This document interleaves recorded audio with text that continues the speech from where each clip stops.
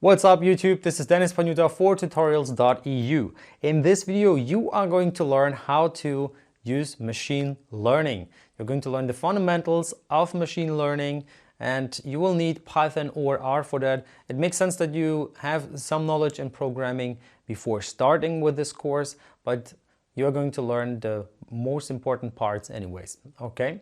So we are going to use R and Python because those are two languages which are very often used when it comes to machine learning and data science. So it made sense to understand both of them, even though you can of course focus on one of them. So you can skip all of the other stuff, all of the R stuff if you're only interested in Python or the other way around. So we are going to look into linear regression, how to split our data into train and test data, how to compare different models that we use. For example, linear regression is one of those models. We're going to use different models and see which ones perform better. We're also going to look into when to use which kind of model, because different models work for different data and they give different results and are more reliable in some cases than in others. Then we are going to look at different types of data, because there are many different types of data. You can of course have numbers, but then you can also just have yes, no, or maybe you have 4 different cases and you have to treat them differently, and we're going to look into that. Then we will look into polynomial regression, which is a super fancy word, but it's another great model that is even more precise than linear regression in most cases, but it really makes sense to start from the basics to get a better understanding of what's going on. So I'm going to explain to you how things work, but also why things work, and we're going to have a lot of practice examples. Then we're going to also vectorize calculations and a bunch more in this video. So it's a long video and it's based on the Python video that I created last week or uploaded last week. You can of course check that out as well. It's a Python masterclass in which you are going to learn the Python fundamentals. Very good stuff, highly recommended. All right, so then if you like this video, you can of course check out the link in the description. There you will find a link to the whole course. So it's a 17-hour-long course about machine learning in which you're going to learn even more of the good stuff of machine learning. We're going to look into k-fold, cross-validation, basics in statistics, classification. We are going to detect breast cancer. So based on data, our machine learning algorithm will find out whether it's cancer or not. Then we are going to look into k-nearest neighbor. We are going to check out decision trees. We're going to see how random forests work, what bias and variance is, and what the dilemma is there, how the naive bias works, and we're going to build a spam filter. So a bunch of cool applications. You can check out the link in the description if you're interested, and even if you don't want to buy it, you can support me, or you can really help me out by clicking that like button or hitting, smashing, punching, whatever you prefer. Just do it. And also, of course, don't forget to subscribe if you want to know more about programming in the near future. I'm creating great content as this one regularly, so on a weekly basis at least, and it's very interesting, big projects very often, or it's just fundamental courses such as this one. So don't miss out, hit that subscribe button. All right, so now let's get started. I hope you enjoy it. Welcome to the machine learning course. First of all, I would like to answer the question, why machine learning? So why should you learn machine learning? And there are plenty of great examples where machine learning is used already today, which should give you an idea of the power of machine learning. For example, Google Maps is using machine learning in order to give you a great prediction on what the best route will be. So it takes all of the data of the different phones which are using Google Maps in order to show you what's going on the streets. The more people are on the streets, the more busy the streets will be, and the more likely there is a traffic jam. So Google Maps will try to figure out the best route for every single user of Google Maps. And I guess in that sense you are like me. I don't really like traffic jams, so I always like to have the swiftest and fastest route to get to my destination. Then machine learning can be used to create music. It might seem a little foreign that machines can create art, but the future will show. Then in credit card transactions, there are plenty of situations where fraud is used. So we need to know whether a transaction is fraud or not. And of course, machines can be used for that in order to figure it out much faster than any human could do it, because there are millions of transactions every second, and That's why humans couldn't be even used for this anymore, because it's just too much, and machines are a lot faster and more efficient in this. So machine learning is used in order to find out which transaction is fraud and which isn't. Then in Facebook, machine learning is used in order to show you the best posts possible. So the ones that you are most likely to like, watch, or interact with. Because Facebook, of course, wants you to be on the platform so that you see more of their ads and you create more value for them. So it's also used to, of course, show you the most relevant ads, because those are the ones that you're most likely to click on and buy. So Facebook makes most money from it. And of course, also the advertisers. So you see, there are plenty of applications, and these are just some minor applications of machine learning. There are thousands of applications for it. And of course, we need huge data centers because there's so much data. And in order to calculate and predict what's going on, we of course need the resources for that.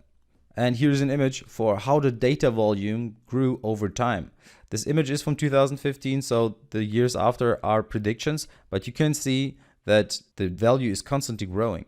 And in comparison to 2014, where the value was at 5 zettabyte, which equals 5 billion terabytes, the prediction is that it's going to be 9 times that in 2020. So it's constantly growing. And this is so much data that we cannot grasp it anymore. We need machines in order to give us intelligence from it, in order to help us analyze the data and help us do something with it. So the challenge hereby is that the data is not always there in very easy to understand ways. Very often it's there in, for example, images or user interactions, and we still want to understand that data. We still want to be able to analyze the data in order to make good predictions or good decisions. And that's really where machine learning comes into play, because it can analyze the data and it can make predictions. And the beauty is you can do machine learning in very few lines of code. So you don't need to be a crack in programming. You just need to understand how to apply it. Of course, some programming knowledge is still required.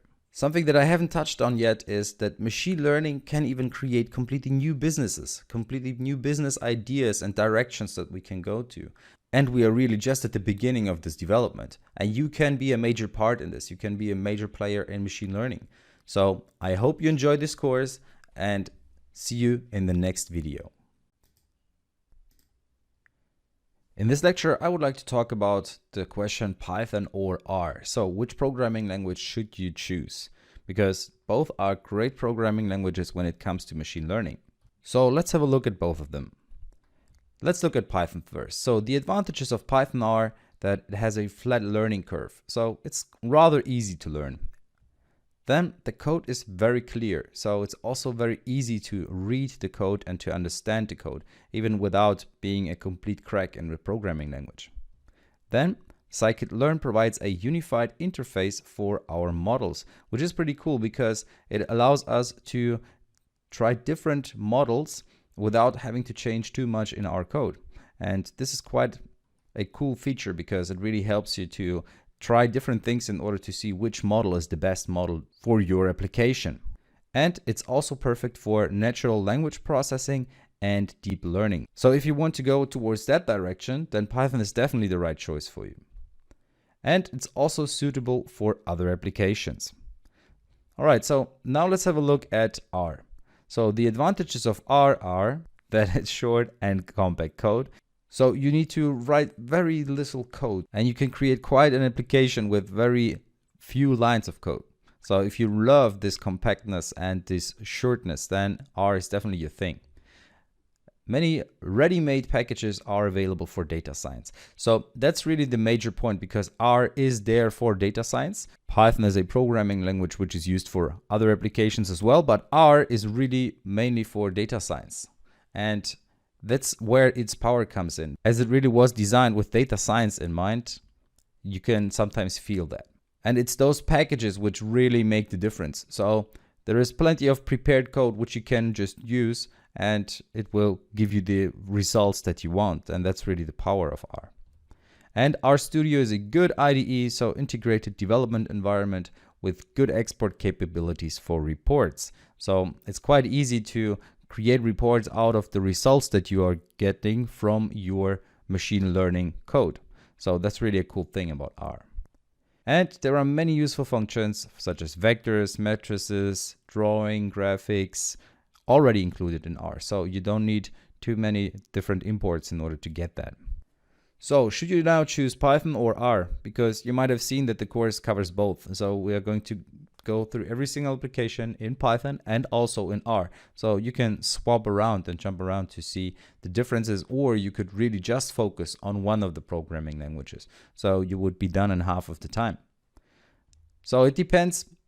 For example, if you want to write applications in general, then Python is the right choice because it also allows you to create graphical user interfaces quite easily. There are great other packages which you can use in order to create great applications with it. If you want to write reports, then R is your choice because it has built-in functionality which really makes it easy to create reports. And if you want to have super compact code, as compact as possible, R is your choice. And if you want to go for deep learning afterwards and want to learn more about neural networks, then Python should be the way to go. And if you are still not convinced and still not sure which programming language to choose, then I would highly recommend Python, just because of its flexibility and of the other application options that you have for Python. So you can use Python in so many different applications and so many different situations that I would highly recommend to go for Python if you are not sure which of the two languages you want to learn. All right, so I hope I gave you a little bit of a help here to find out which programming language to choose. You can of course watch every single video to see the solutions in both programming languages, but if you want to be most efficient, just check out one of them. So for example, if you want to go for Python, just check out the Python part, or if you want to go for R, then just check out the R parts of every single section. Welcome back. In this video, we are going to install Anaconda, which is going to allow us to use Jupyter Notebook, which is the IDE that we're going to use for this course. So we're going to work with Jupyter Notebook because it's web-based, it's very easy to follow along, and it's also great for learning purposes, I'd say. All right, so let's download Anaconda download. And then just go to the anaconda.com/distribution website.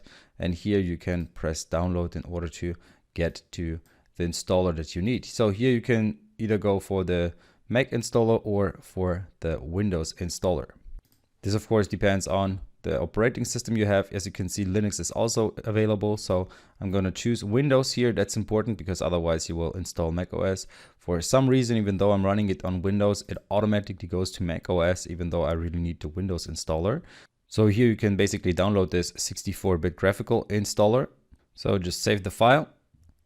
And once it's downloaded, you can start the installer. All right, once that opens up, you can just press next. I agree. And what's important here is don't install it for just you.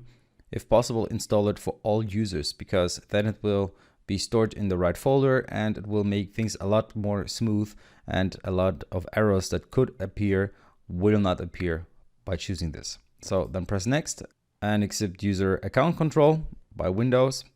And the best choice is to leave the destination folder as is.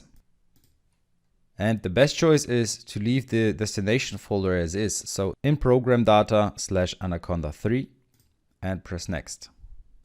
And here you also can just press install. That will now take a little while until things are installed. All right, after that little while, you can just press next. We don't need Visual Studio Code. We can skip that. And then you can untick those two boxes and press finish. Now Anaconda Navigator should be installed on your PC, so you will find it under Apps, Anaconda Navigator. And that will take another 20 seconds until Anaconda completely opens. And there we are. So thanks for installing it. And you can of course help Anaconda by helping them improve, but I'm just going to untick this and I'm going to press OK, don't show this again.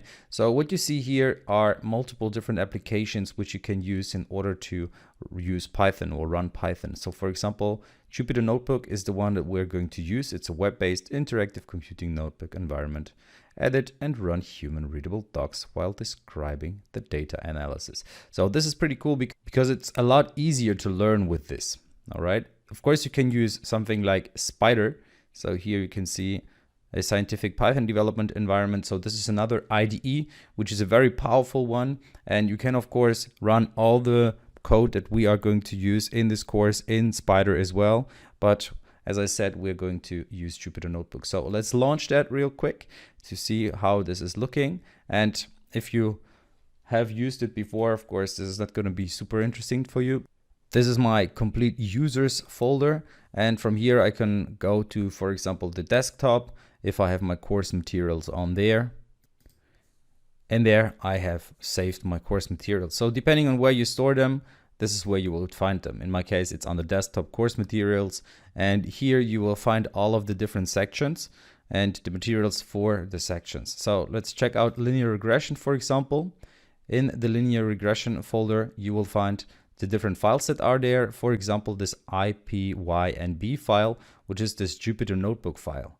And you can open it up and you will find all the code in here. So for example, I have this file called flat prices CSV, which is a CSV file, and I can simply run this line and run the next line, and it will create, for example, this little table here, and then I can run another line of code or several lines here. You can see I get this graphic. So this is what Jupyter Notebook allows us. It's web-based, so we can use it in our browser, for example, Chrome, and I'm using Chrome for this. And then you can run individual lines of code. So you don't always have to run the whole file and use that. You can simply really focus on individual lines, and that's what we're gonna do. You can add comments in here and so forth, and we're going to look into Jupyter Notebook a little more in the next video. By the way, if you prefer to open the files up in another tool, you can check out notebooks in other formats. So you will find the py file, so the Python file, in here as well. And you could open it up, for example, in the Spider IDE. While you can, of course, check out the files in other tools, I highly recommend using Jupyter Notebooks. All right, so I'd say we check out Jupyter Notebooks a little more in depth in the next video, and I hope things worked out. By the way, if Jupyter Notebook doesn't start and you get an error here, then this can be the result of you having installed Python before without knowing it, because you might have needed it for something else. Then an option would be to uninstall Python, uninstall Anaconda, and reinstall Anaconda. And that should solve the error that you get here in 75% of the cases. All right, so I'd say let's go to the next video where we check out Jupyter Notebook in depth. Welcome back. In this video, we are going to check out the Jupyter Notebook environment. If you're a pro in this already, then you can, of course, skip this video. So let's launch Jupyter Notebook here. This will open this tool here. As you can see, it's Chrome that opens up for me. And as you can also see, I'm in the local host, and in this case 8889, but 8888 should also be totally fine. So usually you should get this one, /tree, and this will open up your user folder. And in this folder, you have multiple different folders, of course. And the one that I'm interested in is my course materials. So I'm going to go to my desktop where I have my course materials. Once I'm in here, you can see that there are already plenty of different sections and folders, and I'm going to keep it very simple. So I'm just going to create a new Python file. You can, of course, open other files, but on the right-hand side here at the top, you can see that you can create new files. For example, a new Python file. Once you do that, a new tab opens up, and as you can see, this file is now called untitled, and it has one cell. Now let's change the title of this text. So let's call this one Python environment. And now let's add some lines of code. So for example, a very simple hello world text here. And now let's execute this. In order to execute the code, we can press the run button here, and that will execute the code. As you can see, this is the result of the code. So hello world is the result of this print statement. Now the cool thing is you can of course go ahead and add another one. Now this one will have hello world with a exclamation mark. Let's run this line of code as well. As you can see, it's also printed. So you can run cell by cell. So you don't have to run all the code at once, but you can run every single cell individually. You can of course also add comments here. So how in Python usually you would do it is always with this hashtag, and then you can have your comment. So I am a comment would be an example. So you can execute this line of code, run it, and as you can see, it's going to be the same, but there is an alternative to doing it like that. What you can do is you can change your cell to being a markdown. This will allow you to simply write text. This is not going to be considered as code. This is really just going to be text. So for example, I could write something like I'm a text again here. I'm a text. And if I run this, as you can see, it will just be displayed as a little text, so it will not be executed as code or anything. This is pretty cool because it's not just text, but it's actually markdown. So this allows me to add some cool little tweaks to it, which will change its appearance. So for example, I can make it more readable by making it bold, or I could change the color of the text and so forth. And this is great, especially for a learning experience, because now I can create greater files, which you can then just read, and you can read it a lot easier because there will be colors, there will be headlines and so forth. So the comments will be a lot more valuable than they would usually be in a normal Python environment where you just have this hash, for example. All right, so what you also can of course do is you can create variables. So let's say create a variable with the value of 15, and I can execute this by either pressing run here or by pressing shift and enter at the same time. And then I want to print that number. So let's say print num. All right, let's run this, and as you can see, I get the value of 15. Now the problem hereby is that if I, for example, now change the value to, let's say 16, and I run this line of code, so press run here, as you can see, this result doesn't change. So we still have the exact same number, even though now it should be 16. So let's run it again. And as you can see, now suddenly it's 16 because this line of code overrode the old value of 15 to being 16 now. So the output that you get here is always at the moment of execution and not in real time, let's say. So if a variable, for example, changes afterwards, this output will not be influenced except you run the line again. Except, of course, you run the cell again. So if you want to keep always up to date, you can also run all cells. So run all, and as you can see now it's 15 because now it's run in the order that we can see it here.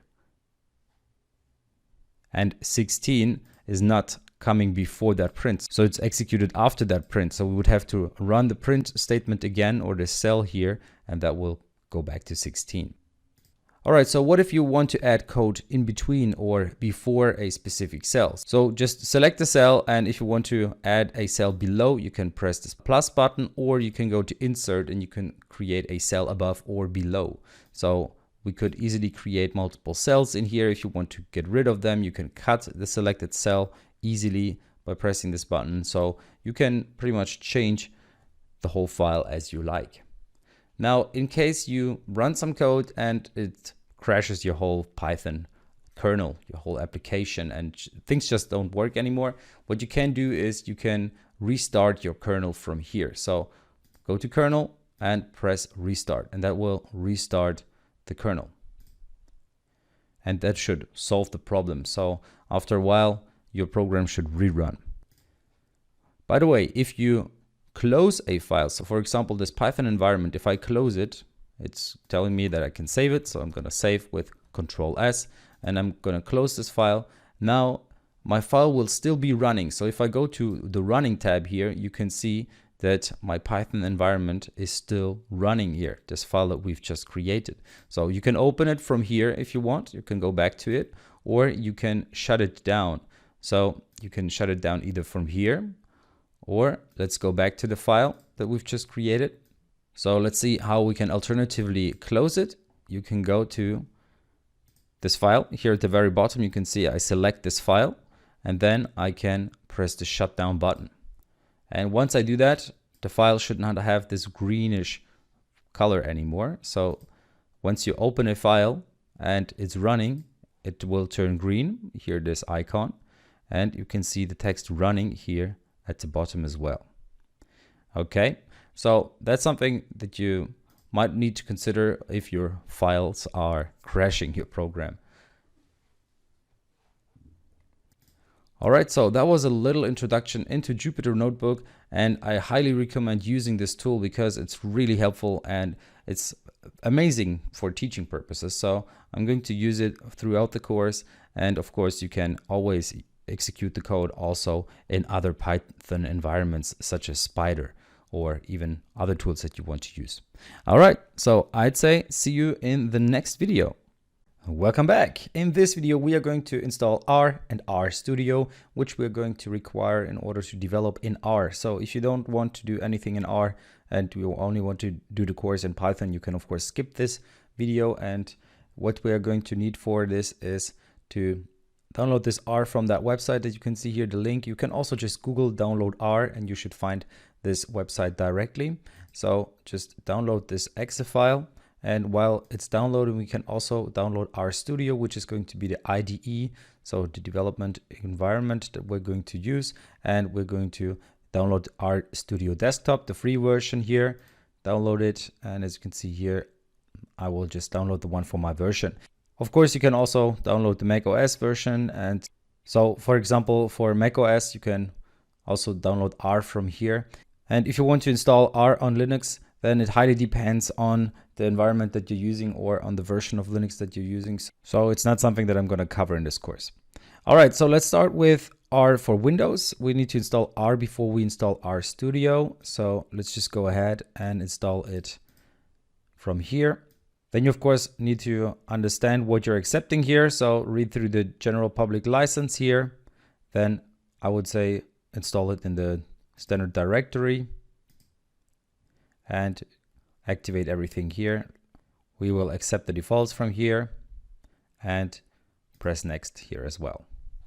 Once that is done, you can press finish, and now R will be installed. So now we can go ahead and install RStudio and press next, leave the destination folder active, then press RStudio, install, and that will take another couple of seconds. All right, once that is also done, we can press finish, and now we can start up RStudio. So this is RStudio. It's pretty tiny, so the text is pretty tiny. So if you want to change that, you can very quickly do that. So go to Tools, then Global Options. And here under Appearance, you can change the zoom. So let's say 150%, for example. And everything will look a lot bigger. By the way, if you should exceed a certain percentage here, so if you, let's say, go to 200% and for some reason your OK and cancel buttons are not appearing anymore, you can always just go back to Options, Appearance, and change the zoom back to whatever it was. Then if you go to Files here at the bottom right side, you can select the folder where you have your course materials. So I would recommend to go to the folder from here. So if it is in your desktop, then you would simply go to Users, then your username, Desktop, and from there you can go to the course materials. All right, so I'd say in the next video, we are going to check out the RStudio a little more, and we're going to open up R files and going to understand a little more what's going on. So see you in the next video. Welcome back. In this video, we're going to check out RStudio a little bit and are going to have a little crash course on R and RStudio. So on the right hand side, you can see that we have the Files tab here in which we have all of our files, and currently I'm in the course materials folder, and in here I want to create a new file. So I'm going to press this button here at the top left corner and create a new R script. So let's just do that real quick. You can see it's untitled. We can change the name anytime. In order to change the name, you can go to File and then of course Save As. And I'm going to save it in the section 4 folder. as introduction.r. Now in here you can add your code. So for example, hello world, and then you can simply run it by pressing on source, for example.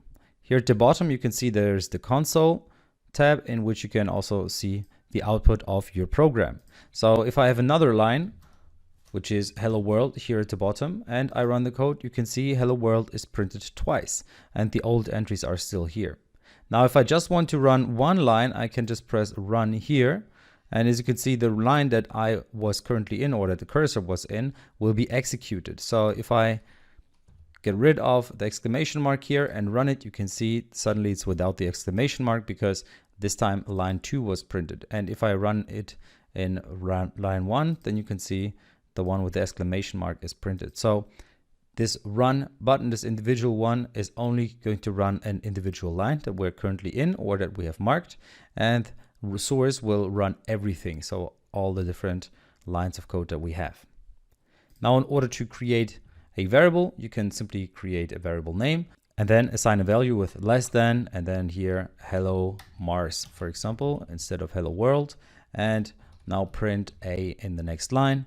And let's run our code. As you can see, hello Mars is also printed here.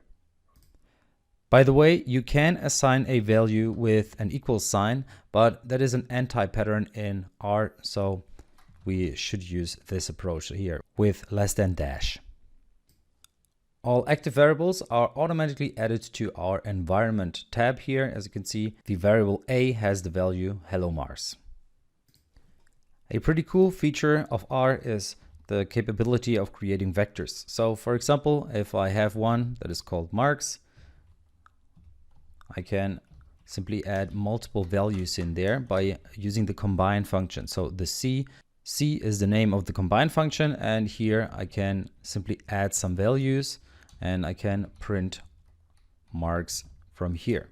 So let me run that again, and you will see that now we have marks as a new variable with a numeric vector of values from 1 to 6. And here at the bottom you can also see the output of 1, 2, 3, 4, 5, and 6. Now the cool thing in R is that most functions can actually handle these combined vectors, so in general vectors. And that's something that's going to be very useful when we are going to go into machine learning and data science.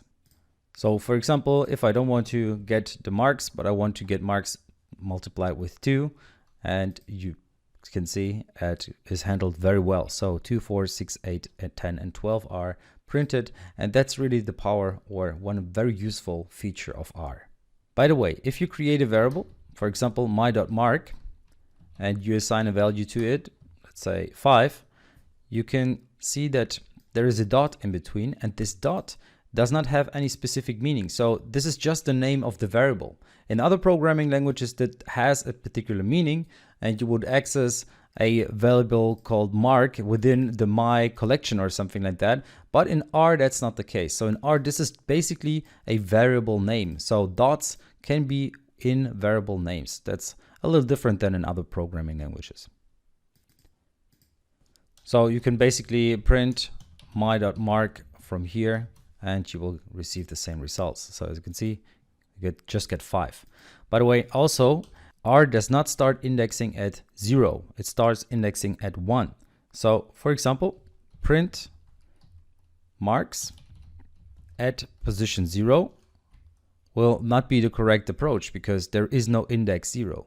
So if I run this, numeric 0, but if I run it with 1, you will see that I get 1. And 1 is the first value in our marks. So if I change that to, let's say, not 5, but let's say 6, and I run it again, you can see that I get 6 as a result. So this here printed out 6.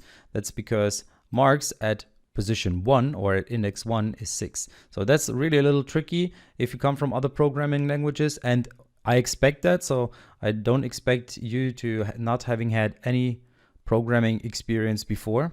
So that's why I want to make this distinction here. This can become a little confusing when you're switching between Python and R all the time. Just try to remember, once you work with R, indexing starts at 1. Here in our 13th line, we cannot only print one value, but we can also print a set of values by just saying how many values you want to have. In this case, I want to have the values from 1 to 3, or the first 3 values in my marks variable. So these could be other values. It don't have to be 1 to 3. So you can see it prints me those out. By the way, also every single variable can be considered as a vector. It's just a vector with one value then. So for example, our print mark value here can also be accessed via this approach. So you will see, okay, it gives me the value of 5, which is the first value in the vector of this variable called my mark. So even though we are just creating one value here, it's basically created as a vector internally. A cool thing in RStudio is that it comes with a packages management system from which you can install packages quite easily. You can tick them and then install them, or you can also install them by clicking this install button and enter the package name. But there is another approach that I'm going to use most of the times in this course, so I would like to show you this. Throughout the course, I'm going to have this line of code or these lines of code multiple times in here. And that is because we are going to install multiple packages directly in the code. So we don't need to do it through the packages manager. So I'm just going to have it in the code in case you just jump in to a lecture where you might not have installed a specific package and then you might get an error.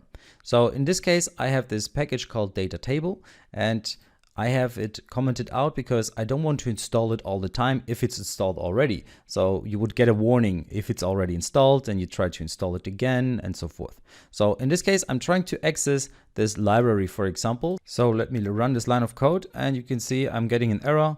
In library, there is no package called Datatable. That's because I haven't installed it. Now the cool thing is that I can run a single line of code from the console itself. So I can run this line here, install packages, from the console. So I could basically install it from here. So let me press enter, and then it will start to install this package. And once it's done, you can see the package is installed. So now we can run this library.datatable line, and you can see it says, okay, I have datatable version 1.12.0. So in case you see something like that, you will know, okay, you need to install a package. You can of course run the code, and if it's already installed, you will just basically get a little error here. So let me run this code. You can see that you want to restart R prior to installing. So I don't want to get this error all the time, so I'm just going to cancel this and comment it out. But if you haven't installed it, it's always good to install it either via code or through the packages manager. Alrighty, so if you want to clean your console, you can simply press the button here and it will clean everything from the console.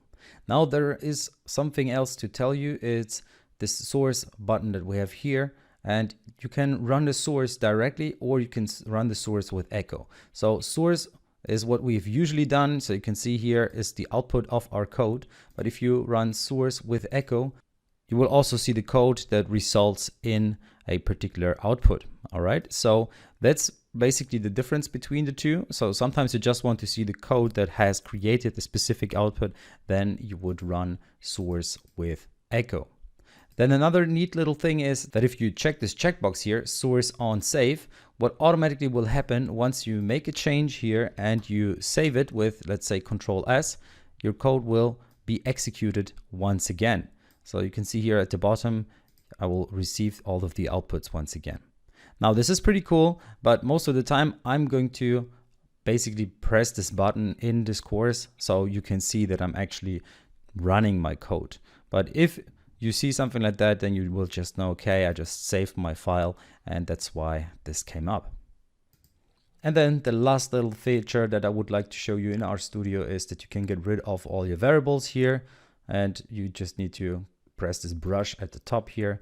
This will remove all the objects in the environment and they will be gone.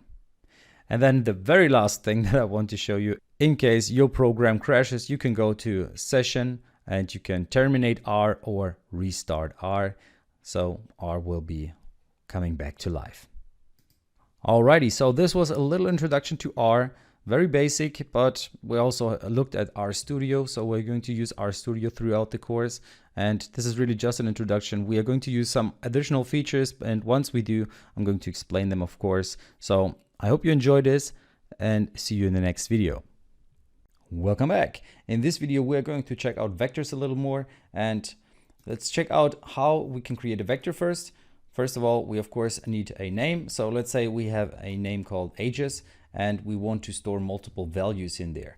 In order to create a vector, we just use C and we then can enter values. So let's say we have people who are at the age of 20, 21, and 22. And now we want to print those ages. So we can simply print the whole ages variable here, and as you can see, it prints me all the values within our ages vector. There is something to consider here though.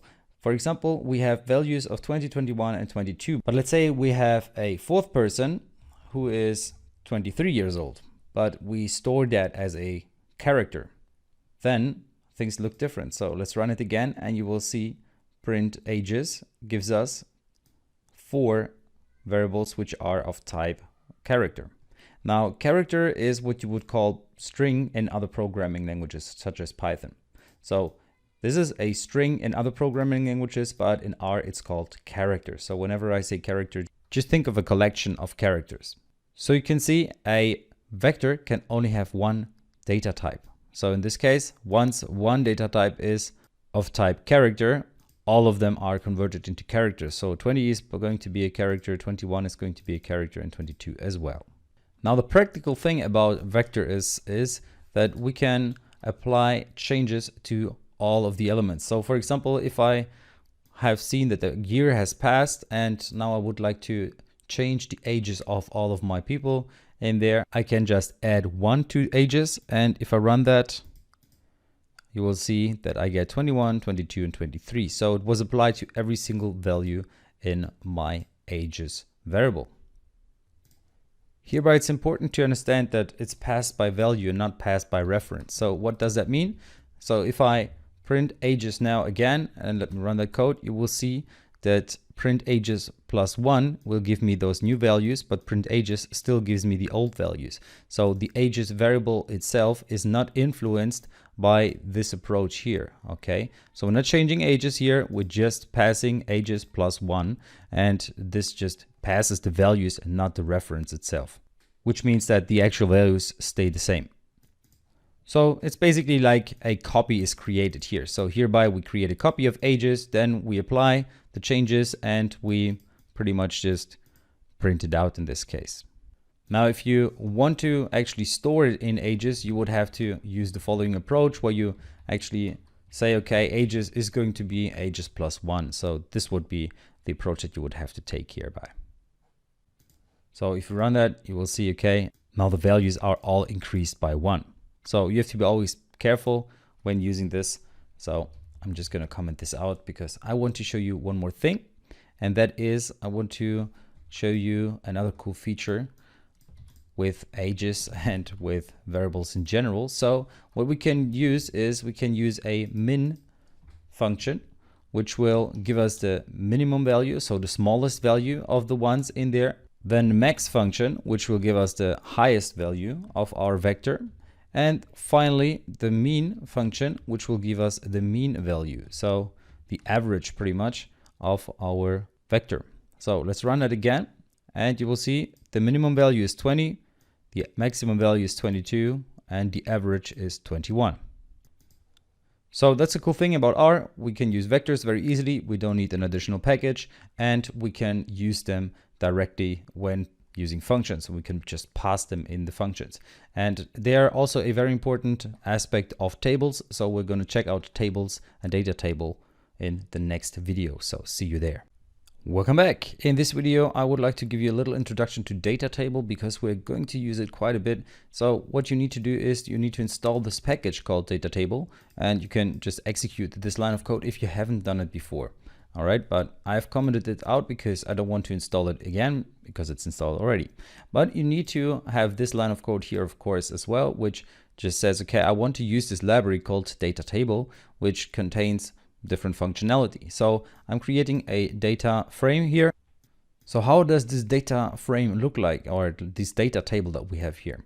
So we create a data table where we enter multiple different columns and this is, for example, one column, this is another column, and we enter them in the definition of this data table. So basically, if you run this, we will see we have a column called age and a column called height, and the age has 20, 21, and 22, and height has 180, 170, and 175, which are meters. And this could be an example of people where we just collected their age and their height to try to find a correlation between that or something like that. Okay, so you can see that data table allows me to very quickly create these kind of tables, and that's pretty cool because we can work with tables very easily now.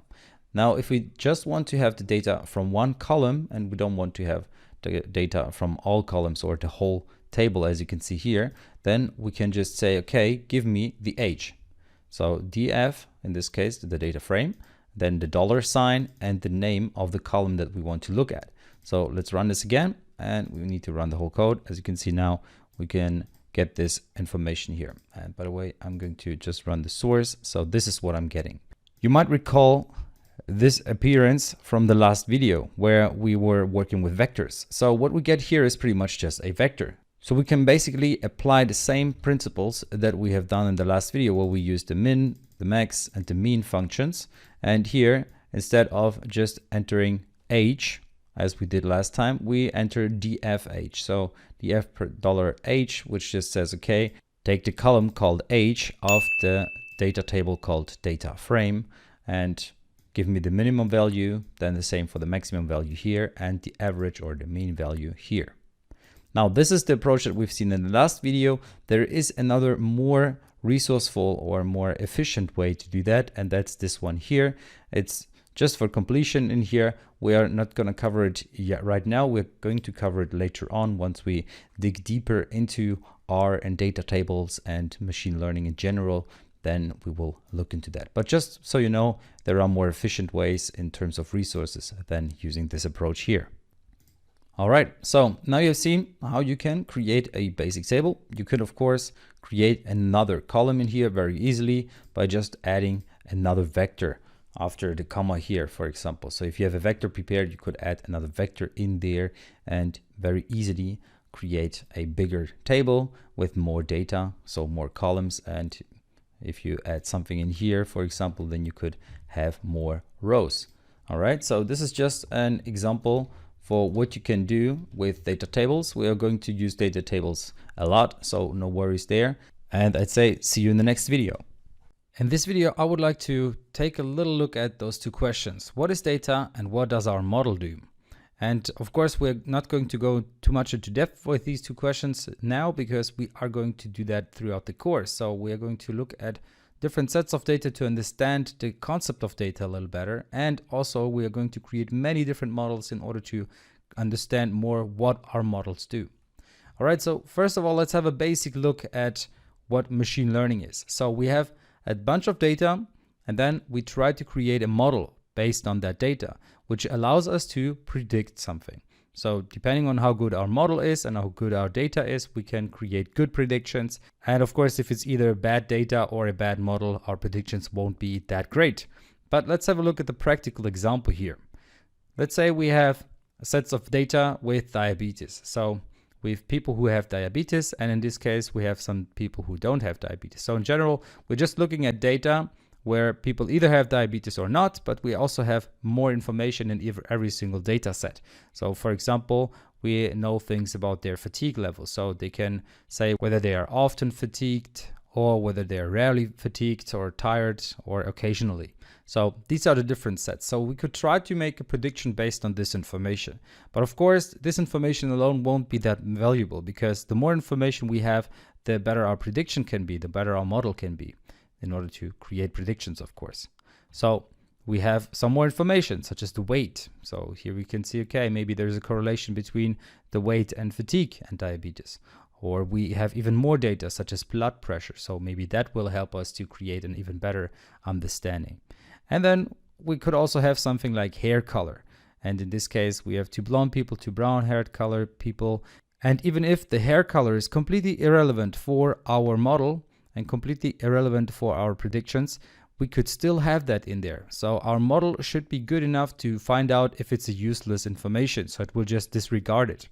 So it will only take the ones into consideration which are important. Now, of course, the goal of machine learning is to predict with another person based on their data whether they have diabetes, because some people might not even know that they have diabetes, and machine learning could help to make people aware of it. So basically the goal is to have a fifth, or in this case it's the fifth, but it could be the 110,000th person. We are looking at that person or that data set, and we see, okay, they're often fatigued, they are overweight, they have high blood pressure, and as we saw earlier, the hair color might not be something that we really need to take into consideration. But our model would be good enough to predict whether that person could have diabetes or not, or it could predict the percentage in which the person would have diabetes or not. So the likelihood that someone has diabetes.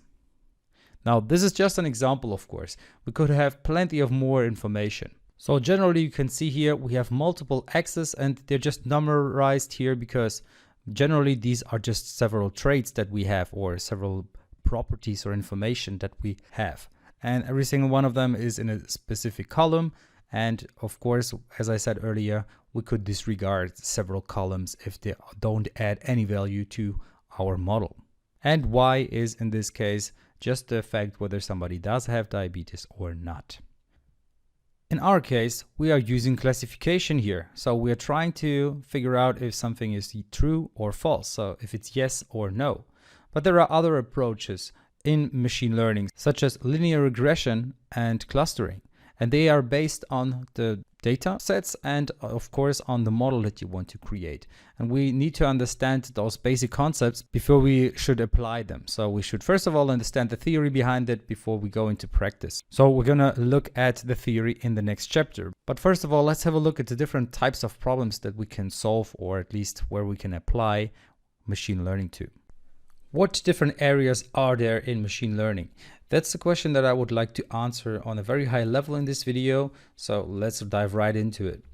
First of all, we have this example of regression. Here we would like to predict a constant value. So what you can see in this graph is that we have the purchasing power on the x-axis and the turnover on the y-axis. Here we have a bunch of data, and now we could make a prediction where the turnover would be for someone with a purchasing power of 5. So that's something that regression could allow us. So the idea is really to predict a constant value. And this could, for example, help our marketing department to understand where they should put their marketing dollars. So examples for regression would be the value of a car or an apartment based on, for example, the square meters for the apartment or the year of production for the car, then the turnover and the development of a share. So that's really basically where you can use the regression. And of course, we're going to have multiple practical examples where you will see that. Next, we have classification. In this case, we have marked data. So the data that we have here is marked in different ways. So these data points are marked with a triangle, and these data points are a circle. Now our goal is to predict the affiliation to a group. So if we would have another data point somewhere in here, to which group would it belong? In this particular case, we have yes, no, so either yes or no. But classification also takes care of multiple classes, so not just having the class of yes and no. So let's have a look at different examples of classification. So first of all, does a person from a particular group buy our product, yes or no? Another example would be, does someone have breast cancer, yes or no? Or email, is it spam or not spam? Of course, these are examples that we are going to look at later on and which are a lot more complex than what we're going to start with. But we're going to progress step by step and increase the complexity of every example. Another example for machine learning would be clustering. So hereby we have unmarked data. Before we had marked data. In this case, we have unmarked data. And we would like to divide the data into groups. So the goal of our model would be to figure out the different groups here. So we have group 1 and then we have group 2. And now our clustering model should be able to make that distinction. So as I said, in this case, the groups are not given, but they are created by our clustering model. So once you have this data, you could use it in order to see, okay, for example, this is a set of users who have bought your product, and you could create marketing that perfectly fits those kind of users. Another pretty cool example for machine learning is natural language processing. So you have a bunch of text and now you would like to extract information from that text. An example would be to extract email addresses from a text, or learning the meaning of adjectives, or even more advanced, answer questions about a text. And that's really the point where we're currently at in terms of research. So this is really highly advanced stuff that we're talking about here. And that's something that is done by IBM, for example, where they get some text and based on that text, they try to answer it. So this is really what the future has in store for us. So we're working on it, and that's quite an interesting topic. All right, so we can see there are different problem types. So regression, classification, clustering, natural language processing, and these are just some. And we're going to look into them quite in depth. For every single one of those problem types, we're going to have multiple examples and multiple different approaches, and you're going to see how to create models and so forth. So I hope you're hyped, and see you in the next video. In this video, we're going to look at linear regression, and in general, the whole chapter is going to be about linear regression, which is a very basic way of applying machine learning, and we're going to start with that. So linear regression is the idea that we draw a line through our measured values, and this allows us to predict further values. So this is really the basic idea behind linear regression. So let's have a look at an example here. We can see that we have a purchasing price and size in square meters here, and let's say our size is higher than the purchase price for our building or our apartment should be higher. So you can see we could draw a line in here, and then we could predict, okay, so if a building or an apartment is around 70 square meters, then it should have a purchasing price of, let's say, 250,000. Okay, so that's really the idea behind this. Now, of course, we can use mathematics here as well. So we can draw this line in here. As you can see, there's this line, and it is roughly where the points are. And the formula behind it is y equals a times x plus b. So in here, you can see it would be the price is a times size plus b. Hereby, linear means that we have a line. So that's how you can memorize it. Linear, just a line. Now let's have another look at this. So in this case, I'm using GeoGebra Classic, which is available. You can download it for free. It's a pretty cool tool for drawing graphics. And we can see a graphic here. So we have this formula here, which is a times x plus b. That's exactly the formula that we also had in the linear regression slide just a minute ago. And what you can see here is that we have two numbers. So we have a and b, and those are flexible numbers. And we can now drag them around. So let's say I'm changing my a value. You can see now the line changes. And in particular, the gradient changes.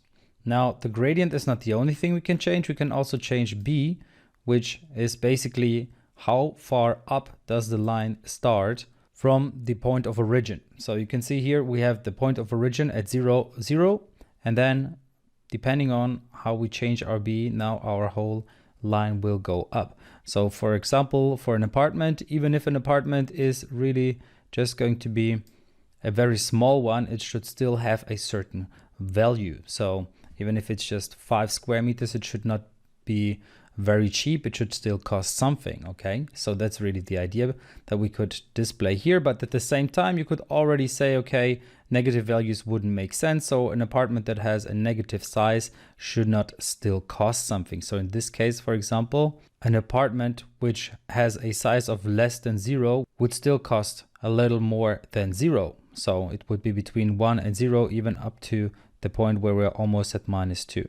So this is basically something where we would say, okay, we can only apply this when it's a positive value. And well, we will see multiple different examples for this in the future.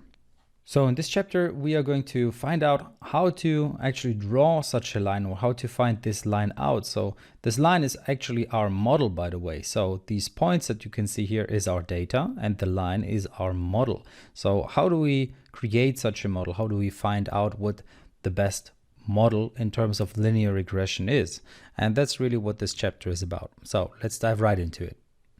Welcome back. In this video, I would like to look into how we created the model. So basically how we can create a model as we've seen in the last video. So for example, we have the model here, which is very similar to what we had last time, only that the values are a little different. So this line here is pretty much our model, and those dots are our data points. And we would like to create a model which can predict more or less how much a flat should be worth, or an apartment should be worth, if it has a specific size. In order to do that, we can use the SSE approach, so the sum of squared errors approach, which we can see here. So the idea behind this is the following. You have y, which is the real y value, so yi in this case, and then you have y hat I, which is the estimation of our model. And in this case, the estimation of our model is just this line that you can see here, so this one here. So basically, this is our yi, and these are our data points that we have here. And then we have the estimation of our model, which is yi hat. So this one here, and that would be here, then another one there. And as you can see, so it's basically just the values for that same x value on our line that we have here. Okay, so this is basically what we start with, but then the sum that we have here is the following. So it's the distance between those two axes.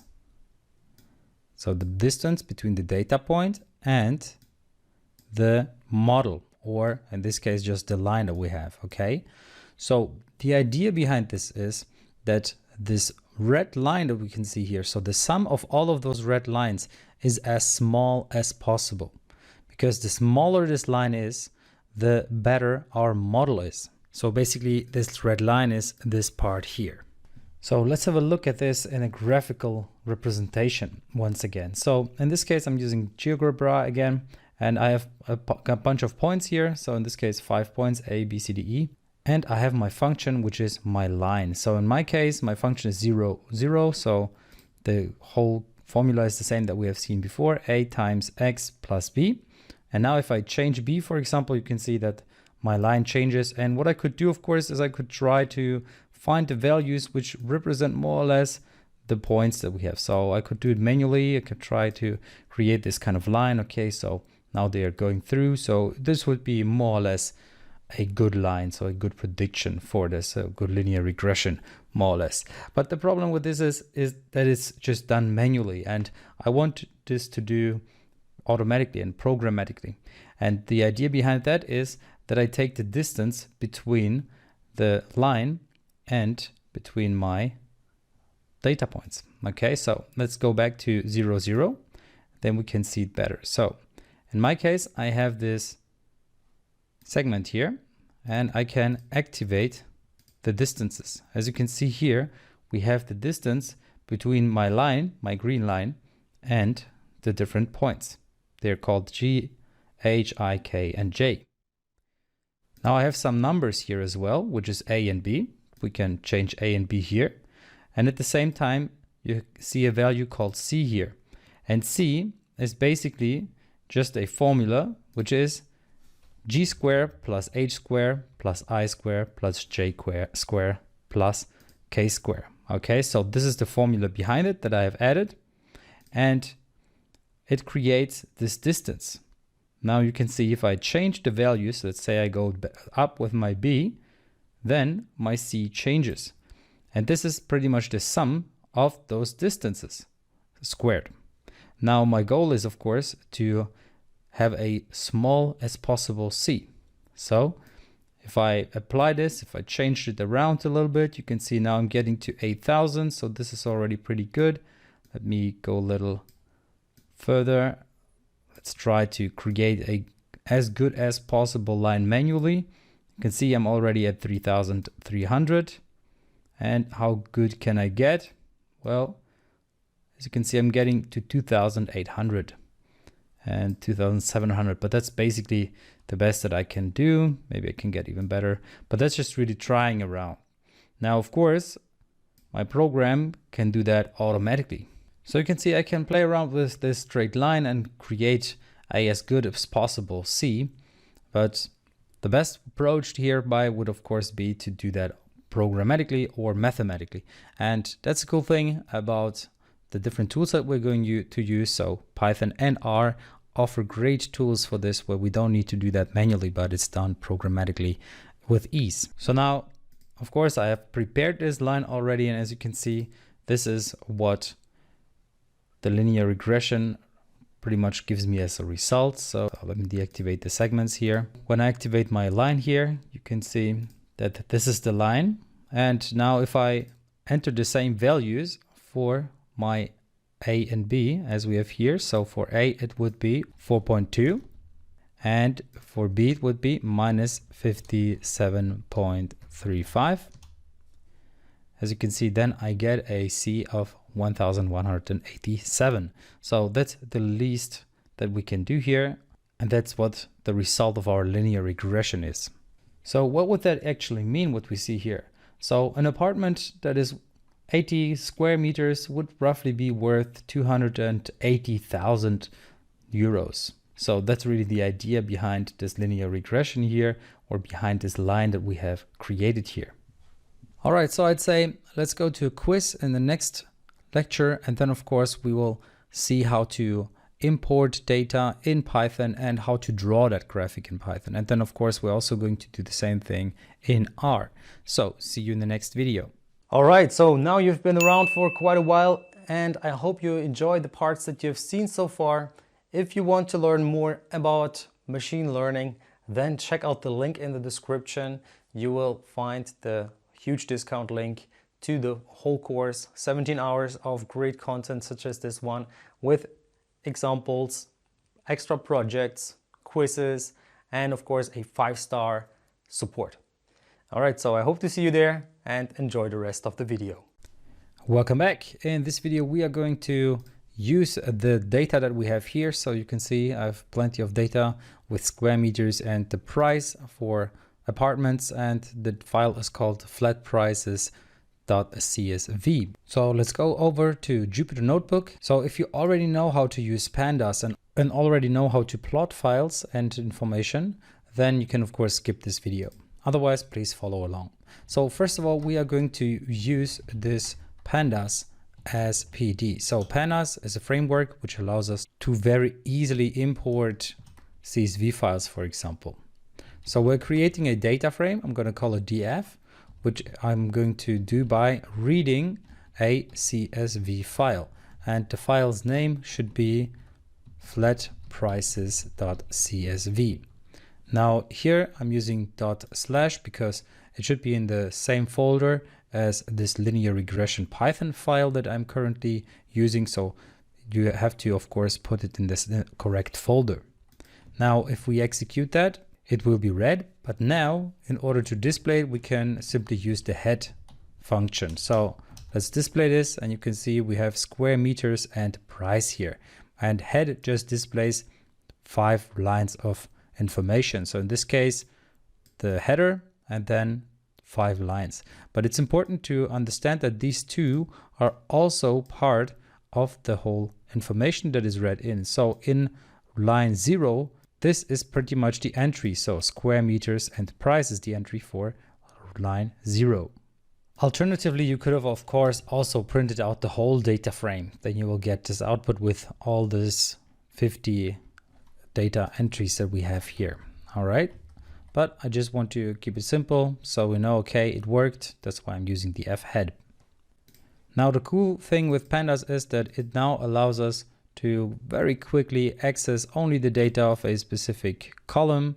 And we can do that by just using df, and then in square brackets, we enter the name of the column that we want to have. So as you can see here, I can just enter square meters, and then it will give me all of the square meter data.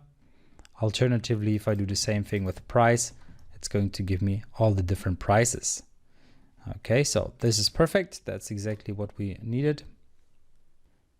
All right, now we want to display this data. So we want to plot it.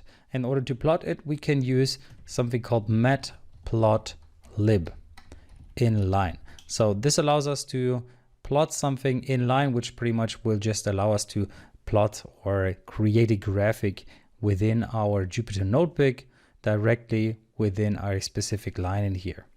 And in order to plot it in the end, we need to import matplotlib.pyplot.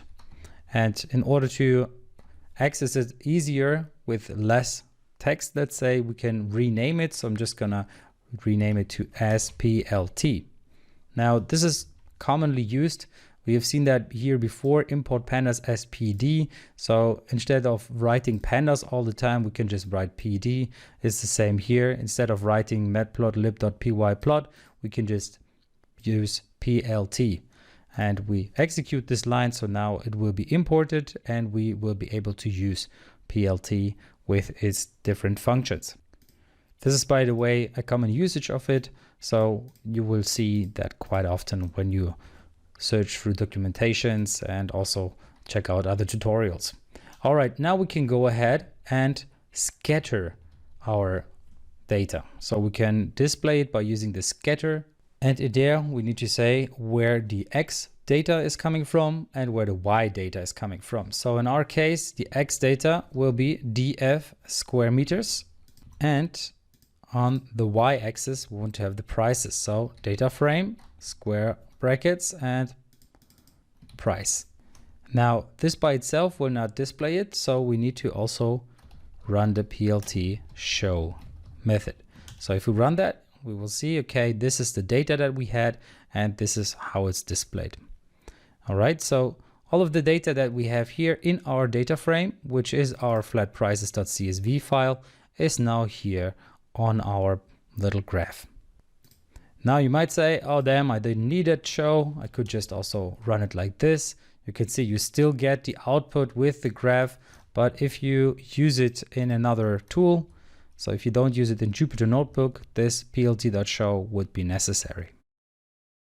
All right, cool. So now that we know how to draw a graph, it's time that we also take care of linear regression and all of this machine learning stuff that we are desperately waiting for to start with. So we want to draw a line in here which pretty much creates a prediction on where prices should be and so forth. So let's go to the next video where we will start with linear regression in Python. In this video, we are going to finally apply machine learning, and we're going to use scikit-learn, which is a simple and efficient tool for data mining and data analysis. So it's exactly what we want to do. And the cool thing is it's really high quality and it's used by many different companies. It's, as you can see, it has classification, regression, clustering, all the different types that we have touched on before. And we, of course, are going to work with regression. So let's check out what we can do with scikit-learn. And I have some code prepared here already. So we're working from the code from the last video, but also I have some more code in here. So basically I say, okay, from scikit-learn linear model, import linear regression.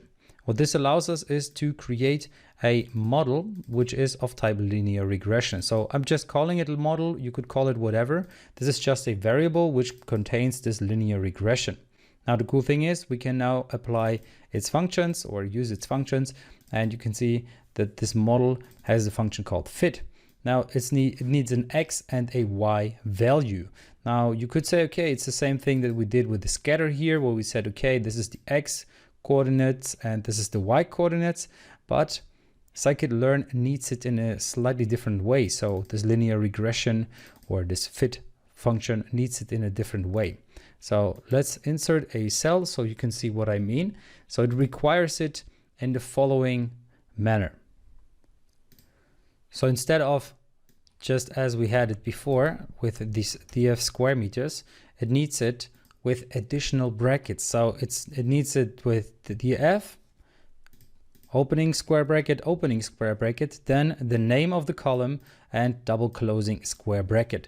If we apply that, you can see that suddenly it's with a different format where we actually have the square meters here displayed as well.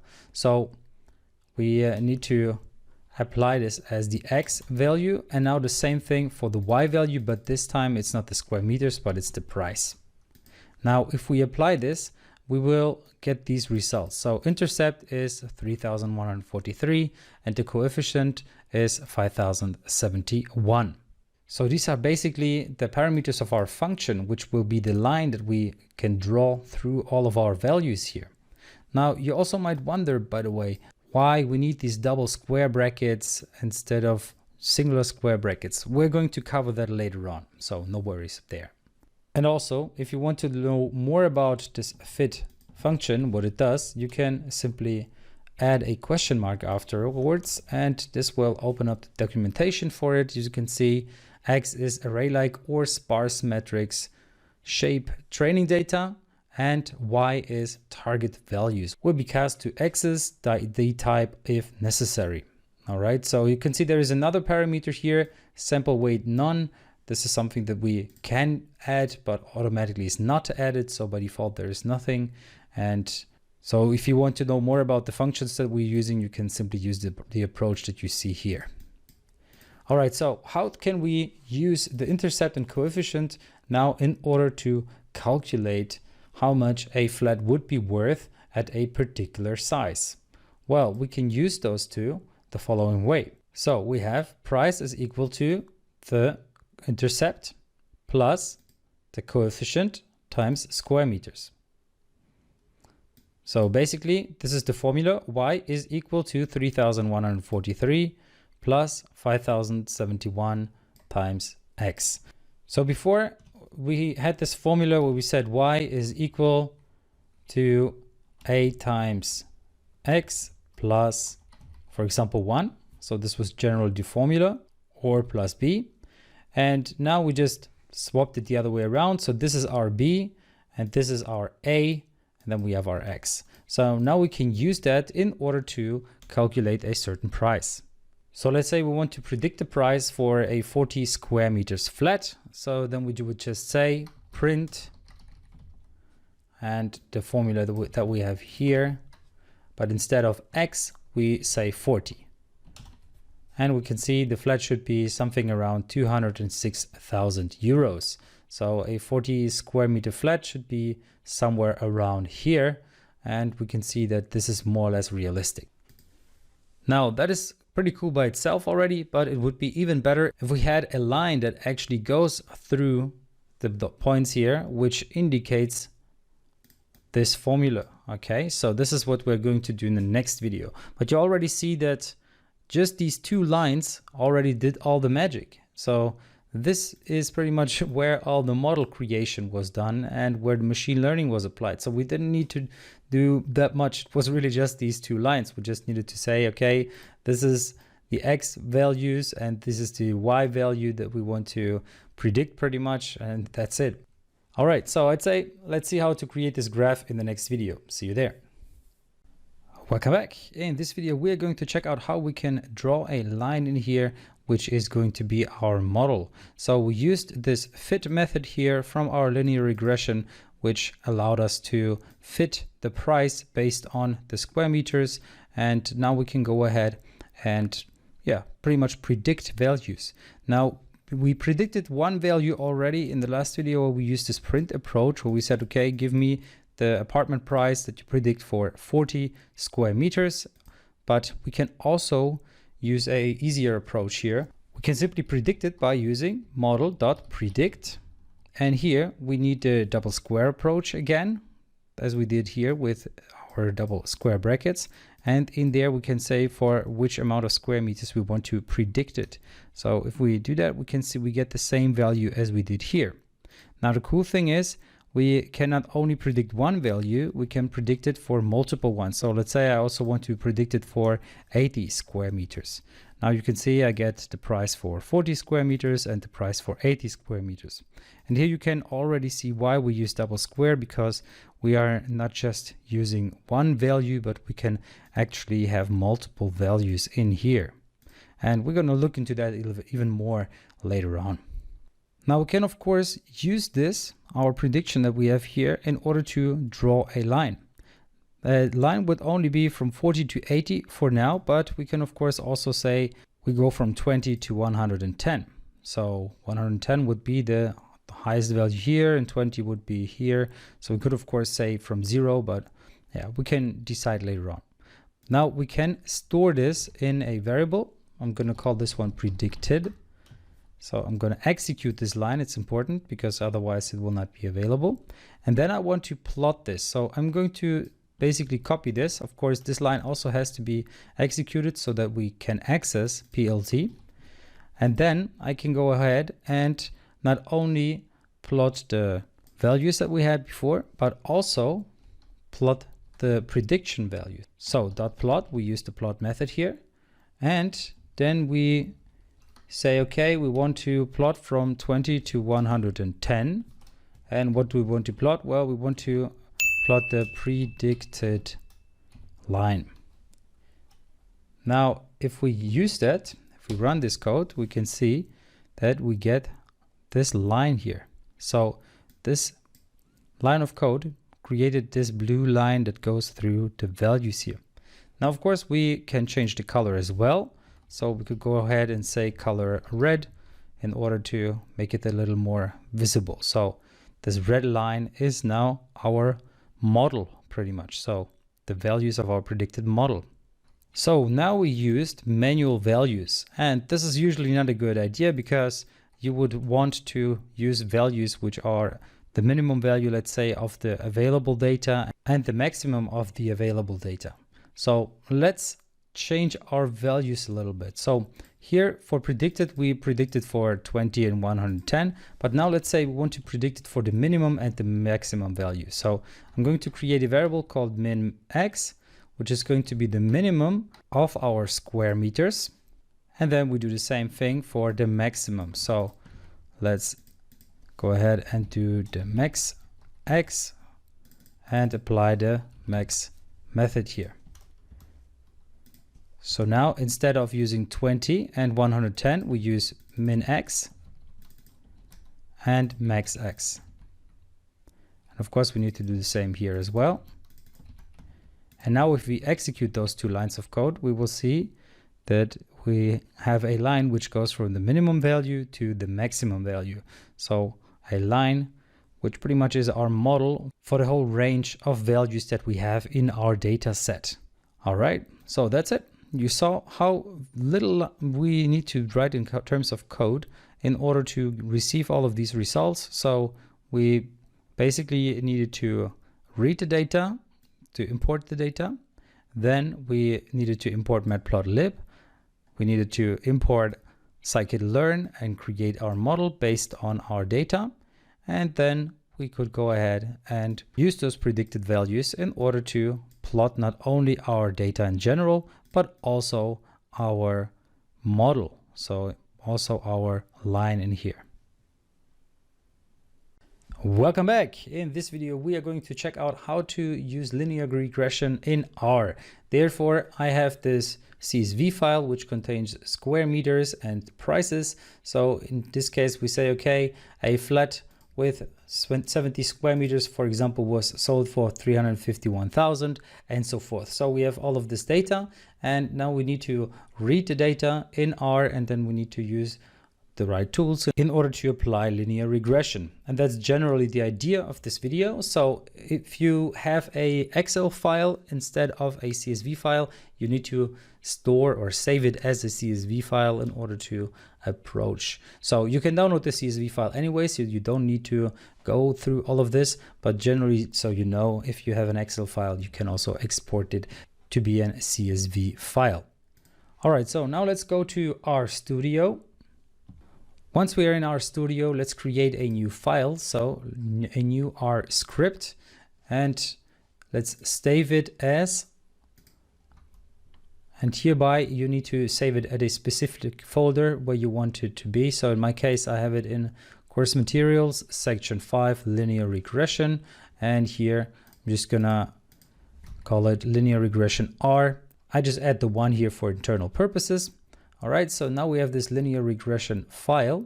All right, once you have created the file in the right folder, you can run these lines so that it will go to the same directory. So this is going to be the working directory where the file is stored. In that same directory, you should have the CSV file, because only then you can use it in the same manner as we are going to do it in this video. So once you have entered this code, you can run the source or press source here, and that will change the working directory to being in the same folder as our file. All right, now we can go ahead and read the data. In order to do so, we need to install a certain package. So we need to install the packages, and the name is data.table. So in case you have the package installed already, you will find it under packages, and here data table. If you don't have it installed yet, you can install it by applying this code. I will comment it out because I have it installed already and I don't want to have this pop up all the time. Now I can use that library, and the library is called data table. This allows me to create a data table. So this is going to be a new variable here, and I'm just going to call the fread method, which will then just get the flat prices.csv file. And now we can go ahead and print this data table, and let's run it again. And as you can see, now we get square meters and price. So this is exactly what you saw earlier in the CSV file. Now we have it here in our data table. So this is the information in our flat prices.csv, and we store it in DT now, which we now printed onto our console. Next, I would like to plot it. So I would like to display this data in a graph. In order to do so, I need to install another package. So install packages, and the name hereby is ggplot2. And if you don't have it installed yet, you need to run that line of code in order to install this package. So it will be installed then. And once you've installed it once and you're done with it, you can comment this line, because otherwise you will get the pop-up all the time. So you don't want to have that. Now let's get the library, and the library that we need here is ggplot2. And this one has a method called qplot, which can go ahead and use the square meter, comma, price, and it needs the data, which is going to be our DT. So what does that mean? What I want to have is I want to plot something, and on the x-axis I would like to have square meters, on the y-axis I would like to have price, and the actual data should come from DT, which is our data table, which comes from our flat prices.csv, which we have gotten by using this fread method. And once I run it, you will see that it plots the data here on the right hand side. By the way, if it didn't work straight away for you, then you can try with source with echo, and then it should display, or you can try source by first opening it from here. So for me, it didn't work straight away, so I needed to do this little workaround.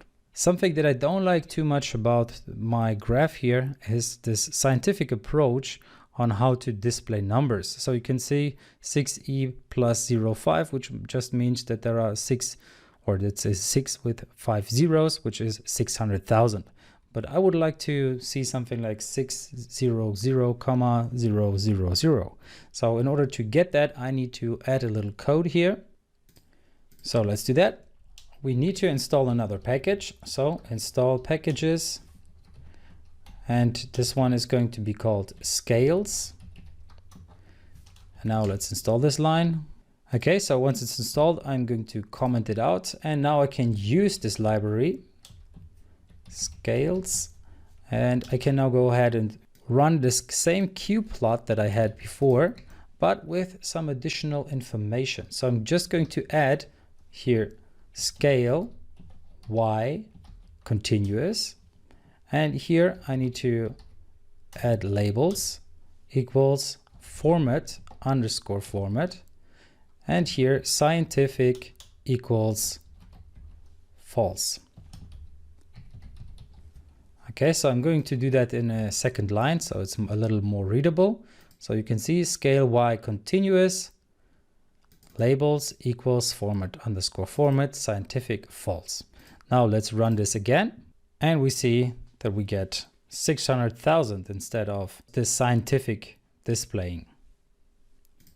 So you saw we require the scales package in order to scale it correctly. So first of all, it scales it in the right amount of chunks. That's one thing that's very beautiful. But then it also changed it to be non-scientific. But there are other things that you can add here as well. So it's not just that we change the labels from a scientific format to a format that is non-scientific, but we can also add commas, for example, here. So now let's go ahead and add the comma in here. So what we can add here is parameters for the formatting. It's not just scientific, but there are other parameters here as well. So we can say something like big mark should be a comma and the decimal mark should be a dot. So if we run this again, then we will see that we received a comma in between here. So in Germany, we would usually not have commas in here. We would have dots. So we could swap things around. So we could say a big mark would be a dot and a small, or the decimal mark would be a comma. By the way, we don't see the decimal mark in our scale here at all because the numbers are too big. So we don't need the decimal mark here. By the way, this is not something that you should know by heart or something like that. You can always check out this line, you can copy it, or you can just copy the name of this method. You can go to help and then search for that method. And then you can, of course, read through what they have to offer here, and they will display in more depth what this method can do. So you can see that there are multiple different things that you can adjust and change with this method. All right, so this was our first step. So now we have all the libraries that we need and we can go ahead and use linear regression. So see you in the next video. Welcome back. In this video, I would like to apply linear regression because it's really time to not just plot some data, but actually do some machine learning. And in order to do so, we need to use the library called stats. Now, usually this library should automatically be included, so you won't have to add this line, but just to make sure that it really does work, we are going to add this little line in here. Now we can go ahead and create a model. So I'm going to create this variable called model, and this is going to use the LM method, or it's going to be the result of the LM method. And this one needs several values. So if we look at the LM method here, let's check it out. Then we will see it's there for filtering linear models, and it requires a formula and it requires data. You can see there are plenty of other information that you can add, but these are the ones that are really important. So formula and data. Now the formula is going to be very basic. So what we say is that we want to have the price based on the square meters. So square meters. And I use a tilde here, this little character here, which pretty much just means, okay, please give me the price based on the square meters. Okay, and next we need to get the data. Now we could, of course, just enter the data.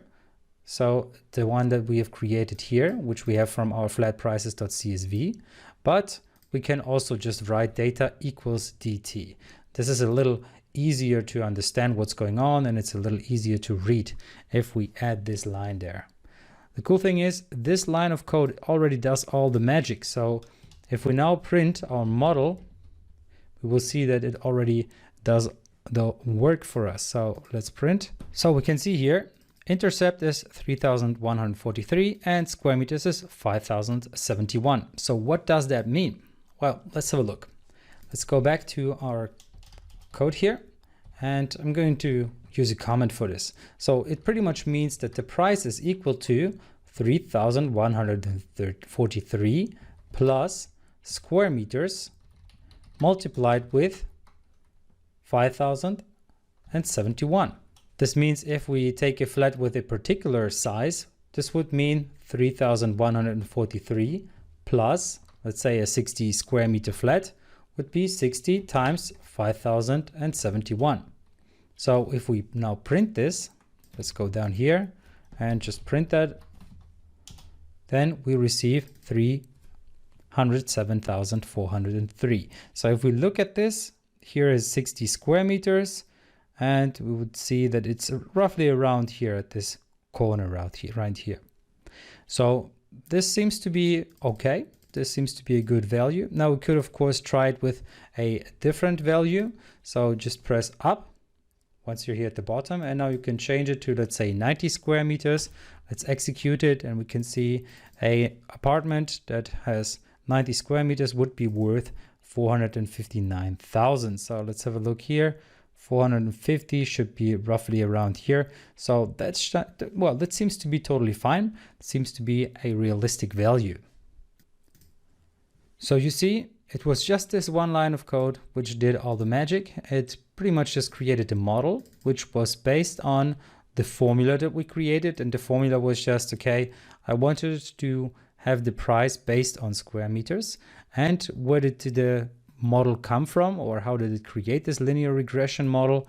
Well, it did it based on the data that we had. And we had that data from our CSV file, which contained all those flat prices that we can see here, which are in this little graph. Now, what we would like to have is a line which goes through all of this data and pretty much indicates the model in a graphical way. So I'd say see you in the next video where we're going to do that. Welcome back. In this video, we are going to add a line to our graph, which is basically our model. So what we have created here, and the cool thing is we don't even need to create these lines or use these lines in order to display it. So what we need to do is the following. We can use a method called geom.smooth. This allows us to pretty much draw this line in here. And in order to draw it, we need to tell it what method we want to use. So method is equal to, and here I enter LM, which stands for linear model. So we're going to use linear regression here. And then I'm going to add a parameter called SE, and I'm going to say it's false. This is just going to add a lot of overhead information which we're not going to need. So I'm setting it to false so that it doesn't display the data. So this is really not something that you should be too bothered about yet. And then I add this plus here because this here, or those three lines, they are one statement, one complete statement. Okay, so let me run this again. And then you see I get this graph here, or this line, which pretty much is my linear regression model. So if I want to have it in a different color, I can basically just add another parameter here, which is called color.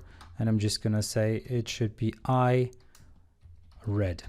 So if it should be red, then I can do it like this. Okay, so let me run it. You can see there we are. It's there. So you can see it didn't use the model that we created here, which we created later on. It just created its own model, which was also based on linear regression, or which was a linear model. So it's the linear model method.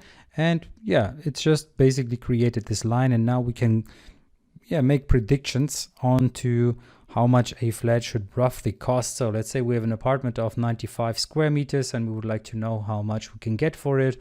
Then we could use this. Now, of course, we can use the formula that we have created earlier on, but we would like to do it programmatically with just a couple of lines instead of memorizing those values and finding them out first and so forth. So that's what we're gonna do in the next video. So see you there. In this video, I will show you how to predict a value for a specific square meters value. So a price value for a square meters value. So let's say 95 square meters, how much will my flat be worth? So at least give me a prediction. Okay, so instead of using the approach that we had here, we're going to create our own new approach. So not manual, but actually via code. So what I do for this is I'm going to create a new variable, which I'm going to call dt.predict or dt.pred. So this is just a variable name. This dot has no meaning in R. It's just part of the name. It's important because in other programming languages, this has actually a meaning. So in this case, because we're working with R, it's no problem. Otherwise, we could of course also use underscore like we would do in other programming languages. Okay, so dt.predict, there I want to store my data table, which is going to be based on my square meters. And I want to use a vector here of 35 and 95. So let's say I want to, in the end, know the predictions for an apartment which is 35 square meters big and another one which is 95 square meters big. Now let's just print this data table for now. So let's run this and we will see we just get this little data table here at the bottom. So nothing too fancy yet. But the cool thing now is we can use this data table predict in order to predict it based on our model. So this, what we have here, we can do the following. So print predict. So there's a method called predict in R, all right, which we need to give a model. And the model is what we have here. So we created a model earlier on, which was based on linear regression. So a linear model. And then I need to state which data sets I would like to have predictions for. In my case, I would like to have a prediction for my dt pred, which is 35 and 95 square meters. So if I run this code now, I will see that I get predictions. Here we are. So apartment 1, which is the 35 square meters, should be worth 180,000 euros. And apartment 2, which is 95 square meters, should be worth 485,000 euros. Now the cool thing is we can of course use that instead of just printing it, we can store it somewhere. So where would we store it? For example, let's store it in predict and there in price. Okay, so I would like to have the price based on my predictions. So if we run that, we'll see that our square meters is 35 and the price is 180,000. So we basically just said, okay, store the information that you have received here in a column, which is called price. So we just said, okay, dt pred, which was a data table, which only contained square meters, so 35 and 95. And now we added another column, which is called price. And there we would like to have the values that were predicted by our model. So 180,000 and 485,000. All right, so you see, R is also super powerful. It has very, very easy to use tools, which really allow us to get things done quite quickly. And yeah, it's super fast and powerful, really perfect for data science. All right, so I'd say let's go to the next video where there will be a little excursus. It's optional, so you can skip the next video, but otherwise, of course, check it out. There you will understand a little better why we are using this quadratic error or this squared error that we are using in order to create this linear regression model. So see you in the next video. Welcome back. In this video, I would like to go through an optional excursus with you on why we are using the quadratic error in linear regression. So this is optional, so you can just skip it if you don't want to know the background of it. But if you want to understand a little more and you're very curious, then of course check out this video. So if you just want to apply it, you can skip this video. So first of all, we of course need to check out the formula that we used. Basically what we had here is that we had created the sum of our real values, yi, minus yi hat, which is our predicted value, and the distance between of those was squared. And we did that for every single value that we had. Now the goal was to get the minimum of s. In order to get a minimum, we can use the derivative. And this allows us to basically get rid of this 2 here. And then we have a very basic linear function. And we can apply this linear function, of course, to use it as our model. So that's really the basic idea. But now let's have a look at the graphs again, because this makes a lot more sense once we look into graphs rather than just formulas that we have here. All right, so now we're back to GeoGebra. And in here, what we have is a bunch of values. So we have A at 1, 5, B at 2, 1, C at 6, 1, and D at 7, 1. So now we have this formula here, or this function, which is currently just y. And we can play around with the value here. You can see I can drag y around. This will basically just change the y position of our formula. So it's just a horizontal line here. A cool thing in GeoGebra is that we can use something called a function. So I'm just going to say a is the distance. So you can see there's a function called distance between a point and a line, or a line and a line, point and an object. So what I want to have is the distance between a and f, which in this case is the distance between this green line and, in our case, a. So you can see currently it's at 2.3. And if I play around with the values here, you can see my a changes. Now I could do the same thing, and I can add a little more depth to this formula. So I could say it should also have added to it the distance between b and f, and then c and f, and d and f. So let me add that. So now we can see that we have the exact distance between those values. You can see, so it's the distance between a, d, c, and b, and each time it's the sum of those. So in this case, so let's say y is 4, we see a distance of 1 is here, a distance of 1 is here, and then we have a distance of 3 between the line and c, and the same between the line and b. So we have 3 plus 3 plus 1 plus 1, in total is 8. So that's the distance that we get here. And there you already see, it doesn't really matter where my y is, as long as it is between a and b, or c and d, it's always going to be 8. So only if I leave that boundary towards the bottom or towards the top, which I cannot do even with my y because it's limited to 5 now, but even if I would do that, only then my a would be a different value than 8. So you can see this is really where we have a little problem, because no matter where my y is, it's totally fine. So I'm always going to have the average of 8. And that's really not that good of a prediction. So it's not really helpful for us. Now let's have a look at what happens if we apply the squared here. So I'm going to square all of them, all of those distances, and then we will see again. Okay, now let me apply this. Now you see if it's in the center, it has the value of 16. Now let me drag it around, drag y around. You can see now it actually changes. If I'm at y5, it's at 32.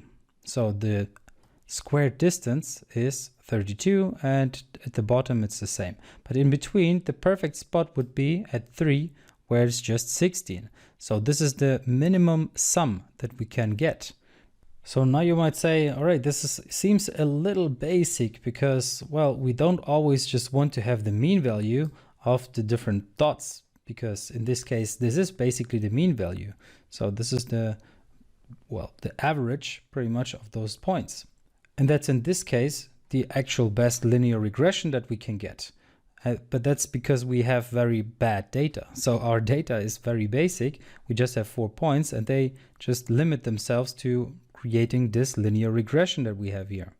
In practice, or in real life, we would of course have something like this here. So 0.5x, where it's a little more like this. And there you can see already things look quite different. So now it's not the average anymore, but we are really applying this method that we have seen earlier. So you can see 18. This seems to be the best prediction for our points, even though it would be a pretty bad prediction. But again, we have very limited data.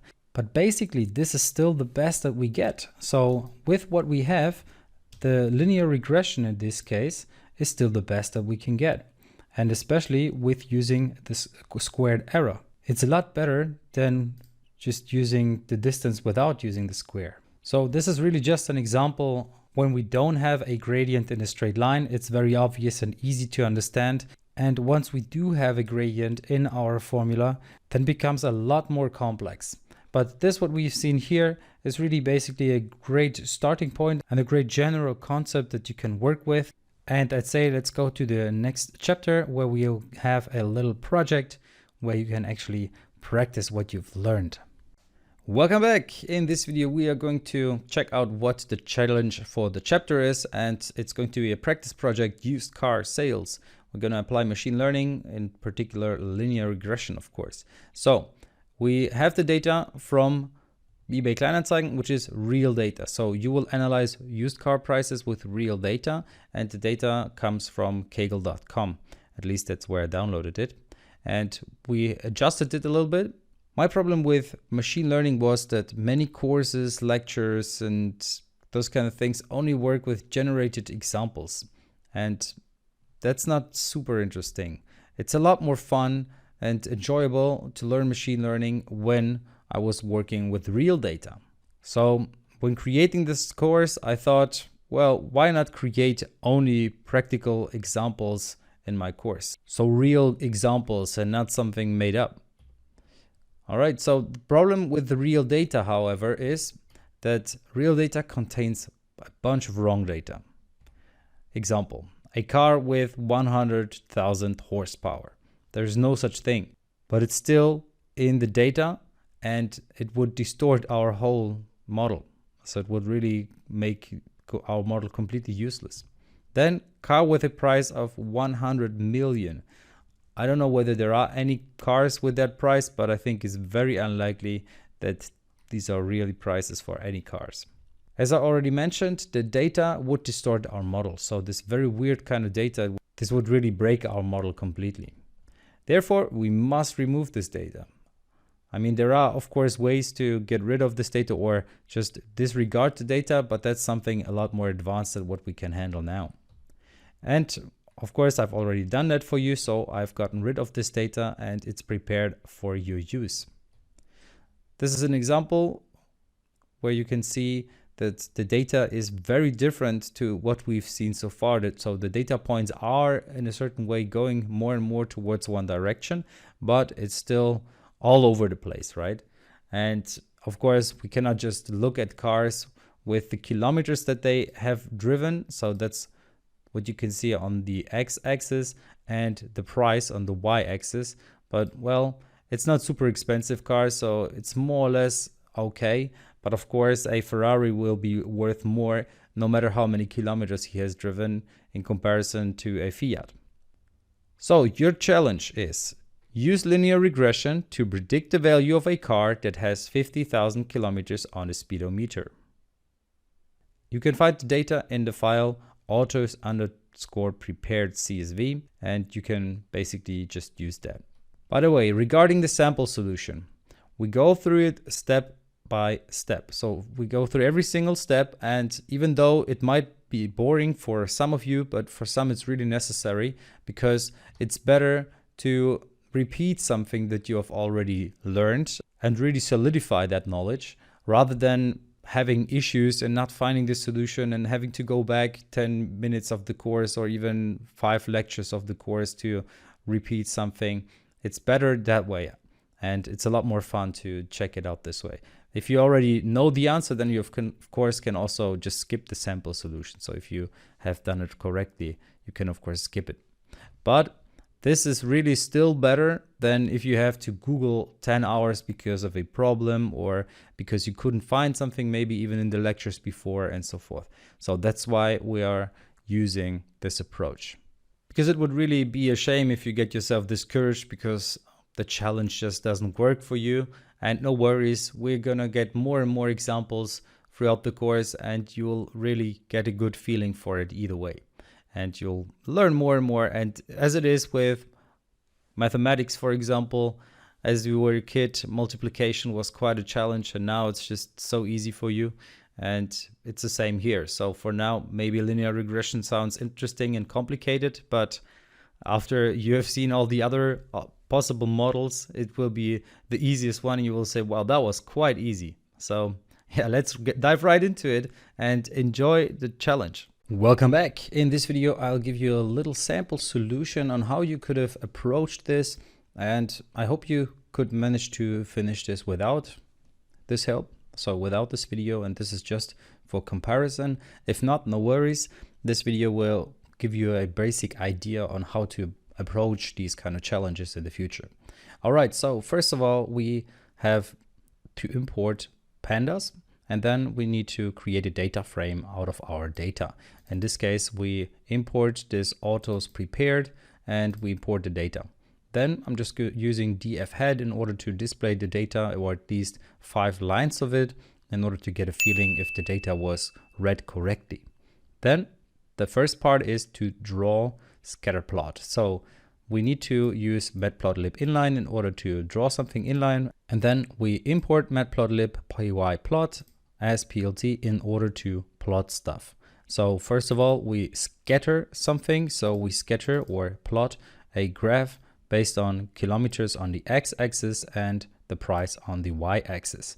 And then we use plt show in order to display it on the screen. And what you can see here are all of those values. And even from here, you could already tell that there are more data points here because of the density here. So it's almost a line, which means there are many points here and very few over there.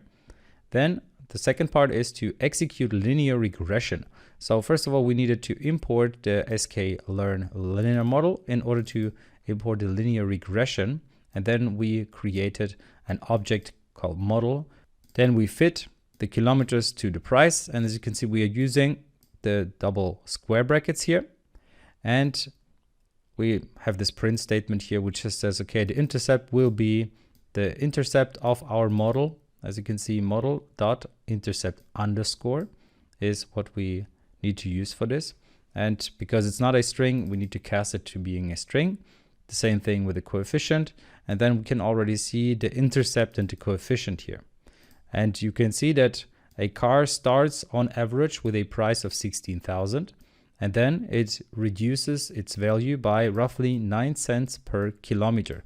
At least that's what this here means. So we have the intercept, which is the baseline, the base value, and then the coefficient, which is the value that changes for every single step. So in this case, every single step is every single kilometer. So the amount of kilometers multiplied with this coefficient that we have, and you will pretty much receive the value of the car, or at least on average.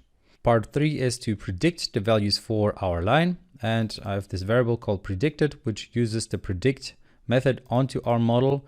And here we just say, okay, what's the value for 0 and what's the value for 130,000? So we have a starting point and an ending point. And if we look at our data, we can see that 130,000 is roughly the highest value that we get. So we don't need to use any bigger values or smaller values, just use the highest one that we have. Of course, we could have used max and min here, but using this approach is totally fine for now as well. And we can see that the predicted value will be 15,988. So it's our intercept that we had before for 0 kilometers. And then for 130,000 kilometers, the value would be 4,552. So that's a predicted value that our car would be worth after 130,000 kilometers on average. Then part 4 is draw a line in the graphic. So we use the same approach that we used earlier, where we import matplotlib, pyplot, we scatter the values, and then we also plot a line. So this is our line that we are plotting here, this red line. So we say, okay, plot it from 0 to 130,000 based on the predicted values that we have. So this predicted variable that we created earlier, and then also make the line red. So that's what this color red means. Otherwise the line would also be blue. And now finally, in order to really get the challenge finished, we need to make a forecast for 50,000 kilometers, because that's what the challenge was about, right? So we use our model and we predict the value for 50,000. And you can see we are using double square brackets. Again, that's because the predict method could use whole value set, and we're just using one value. So we're using one value within multiple possible values. And then what we receive is the output of an array, which just says, okay, it is 11,590 euros. So that's the value of our car after 50,000 kilometers.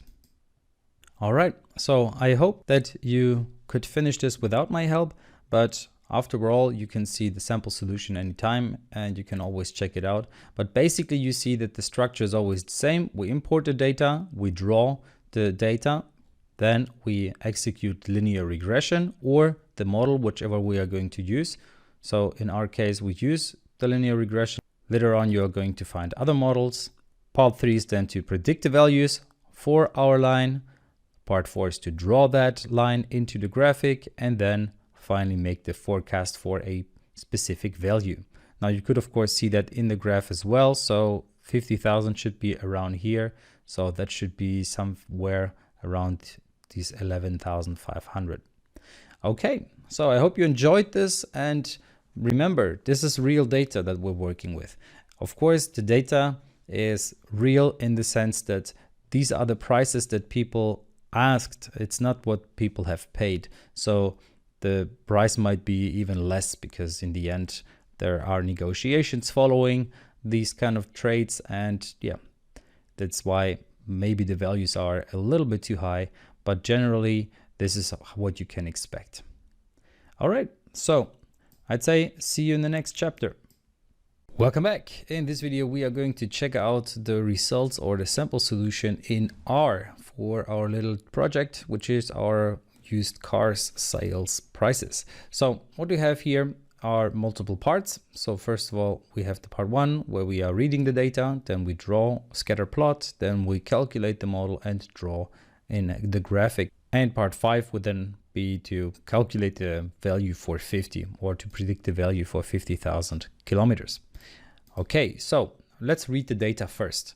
And I'm going to create a variable called cars in which I'm going to fread my autos prepared. So there is the CSV file called autos prepared, and I need to call it exactly as it's written there, autos prepared.csv, and then I can print cars just to check if that's working. So let me run it, and then we will see that we get all of this data. And what you will also see is that it's displayed in not such a nice way because there's not enough space. So it just says, okay, these are the columns that I'm going to display in the first row, and then the second column that I'm going to display in the second row. So name should usually also be just right next to fuel type. Okay, but what we can see is the CSV is already read, so that works perfect. Now we need to draw it. And in order to draw, we can use the qplot. And by the way, of course, in order to use the methods that we're going to use, we need to have all of these libraries, right? So we need to these required libraries in order to go ahead with our code. All right, so let's draw it on our plot, and we use qplot for that.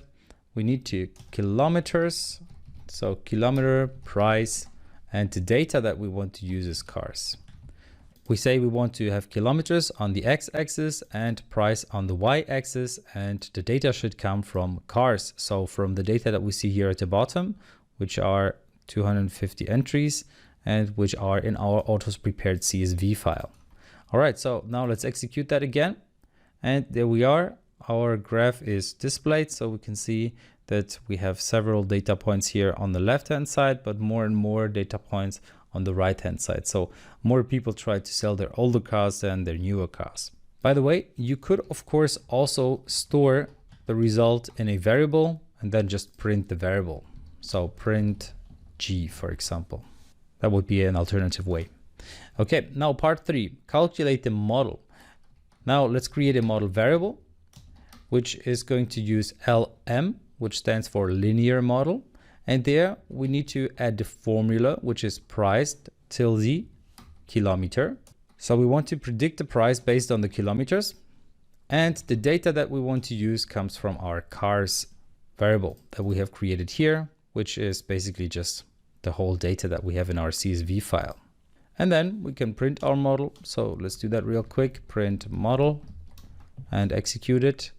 And we will see that here the coefficients are displayed for us, and it says, okay, intercept is 15,909 something. So it should be something around 16,000. That's the intercept. And kilometer is minus 8.797 E minus 2, which just means this is roughly 9 cents, so 8.8 cents per kilometer. This means that our graph should start at 15,999 or something like that, so roughly at 16,000, and then it should go down by 8.8 cents for every single kilometer. So it will go down all the way over here to 125,000 or something like that, where the price should be. Well, we will see what the price should be. All right, so what we want to do, of course, now is to draw this graphic, because we now know the intercept, so the basic value where we start at x0, so which y value we have at x0, this is this intercept. And then we know the gradient, which is minus 8.797E02, which is just 9 cents roughly per kilometer. So it just goes down by 9 cents for every kilometer, which pretty much means it goes down by 0.008 euros per kilometer. All right, so that's our model. And now we of course need to draw it in the graphic. So let's draw this line. All right, so therefore we need to use the same thing that we've done here, where we draw the data. And then we added something on top where we said geom_smooth. And we needed the method, which is linear model. So we use the linear regression where we need to enter LM here. And then I said we needed to use this SE false in order to not have too much overhead. And yeah, actually we can draw it like this already. So print G, let's execute this. And we already see our little graph here. Now we can of course change the color. So let's say I want to have the color of I red. So I would like to have it in red, and there we are. We have our red little line that comes from the first value to the last value. By the way, our code here creates a new LM model. So it's not the same that we've done. So it's not the same instance that we have created here. So we could have basically skipped part 3. But it's always good to calculate the model in order to understand what's going on actually, because otherwise this line here would be a little too dense, I'd say, especially for a beginner. All right, now, of course, we needed to calculate the value or predict the value for a car that has driven 50,000 kilometers. Let's just write it down real quick. We see sales price, or the price will be 15990, which we have from here, minus 0.08797. So that's what we get from this value here, multiplied with the kilometers. So we can now calculate print 15990 minus our gradient multiplied with 50,000. So because that was pretty much the whole challenge, right? So we can see that the value of our car would be around 11,591 euros.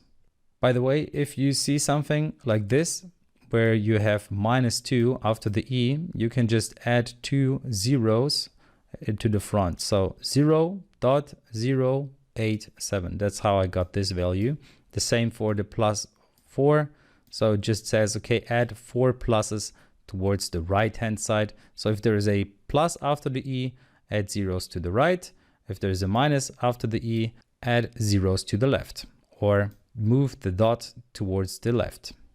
All right, so now you've been around for quite a while, and I hope you enjoyed the parts that you've seen so far. If you want to learn more about machine learning, then check out the link in the description. You will find the huge discount link to the whole course, 17 hours of great content such as this one, with examples, extra projects, quizzes, and of course a 5-star support. All right, so I hope to see you there and enjoy the rest of the video. Welcome back. In this video, we are going to check out train and test. So we have a challenge so far. We want to predict unknown data with our model.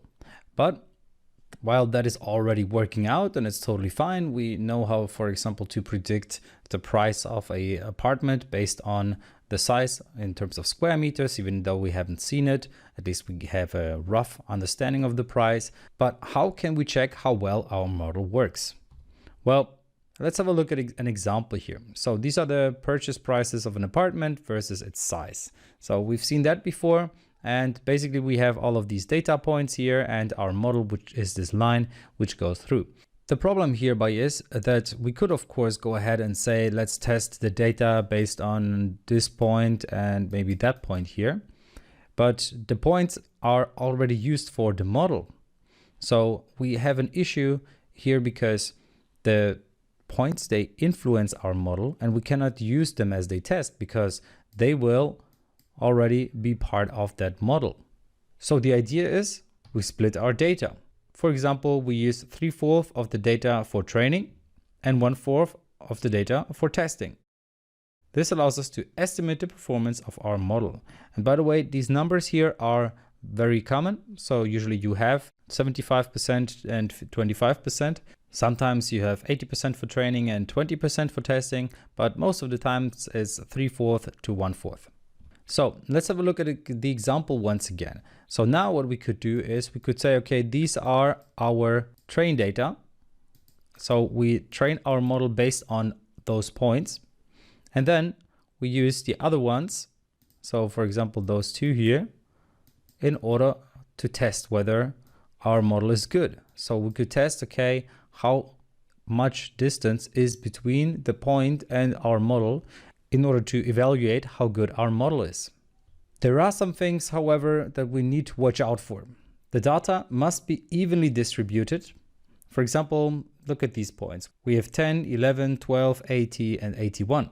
Now a bad version would be to train our data based on 10, 12, and 11 and test it with 80 and 81. That would be a very poor model and it would result in very bad results. So randomizing is hereby the best approach. So instead of using 10, 12, and 11 for training, we just say, okay, let's use 10, 11, and 80 for training. And then let's use the other ones for testing. So 12 and 81 for testing, for example. All right, well, this is very nice in theory. I think it's even better when we go into practice. So let's have a look at the code. Welcome back. In this video, we're going to check out how to split our data into train and test data. Therefore, we need to import pandas as always in order to get data in general. So we have this data frame, which is our flat prices. And then we have our graph as we've done before. Now, the thing is, we will need to add a new framework. So let's create a cell above here. And from sklearn model selection, we want to import train test split. And what I need to do here is I need to tell what I want to split. So for example, I want to split the X and the Y values, and I want to split them correctly. So let's check this out. First of all, I create a new variable called X, and in here, I just want to store the square meters. Now let's print X just to see what X is. And there we see that it's just the values that are there. So for example, square meter 70, 72. So you see, it's not giving me the headline. So it really just is the data itself. Now, while we're at it, let's have a look at why we needed double square brackets. In our fit method that we have used before, we used square meters and we had to pass it with double square brackets. Why is that? Well, let's have a look at what happens if we add the double square brackets here. We see that it's pretty much the same thing, only that we also get square meters, so the headline on top. But what's the value behind this? Well, the idea really behind this is that we cannot only fit data based on one parameter. We can fit the data or predict the data based on many different parameters. So let's say our flats would not only have information about the square meters, but maybe also about in which city they are, then how many rooms there are, in which year it was built, and so forth. So our prediction would become a lot better once we have multiple sets of data instead of just the square meters, because just the square meters is really not the best way to predict the price of a flat, right? So what we see here is what we need the square brackets for, because then, for example, here we could have something like amount rooms or something like that, okay? So that's really the basic idea behind why we need multiple brackets here. So generally you see that now we get it as a data frame, and before we've just received the values, okay? Now instead of passing the whole data frame, I would like to just pass the values or store the values in my X variable. We could have of course passed also the whole data frame. Our models would also be able to handle that, but we're doing it with the values. So let's run this again, and you see now we get an array of values. Now we do the same thing with Y. So this is not a normal array, it's actually a Numpy array. But as I said, we could have of course also left out the values here. Now you might wonder, why do we need to spend so much time to just read the data and bring it into the right format? Well, that's not unusual. That preparing the data takes longer than the actual creation of the model. So the model can be done most of the times in 1 or 2 lines of code, but the whole preparation takes multiple lines of code. And now we can finally use train test split. What we need to do therefore is to create train data from X, then test data from X, and the same for the Y data. So Y train and Y test. And then we just say train test split. So finally we can use our import, and here I'm passing X and Y. And now train test split will take care of splitting my X and Y data accordingly. But of course it will always be smart. So it won't take the square meters of line 0 and the price of line 1 and connect them, but it will always take the line 0, let's say in general for training, and let's say line 2 for testing, and then this one for training again, maybe this one for testing, and so forth. So it will split it smartly. Now there are some more parameters that we can pass here in our train test split. So for example, the random state equals 0, because the data will be different for you as it will be for me, because it's always, well, it should always create random data, right? So it will be random in your case and random in my case. So we will get slightly different results. And then we can also set the test size to 0.25. What that will do is it will just say, okay, the test size should be 25%. And the train size should be 75%. So this is the default value, but you can of course overwrite it as you like. All right, so now we can just test it. So we can go ahead and create a new cell here. All right, so now we can just check what our Y train is. For example, you can see it's a Numpy array with all the prices of our Y train. And let's test the same thing with our Y test. You can see this is our test data. So we have a very small test data sample in comparison to the trained data because, well, it's 3 times as big. So the test data should just be 25% in our case. All right, so now our data is prepared, and in the next video, we can go ahead and check out what the train test really is good for. So see you there. Welcome back. Now in this video, we are going to test our data. So the idea is that we have prepared our data in the last video, and now we want to train our data and then make predictions, and based on that prediction we want to create a model, and we want to draw a line and compare our test data to that model so that we know how good or bad our model actually is, at least from a graphical point of view. All right, so let's get started. I would like to plot X train and Y train. So this is our train data. And now, as you can see, it's a little less than we had before. And now we do the same thing with our test data. So instead of the train data, we also want to display the test data. Now, if you do that, you can see it automatically gave me the test data in a different color. If that's not the case for you, you can of course just add the color in here. So we could just say, okay, make it red dots. All right, so this is our test data, the red ones, and the blue ones are the train data. So that's really what we have here. Now the idea is to create a line based on the blue data and then compare how good that model is for our test data. So of course we need to train our linear regression. So from scikit-learn, we use linear regression again. And what we want to fit is not square meter and price, but we actually want to fit the X train and Y train. So X train, comma, Y train. All right, now let's run this line of code and we see we get the data here. But what's important now is to actually plot what we have had here. but in a slightly different way. So I don't want to plot the train data anymore, but instead I would like to plot my line in here. So I would like to have my model in there. And in order to do so, I create a new variable, predicted is model.predict. So we use the predict method, and we want to predict x test. So basically what I want here is to get the y data for the x data based on the model. So please predict that and store it in my predicted variable.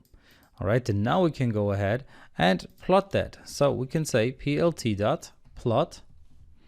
And what do we have here? Well, we have the x test data and predicted. So if we print that, you can see we get this blue line and we get our test data. Now the cool thing is this blue line is based on our blue dots here, which is our train data. So it's based on the training and not based on the red dots. So those red dots, they're just there for testing purposes, and we can just compare if the line predicts them rather well. And we can see it really is true. So the red dots, okay, of course, they sometimes have a discrepancy, but overall they are quite good in predicting the price of a flat. By the way, what this plot method does is it just says, okay, just connect them and make a line from it. Don't just add dots somewhere, but make a line from it.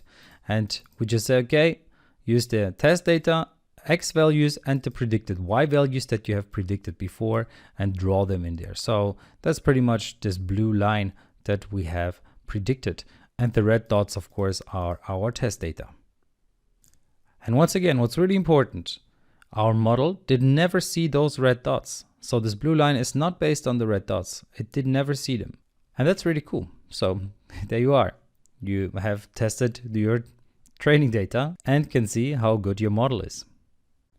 In this video, I would like to give you another little challenge. So the idea is that you replace the flat prices with the file called autosprepare.csv. And we've worked with this file before, and the idea is that you just go through the concept of train test once again, because we're going to use the concept of train test in the next few chapters. So it's really important that you really understand the concept. If you understand the concept, you can skip this exercise, but otherwise please try to apply the same principles that we have applied in here to our autosprepared.csv.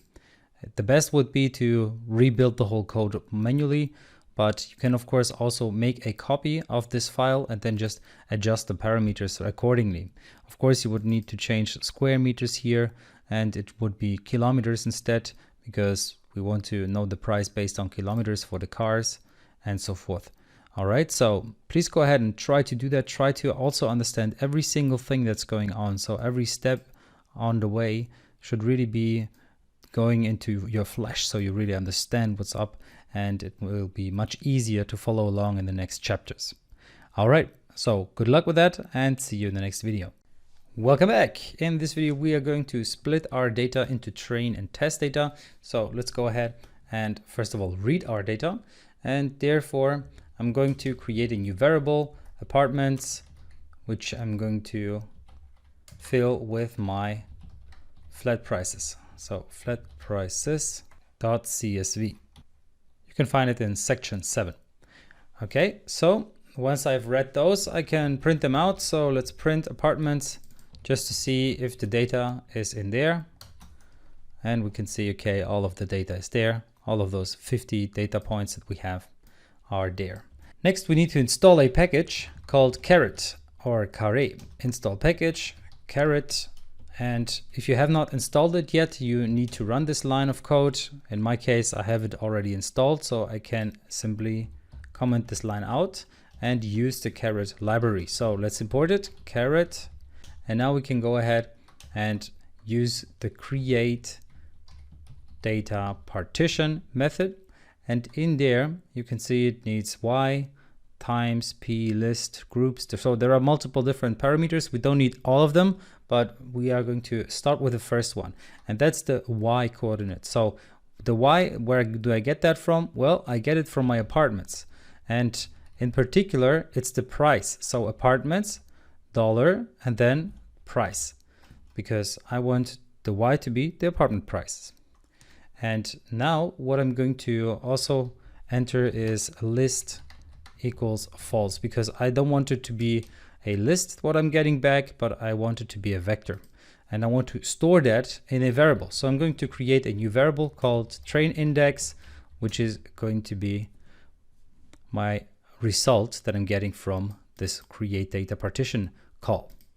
Okay, so let's test what this data is. So let's see what train index has in store for us. And by the way, once again, I've said that several times before, but it's really important. This dot has no actual meaning. It's just the name of the variable. So this whole thing is just the name of the variable. If you want to access a particular element within a variable, as you can see, you can use something like we have done here with the dollar sign. So in here, we are actually accessing a specific column. In this case, we say the column price should be our y value. And now let's just print it out. And there we see, we get resample, and resample is the lines that we are going to use, or pretty much the entries that we're going to use from our flatprices.csv. So what does that mean? It means that we're going to use row 1, row 3, 4, 7, 9, and so forth. This is going to be our train data. So you see row 2 is missing, row 5 and 6 are missing, row 8 are missing, and so forth. These are going to be our test data. And here we see all of our train data. And as you can see, it's 26 entries. So 26 entries will be our train data, and the rest should then be our test data.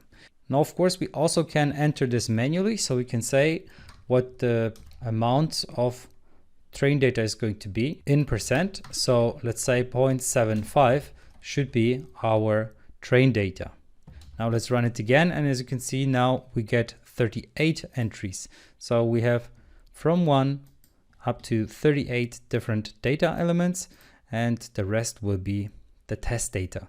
So you saw before it was more like 50% almost, and now it's going to be 75%. Now you might say, wow, damn, I get all of these numbers, thank you very much, but what is the meaning behind this? Well, it's really just the row number. So if we want to actually get the value itself, what we can do is, instead of printing out the train index, we actually get the apartment at the position of every single train index. What does it mean? Well, let's have a look. So apartments, and there in square brackets, I'm just going to pass train index, comma, nothing. So that's just the structure that you need to use here. Now let's run it again, and you will see now we have the same numbers or same amount of values, and we see the apartments. These are the apartments that we have in our train data. So these are the 38 train data sets, and now we can do the same thing with our test data. Now let's store our data in a variable. Let's store it in train. This is just going to be the train variable, and then test is going to be the same thing. So I'm just going to copy apartments train.index. The only difference here is that I add a minus. This is not negating it. It's just saying, give me everything except for train.index. So all of the elements which are not train index. And as we know that all of our data is either train or test, it's going to be the test values, because all of the train values are in train index. So this is then basically the test data that we're going to use in order to find out how good our model is. So in order to test how well our model performs. And now just a little side note, in case it didn't offer you straight away all of this code. So for example, when you had apartments and then $ and square meters, if that didn't appear for you, you can press Control Space. And if it still doesn't appear, you just need to run your code once, and then it should offer it. You need, of course, to have installed this package and have the library active as well. All right, so in the next video, we are going to check out how to draw all of this data and to see how good our model is. So see you there. Welcome back. In this video, we are going to finally draw something again, because in the last video, we split our data into train and test data, and now we actually want to see the visual representation of that. In order to do that, we of course need to use qplot again. So let's go ahead and use qplot. And here we need the x-axis and the y-axis. So for the x-axis, we had the square meters. And then for the y-axis, we had the price. And then finally, we needed to also set the data. And the data that we want to use hereby is the train data. So we want to plot the train data for now. All right, now let's print this, print. And in order to print it, we need to store it in a variable. So I'm just gonna print it in G, and I'm going to print G. So I do this, I didn't need to do that, but I do this in order to also function or make it function with this source on save. So if you use source on save and you save all the time, then you need this print G in order to display it. But you can already see this is our train data and it's visible on our plot here on the right hand side. And that's already great. But now what if I also want to display our test data? Well, in order to do so, I just add a plus here and go to the next line. So here I'm just saying, okay, geom underscore point. So give me the same kind of information with the test data this time. So draw it, please. But now please use a different color. So use the color red. Now let's run it again. And we will see we get all of these red points. Now the thing is, if I run it again, you will see that the red points differ. So we get random points all the time. So we get different points every single time we execute the code. If we want to make sure that this is actually not happening, then of course we could add something in here called set.seed. And there we just need to enter a value. For example, just entering 42, and now the values will always stay the same. So each time I reproduce the code or rerun the code, you can see the red dots stay the same. So my train and test data stays the same. Of course, if you run it multiple times, you will get slightly different results. So the curve might be a little different, or your line might be a little different. All right, so that's our points. But now I would also like to draw the line. So I would like to see the linear regression here. Well, we can basically do that by using our geom underscore smooth method. And we've used that before where we just drew something.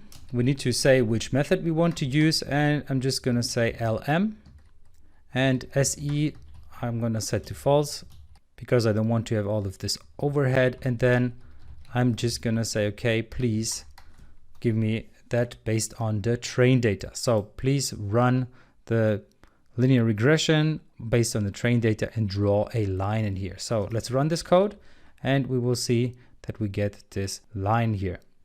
Now you can see that the red points are quite close to this blue line. So our train data was pretty good in order to create this model.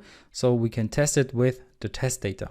Now what's important hereby is that those red points, they are in no way linked to this linear regression. So the linear regression is not based on the red points. They are completely not taken into consideration when making this model.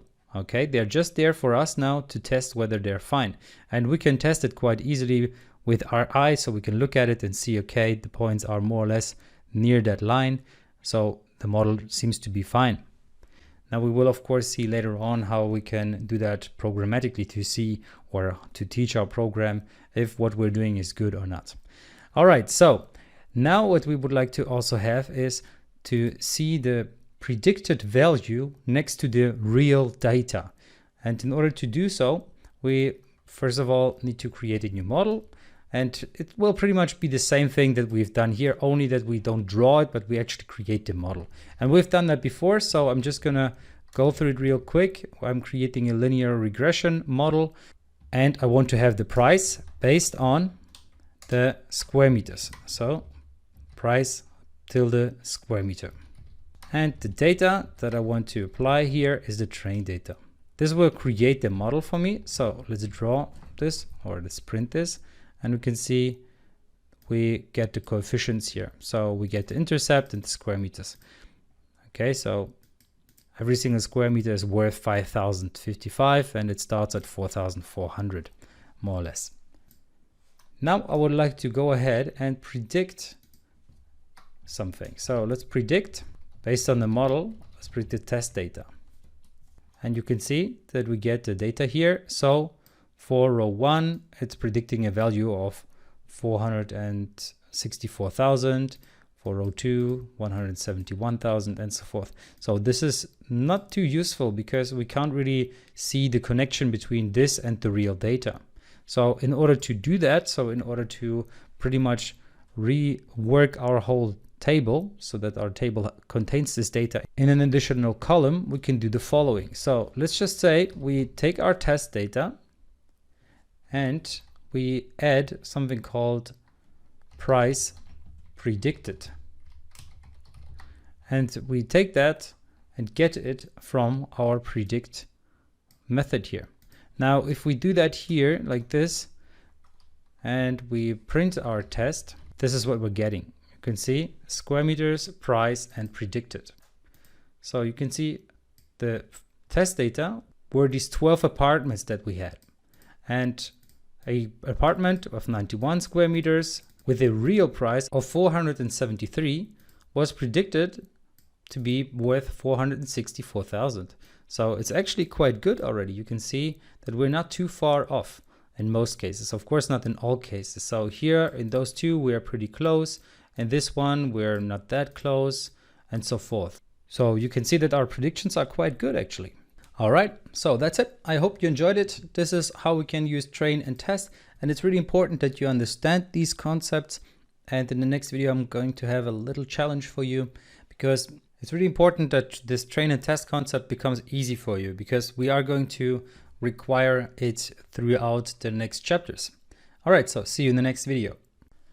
In this video, I would like to give you a little challenge just in case you feel like you need another little exercise in order to get really how this whole thing works. Because if you feel like it's not 100% yet, then definitely check out this video because we're going to use train and test throughout the course from now on. And it's really important that you understand the concept. So the challenge is, please replace the flat prices CSV with our autos prepared CSV and adjust the data accordingly so that you will get the prediction for a price of the car based on its kilometers. All right, so you don't have to change too much in here, but you should still understand every single line, or at least on a higher level, what the whole code does, so that it's not going to be an issue for you in the future, because the examples are going to be more and more complex, and I really want you to keep motivated and stay in the course. All right, so good luck with this little exercise and see you in the next chapter. Welcome back. In this video, we are going to check out linear regression with multiple variables, because so far we've done it with one variable. And that was quite easy because it's just a line. But now we are going to work with multiple variables, which is not a line, but it's a plane. And we're going to see what that means. All right, so let's check it out. So there's a little example that I would like to give you. There is a job where your task is to estimating the retail price of hotels. And this is really a valid job. So there are people, they go to a hotel, they gather all the data, for example, how many square meters does the hotel have? Where is it? So in which city, for example, in which area of the city? Then how many rooms does it have? And what's the profit? And so forth. So plenty of data gathered. And then they give you a price, what this hotel should be worth. Now, of course, if we have loads of data, we can do that with our tool. So we can use our linear regression in order to calculate that. But now, because it's not just one value that we are basing our estimation on, but it's multiple values, we need to use a multi-dimensional linear regression. So that's what we do. We check out the number of rooms and the last year's profit. So we're going to keep it simple. There is another one that we have in terms of data, the city, but we're going to leave it out for now. We're going to come back to it later. But for now, we're just going to use the number of rooms and last year's profit in order to estimate how much a hotel is worth. As we were working with one parameter, we just had a straight line, as I just said. But now we have a level. So we have a proper plane, and we will see that in a 3D graph in a minute. So the thing is called plane equation. And pretty much Z, in this case, is the price, for example, for our hotel. is a times x plus b times y plus c. So a would, for example, be the amount of rooms and b would be the profit. Now we need to find out x, y, and c in order to make a prediction on the price of a hotel if we have a and b. So the price would be a times rooms plus b times profit plus c, and c is this constant. So it's very similar to what we've done before, but now we are in a 3D world. And if we have more parameters, we would have even more dimensions. So then it becomes quite difficult to imagine this in our 3D world pretty much. So what this means is pretty much that our predictions would lay on this grayish, this dark gray plane, because it wouldn't just be on a line, for example, such as here. This is just a line, but it would actually be on a plane as we see it here.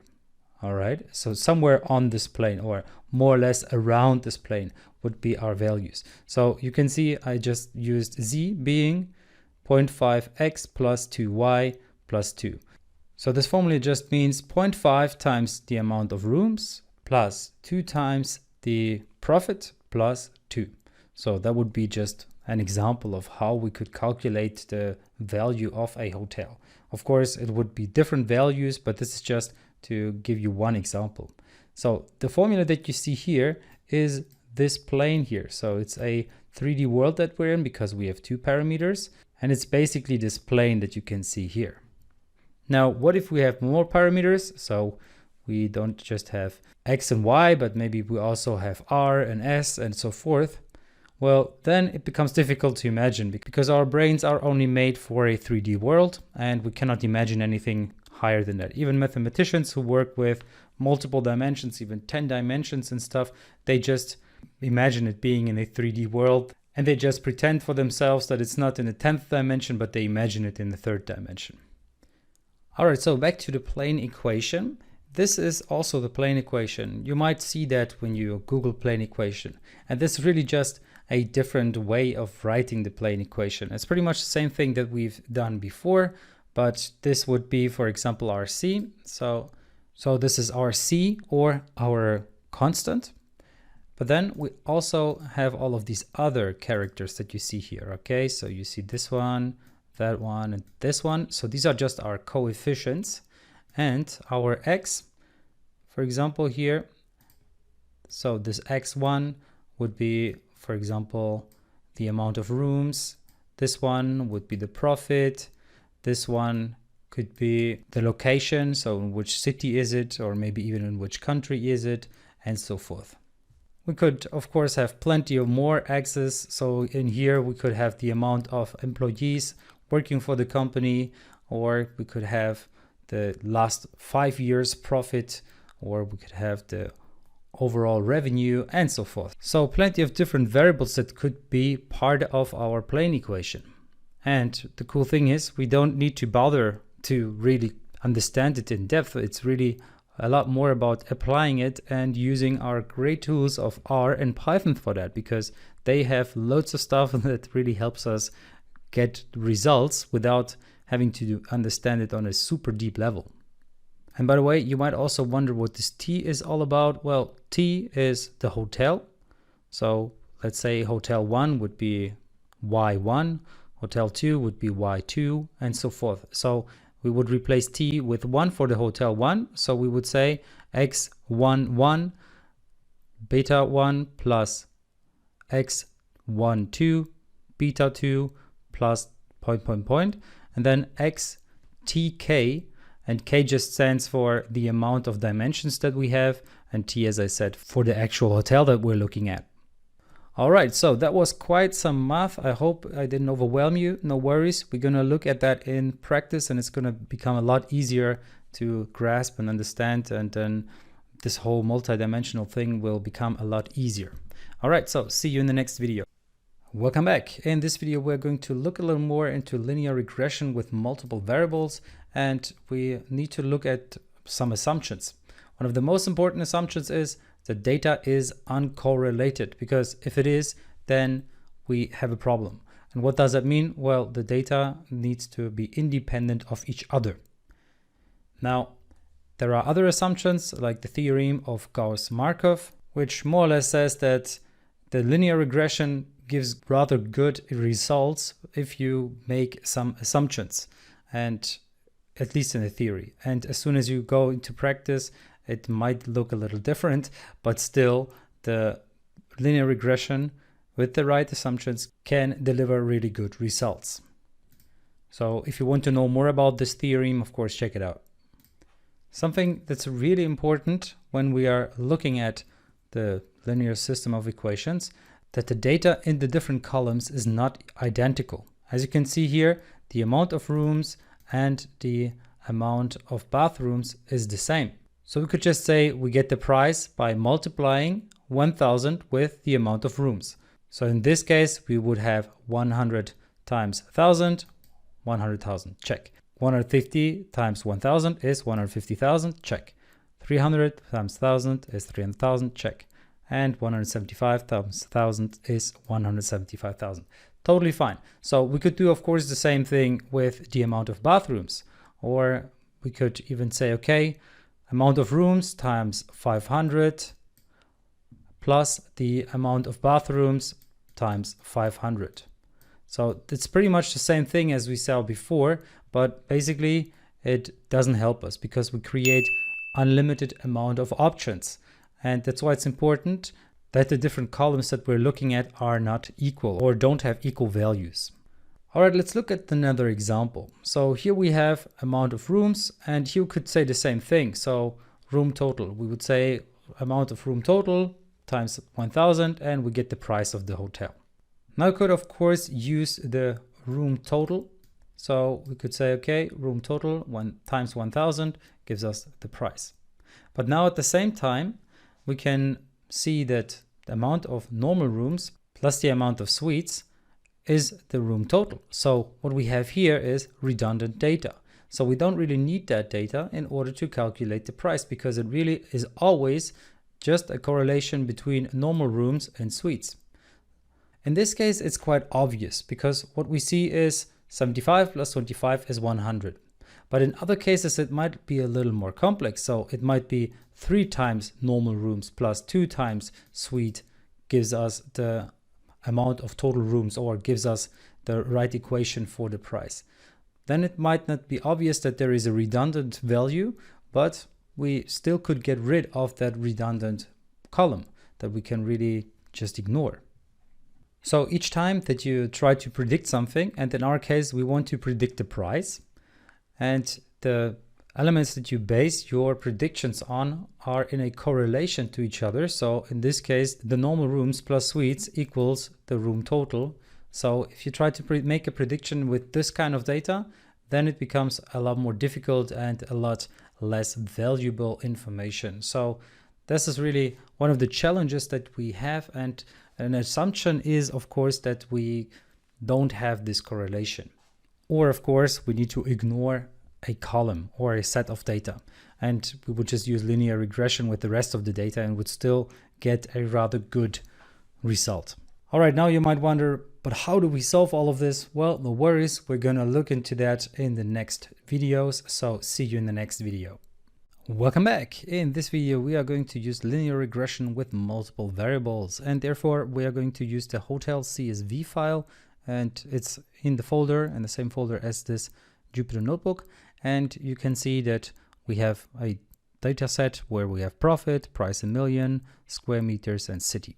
So our hotels are in different cities and they have different prices and so forth. So the idea is that we want to predict the price of hotels, but we're not going to use the price itself in order to predict it, but we're going to use the profit and the square meters in order to predict the price of our hotel. All right, so in order to do that, we need to create variables. For example, we create the variable x, and we're going to use the data frame. And by the way, it's important that you run this line here, otherwise it might not be available and in your context, and further lines will not work. All right, so I need to use the profit in here, and that's now the cool thing, because we can not only use the profit, but we can also use the square meters. So it's important that you have exactly the names as they are in your data frame. So in your data set that we have from our hotels.csv. Now that is our X, and as I said earlier on, I'm just going to use values here as well, because in some cases it might run into errors if we don't do that.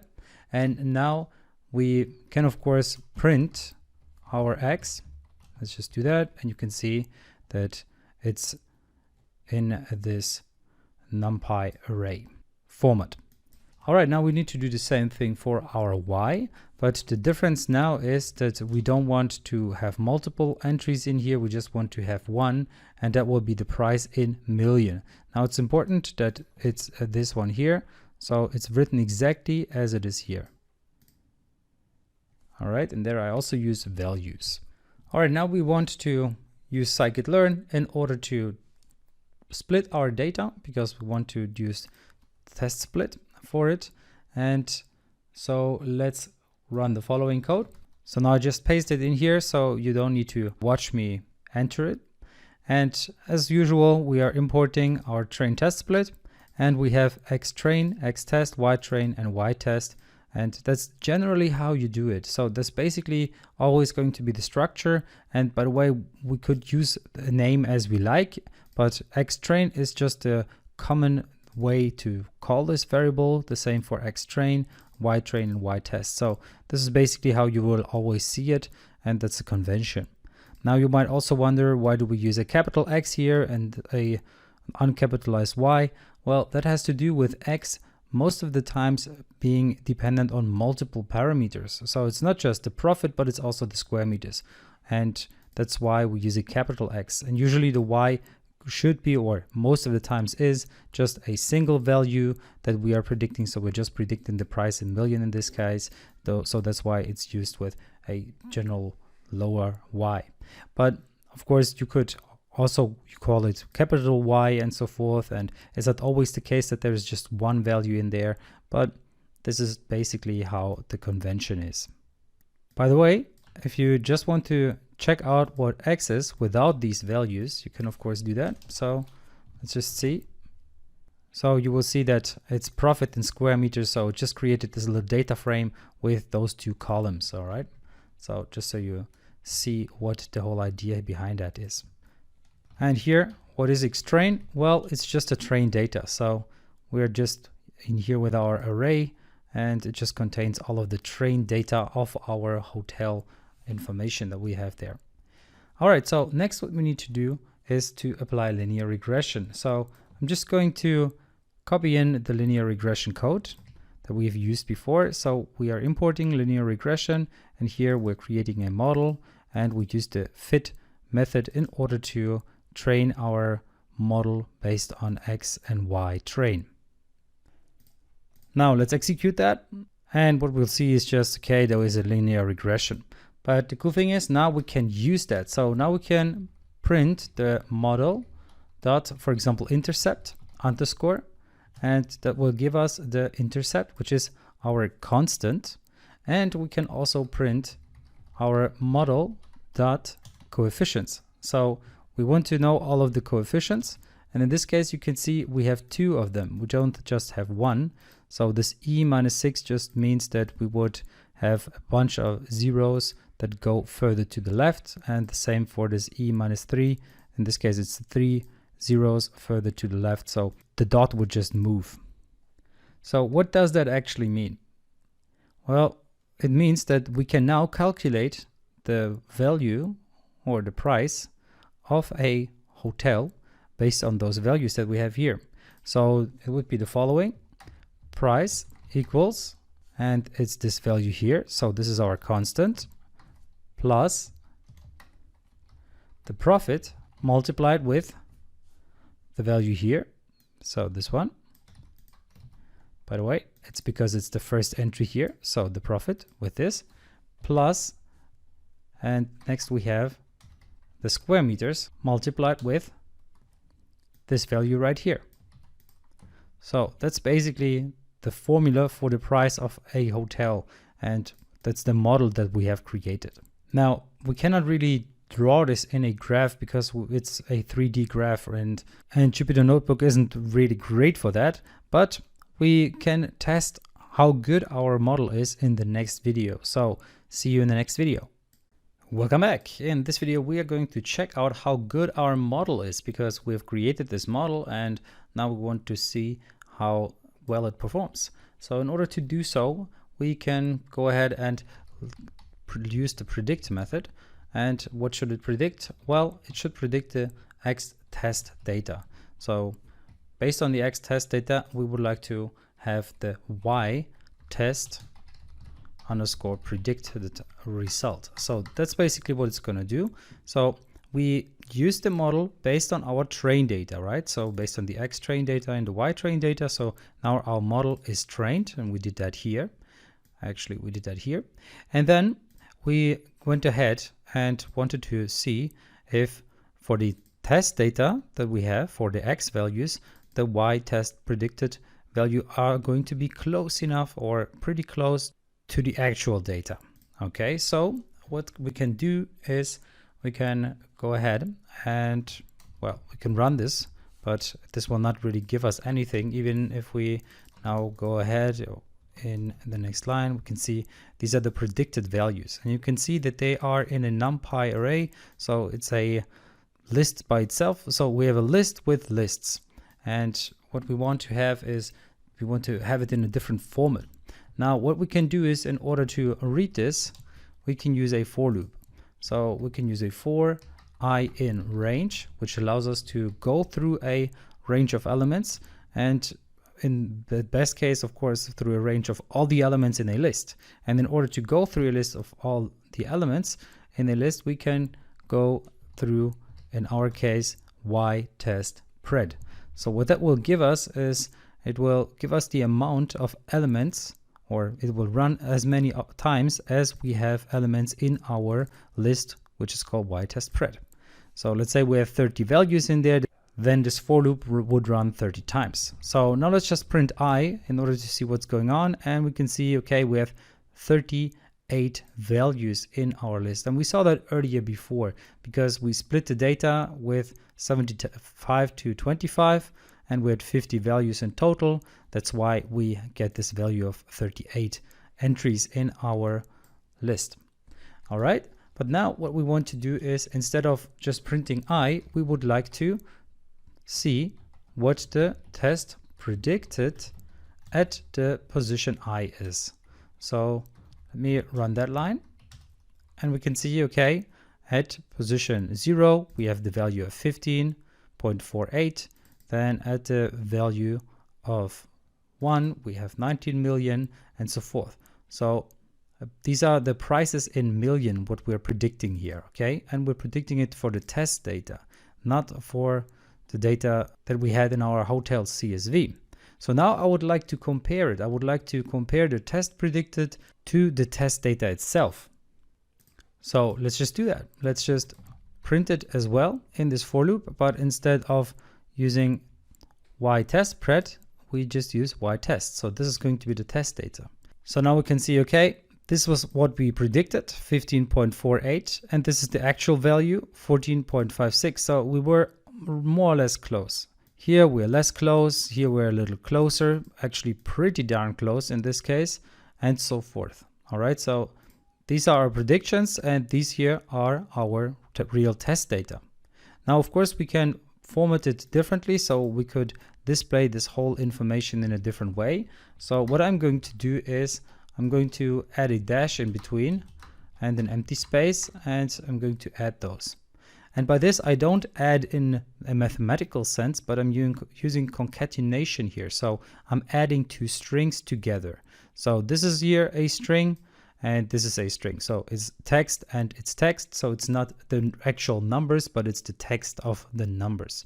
For example, if we print something like hello plus world, then it will just print hello world. All right. So now I would like to apply the same principles to this code that we have here. Now the problem is that it doesn't work. It says, okay, it cannot work with the dtype U32. That's because this is still a list. So if we looked at the y-test pred,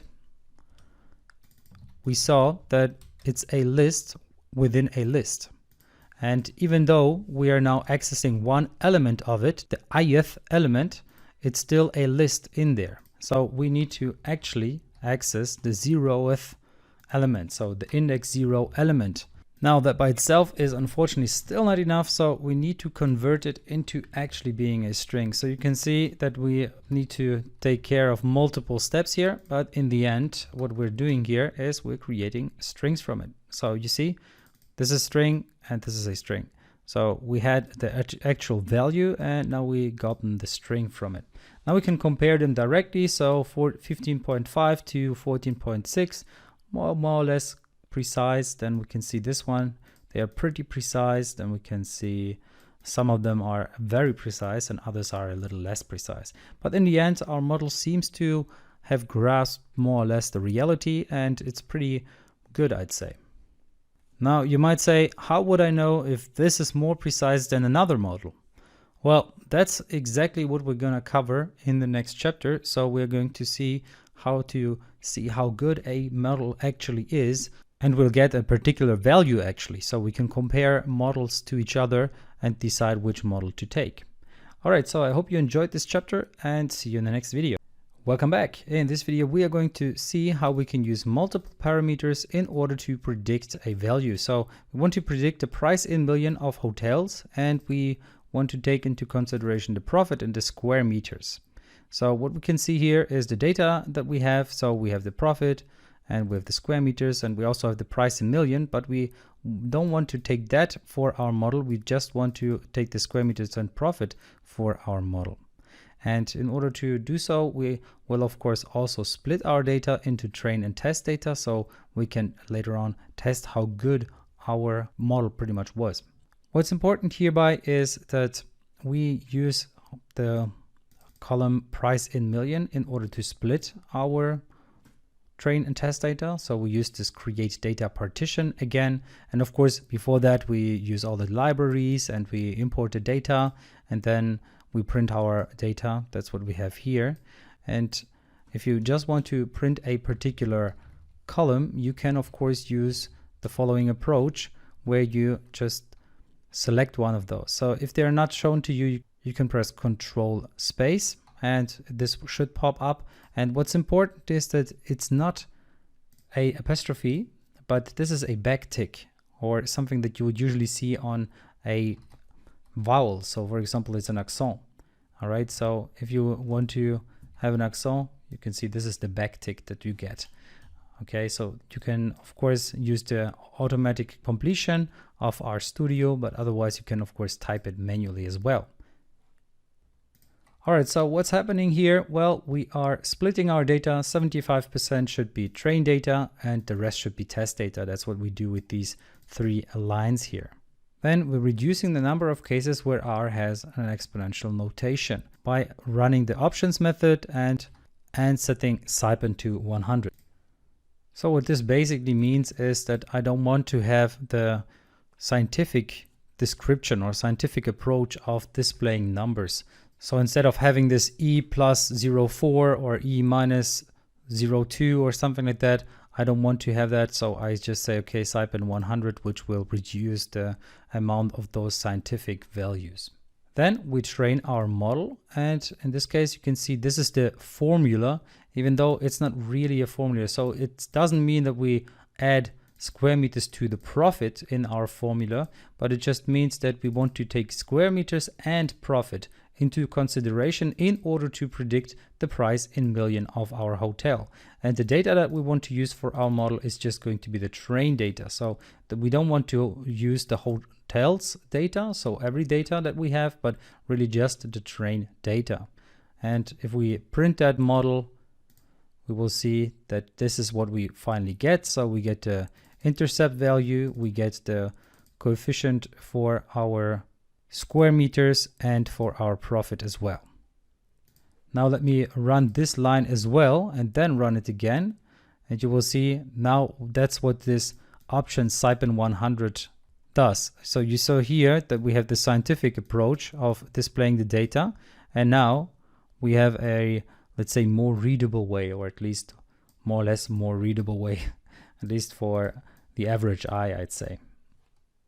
All right, and next we do one more thing. So we add a new column to our test data, which is called price in million prediction. So we basically want to apply our model to our test data and pretty much store it in our extra column, and then we just print test. So if we run those lines, we should see that we not only get the price in million, but we also get the price in million prediction. So in this case, we had a value of 21.88 million and our prediction was 22.81 million. So it's more or less close to it. Of course, some values are closer than others. Here the discrepancy is 4, here it's 3. For this line, here it's just 2. In some cases, it's even less than 1. So in this line here, you can see that the actual value was 2240 and the prediction value was 2222. So this is our test data and this is our predicted test data. So we predicted the value of that data and this is the actual data. So this is pretty cool. You can see that we have a new model that we can use. We can use multiple parameters in order to create a model and predict values. So that's pretty cool. The only thing that we actually needed to add is this little piece of code here where we just say, okay, we don't only want to base it on the square meters, but also on the profit. So we train our model here and then we just display the data with this new column that we've just created, which just has the predicted values. All right, now a big question, of course, is how good is our model? Now we can, of course, compare it and see, okay, yeah, in some cases it's good, in some cases it's not so good, but we would like to see on average how good is our model in percent. And that's something that we're gonna check out in the next chapter. So we will be able to compare different models in order to see which one gives us the best predictions and is the one that we should use. All right, so I hope you enjoyed this chapter and see you in the next video. All right, so now you've been around for quite a while and I hope you enjoyed the parts that you've seen so far. If you want to learn more about machine learning, then check out the link in the description. You will find the huge discount link to the whole course, 17 hours of great content such as this one with examples, extra projects, quizzes, and of course a 5-star support. All right, so I hope to see you there and enjoy the rest of the video. Welcome back. In this chapter, we are going to check out R squared, or the coefficient of determination. This is a tool in statistics in order to either predict something or to find out how good your prediction was. And that's what we're going to use it for. So generally the problem is we need a measure with which we can determine the quality of a model, because we have created models, and for the 2D models it was quite easy because we just needed to draw the line and then compare the dots to it and see how good it performed, and we could just see it with our bare eye. But now the problem is simply drawing a graphic is no longer possible because we have much more complex models, so they're multi-dimensional now, and we cannot just draw it and then understand what's going on, especially as soon as we have more than 2 or even 3 different parameters. So the solution is R squared, or the longer name for it is the coefficient of determination. All right, so what's the R squared score? Well, the idea is we calculate the error for a really bad model. And then we check out how good is our model better than the really bad model. But what could be such a really bad model? Well, the idea is a model that doesn't consider our input data at all. We always estimate the average of the data we have seen. So, for example, if we have X and we have Y and we wanted to see how X influences Y, then our really bad model would just ignore our X's and it would just look at the output. It would only look at the Y and then it would just create the average. And that's a really bad model. But even though you might think this is the worst model, but it actually isn't. So let's have a look at the graph here. So the worst model is if we would just say, okay, all flats are with 0. But in this case, we could just say, okay, we take all of the prices and we ignore the size in square meters. So the only thing that we look at is really how are the prices of all of those flats. And then we take the average, and what we will find is roughly this line here.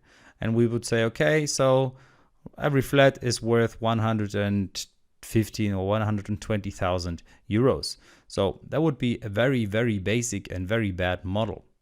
And now, in order to figure out how bad it is, we simply create the error. So pretty much just the distance between the point and our model, and that really bad model actually. Okay, so this is what we would do, and then the sum of those green lines, which is this here, this is one of the green lines, and the sum of those distances squared is going to be our complete error. So we have a value, and now we can compare our model, so the error of our model, to the very bad model that we have here. And then we can say, okay, yeah, our model is better than that. And then we can try to get better and better. All right, so now you have seen how to get the worst model. And in the next video, we're going to check out more about the coefficient of determination. And afterwards, we of course are going to apply all of that knowledge in a practical example. So see you in the next video. Welcome back. In this video, we are going to check out R squared, and in particular the R squared formula, so the coefficient of determination. And basically R squared is just 1 minus the sum of our own model divided by the sum of the very bad model. So let's have a look at what that actually means. So yi are basically just our dots here. So this is just the data that we have, the real data, so all of these points. Then we have yi hat, and this is our model. So this is the line that we have created here. This is the model that we predict, or that we use in order to predict further values. And then we have the mean, which is this y mean, and this is just this line that I drew before. So just this line that really says, okay, all flats are worth 120,000 euros. And now we're just comparing. So how good is our model versus the model of the mean value? So let's just start with the mean. So here you can see this is the distance, that's the distance again here and there and so forth. So these are the distances from this very poor model, so this mean value, and the actual data. And now let's compare it to our model, so this one here. And here you can see that our blue line is actually quite close. So only here we have sometimes a little distance between the line. Only here we have a little distance, and there a little distance. So you can see already that our purple version is a lot less. So the distance between the dots and our line is a lot less than the distance between this green line and the dots. So basically what we have here is 1, which would be the perfect situation, minus whatever we calculate here. So let's say this sum here is actually 0. If we now divide it by, let's say, 5, so let's say the sum, so this here is actually going to be 5. So then we have 0 divided by 5, which is 0. So then our R squared would be 1, because 1 minus 0 is 1. Now let's say the alternative is that our model has the exact same amount of error. So the sum here is the same. Then we have 5 divided by 5, which is 1. So 1 minus 1 is going to be 0. So 1 minus 1 equals 0, which pretty much means that our model is as bad as the average. Now our model could be even worse. So let's say our model is this here.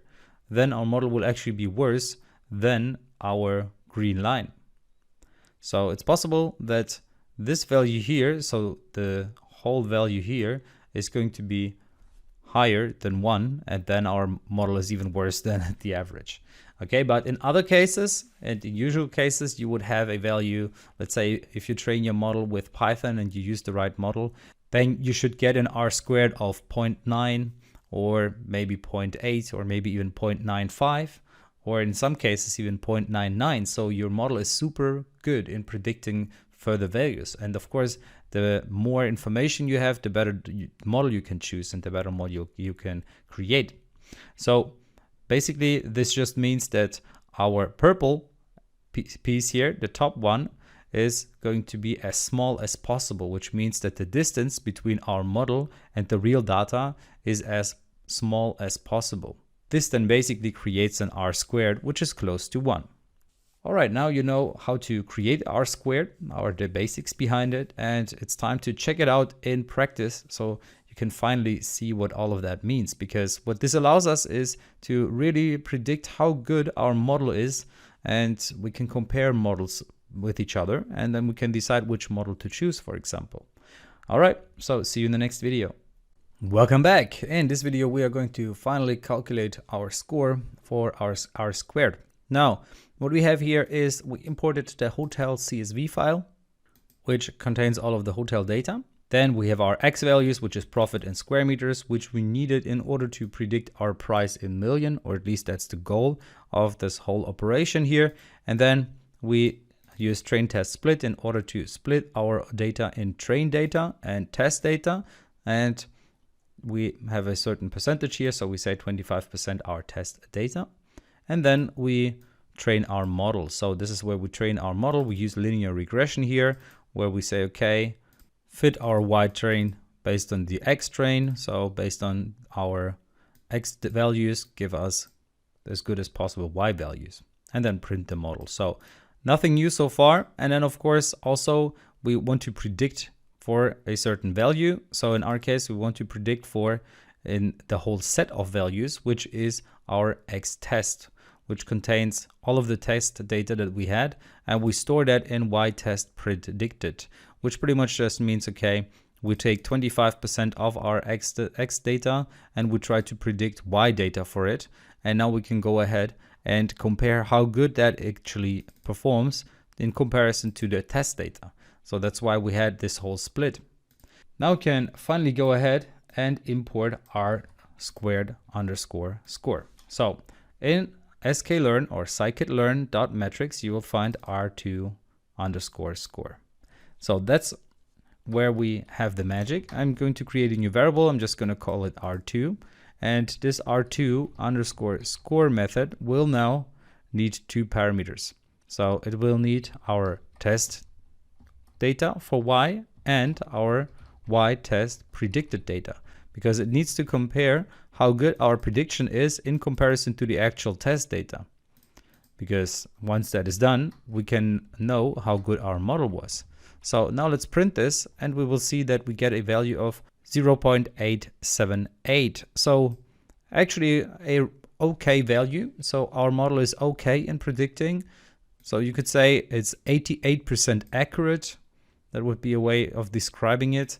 And yeah, the better the value, of course, the better. So this could be up to 1. If it's 1, then it's perfect. Then our data would be perfectly displayed with or predicted with our model. But in this case, our model is just 88%. Usually you would get something around that in many linear regressions. Of course, it depends on the data. And if you have a model where you have 95% or even 99%, then the prediction is already pretty good. So now the cool thing is we could create other models and compare them to each other. Or we could try the same thing with a lot more data and then see whether we get better results. So usually the more data you have, the better your prediction can become. But of course, we're using linear regression here, which has some limitations. Now, you might say, okay, I need to import so much stuff, but isn't there an easier way? Well, there is an easier way. So let's just copy the code from here, from our scikit-learn linear model. The cool thing is there's a method called score. So in our linear regression, there is a method called score, and it needs our test data for the X value and the test data for our Y test. So it just needs X and Y test data. Now, if we print that, we can see that we get the same value that we did before. So we don't need to import all of the stuff. I just showed you this because that's where you can also find it. But that's a cool thing in linear regression. You have this score method straight away and you can directly apply it. So the only thing that we actually needed to do is really to adjust one line of code and we already get our R squared. Now, by the way, if you wonder what all of these methods do, you could of course just say model.score ? and then see what the score method needs. So it needs the x and the y value, and it returns the coefficient of determination r² of the prediction. And then you see some more details about what's going on there. And the same thing, of course, for other methods as well. So for the fit method, so if you were wondering what this fit method does, then you can of course also check out, okay, what does the fit do? And you just add the question mark at the end, and then this documentation pops up where you find out a little more about our model. Now the same thing of course for our r² score, because here it just said, okay, you need to have the test data, and then you need to have the test predicted data, and you can see y true and y pred. So we just say y true, this is the real y, the real data, and y pred is our predicted data, so our predicted y. And that's why it's important that you have the right order when using the r²_score method. Now, because if you do it the other way around, then, well, you will get other data. So let's just test it just to see what's going on here. So we can see now we get a different value. This is not the right approach, okay? So really just important, y test and then y test predicted. All right, so I hope you enjoyed this. As you can see, it's again quite easy. R² is amazing, and Python is even better because it really makes it super easy to use all of these things. As you can see, we just needed to add one line of code, and in the next video we are going to see how we can compare our models. So see you in the next video. Welcome back. In this video we are going to ask the question which columns make sense, and we're going to try to answer it based on data, of course. So what we have here is our hotels data that we've used before, and it's important that you execute this line, otherwise it might not be available for you. And then what I'm using here is just the code that we used in earlier lectures, where we just said, okay, read the data frame, then train and test the data, use linear regression, and then, well, just say how good the score is. So if we calculate that, then we should get a score of, as you can see, 0.878. Now, an important thing that we need to change, first of all, is the random state, because I said random state is 0 because I wanted to always have the same data so that it's comparable. But if I get rid of this random state equals 0, then it will deliver different data every time. So each time I run this code, as you can see, I'm getting slightly different numbers or values. So the model might be better sometimes and worse in other times. And you can see it really fluctuates between 0.7 and 0.9. So it's really quite random how good our model is. Now, we would like to, of course, know how good it is on average. That would be one thing that we can figure out. And then we can also see how good is our model actually if we only look at the profit. So let's get rid of the square meters for now and run it. And as you can see, if we just look at the profit, then we sometimes have negative values. In this case, we have 0.38, 0.52, and so forth. This always depends on which data is used for training and which for testing. Now, we actually, if we create a cell below and we just check out print df or length df, we will see that we only have 50 entries in there. So this is not a significant enough number. So usually in machine learning, you would have thousands or even tens of thousands of lines of data, and that would really make your prediction a lot better. Now, what can we do with what we have? Now, of course, we can compare square meters. So let's just see if maybe just the square meters create a better prediction. So as you can see, 0.82, 0.88. So it's actually quite good. It's actually even as good or almost as good as we had when we also took the profit into consideration. Now you could say, okay, maybe the profit is not relevant at all. Maybe it just doesn't add anything to the price of my hotel. So this is something that is actually quite important to figure out, because if you find something out like that, then you could tell your boss, hey, it's no need to find out the profit, because maybe there's a lot of effort in order to find out the profit of every single hotel. Maybe they need to call every single one of them, and then they also need to ask their bookkeepers and so forth. So this could become quite a hassle.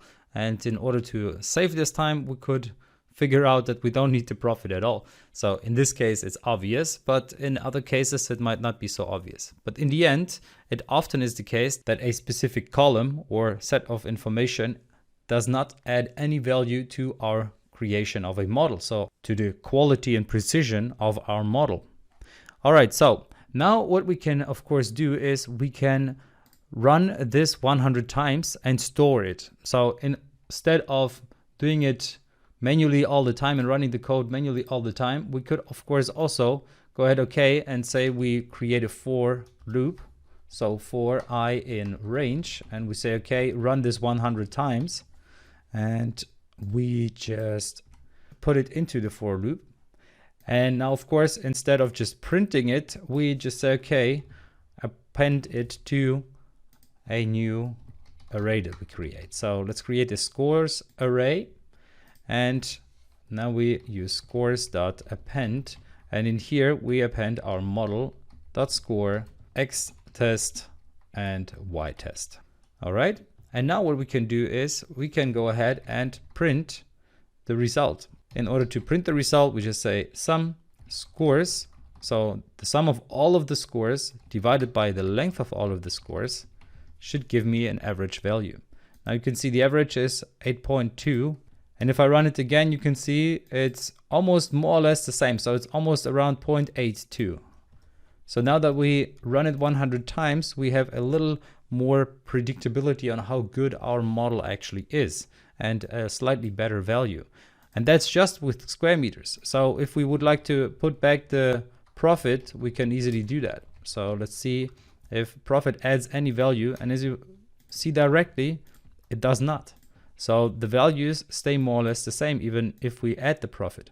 So in this case, we could just say, hey, boss, you can ignore the profit. We don't need to ask for the profit. It doesn't add any value to our predictions. And this can cost loads of money to get this data. So it's really important to find these things out as soon as possible.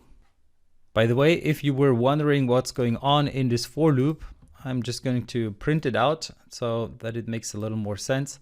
So let's print it, and as you can see, these are all of the different values that we are getting because we are running it 100 times. So we are running this linear regression 100 times, and each time we get a value, and as you can see, they run from 71% over to something like 88% or something like that. We had 90% earlier once, but that was a very rare case.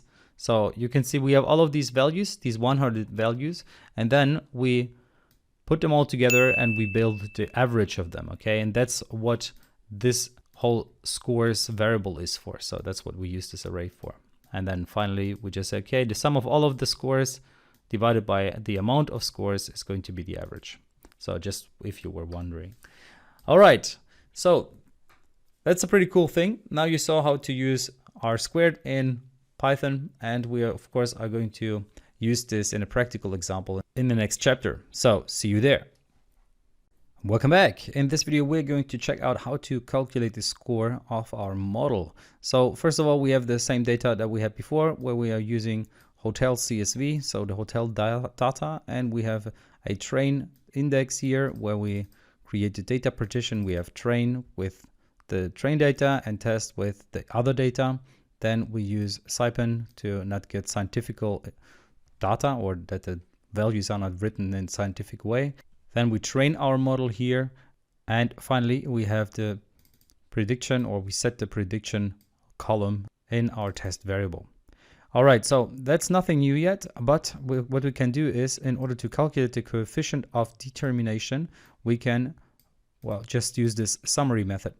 And then we just enter which model we would like to have a summary on. So if we execute that code, what we will get is the following information. So it starts from here, from this call. So what we get is, well, first of all, our linear regression model. So we just say the formula is price in million. We want to get that based on square meters and profit. And the data that we use is the train data. That's important that we make this distinction, so we know that we're not using all data, but we're just using the train data. Now, what's interesting are the coefficients. So we have seen our coefficients before. We have seen the intercept. Now we see the square meters and profit. Now, what's actually important is this PR. This PR gives us information about how relevant the information actually is for the whole calculation. So what you can see here, the intercept has a relevance of high because it's an ultra low value. So it's below 0 point and then a lot of zeros, 2. And it has 3 stars, which just indicates, okay, this is quite important. So it has quite a significance. Okay, so the same thing counts for the square meters.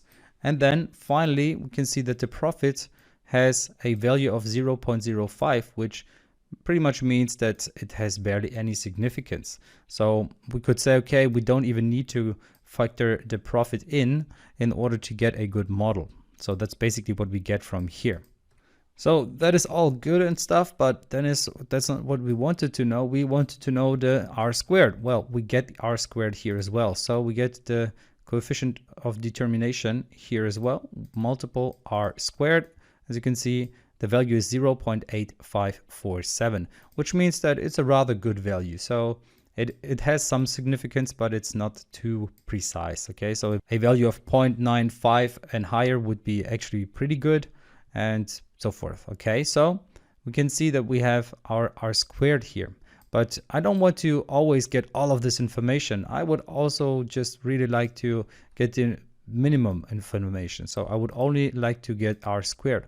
Well, what you can do is instead of printing the whole summary, you can go ahead and just print r squared. So you can just add here the $ r dot squared, and you can run that code again. You will see now you get r squared. So this is our r squared, and you can see we get the value of 0.8459. Now this value is a little different, and that's because the train data is different each time. So it's a random train data. That's why we get different, well, results for our r squared, but they are more or less the same. Okay. So next, what I would like to do is not do that with the train data, but actually with the test data, because it's good that our model can predict itself quite good, but how about the test data? So in order to do that, we need to install MISC tools. So you need to install this package if you don't have it, and you need to add the requirement here. So we require MISC tools, and now what we can do is we can actually print our r squared. So there's this method called r squared, and it needs several parameters. So first of all, we want to have our test price in million. So basically we want to see the test data for the price in million, and then we want to compare that with test price in million minus test price in million prediction, because we made a prediction and now we would like to see the difference. So we're basically just comparing the actual value with the test value minus our prediction. Okay, so in here it actually doesn't really matter in which way you do it. So you could also do it the other way around. So you could also say, okay, test minus test data, so the other way around would work as well. Okay, so now let's run this and see what we get, and you can see we get the same value. So that's because, as I said, it doesn't matter. So either way is good, because in the end it's just the difference that really matters, and it will never be negative. And then you can see that this allowed us to calculate r squared, and it just says, okay, it's 0.844. So very close to what our summary gave us, but in our summary we have received it for the train data. We can see that here, data train, and now we are actually doing it here with our test data. So now you might wonder, why would I even need it then? Because, well, the result here was pretty close.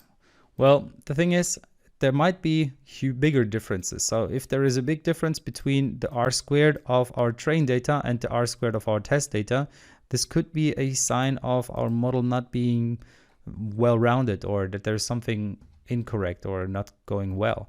So that's something that we will look into later on. And another thing that we want to see in the next video is to understand which columns do we actually need? So do we actually need the square meters and profit in order to predict the price in million and to create a good model? Or is it just enough to use square meters, or is it just good enough to use profit, and so forth? All right, so I'd say we do that in the next video, so see you there.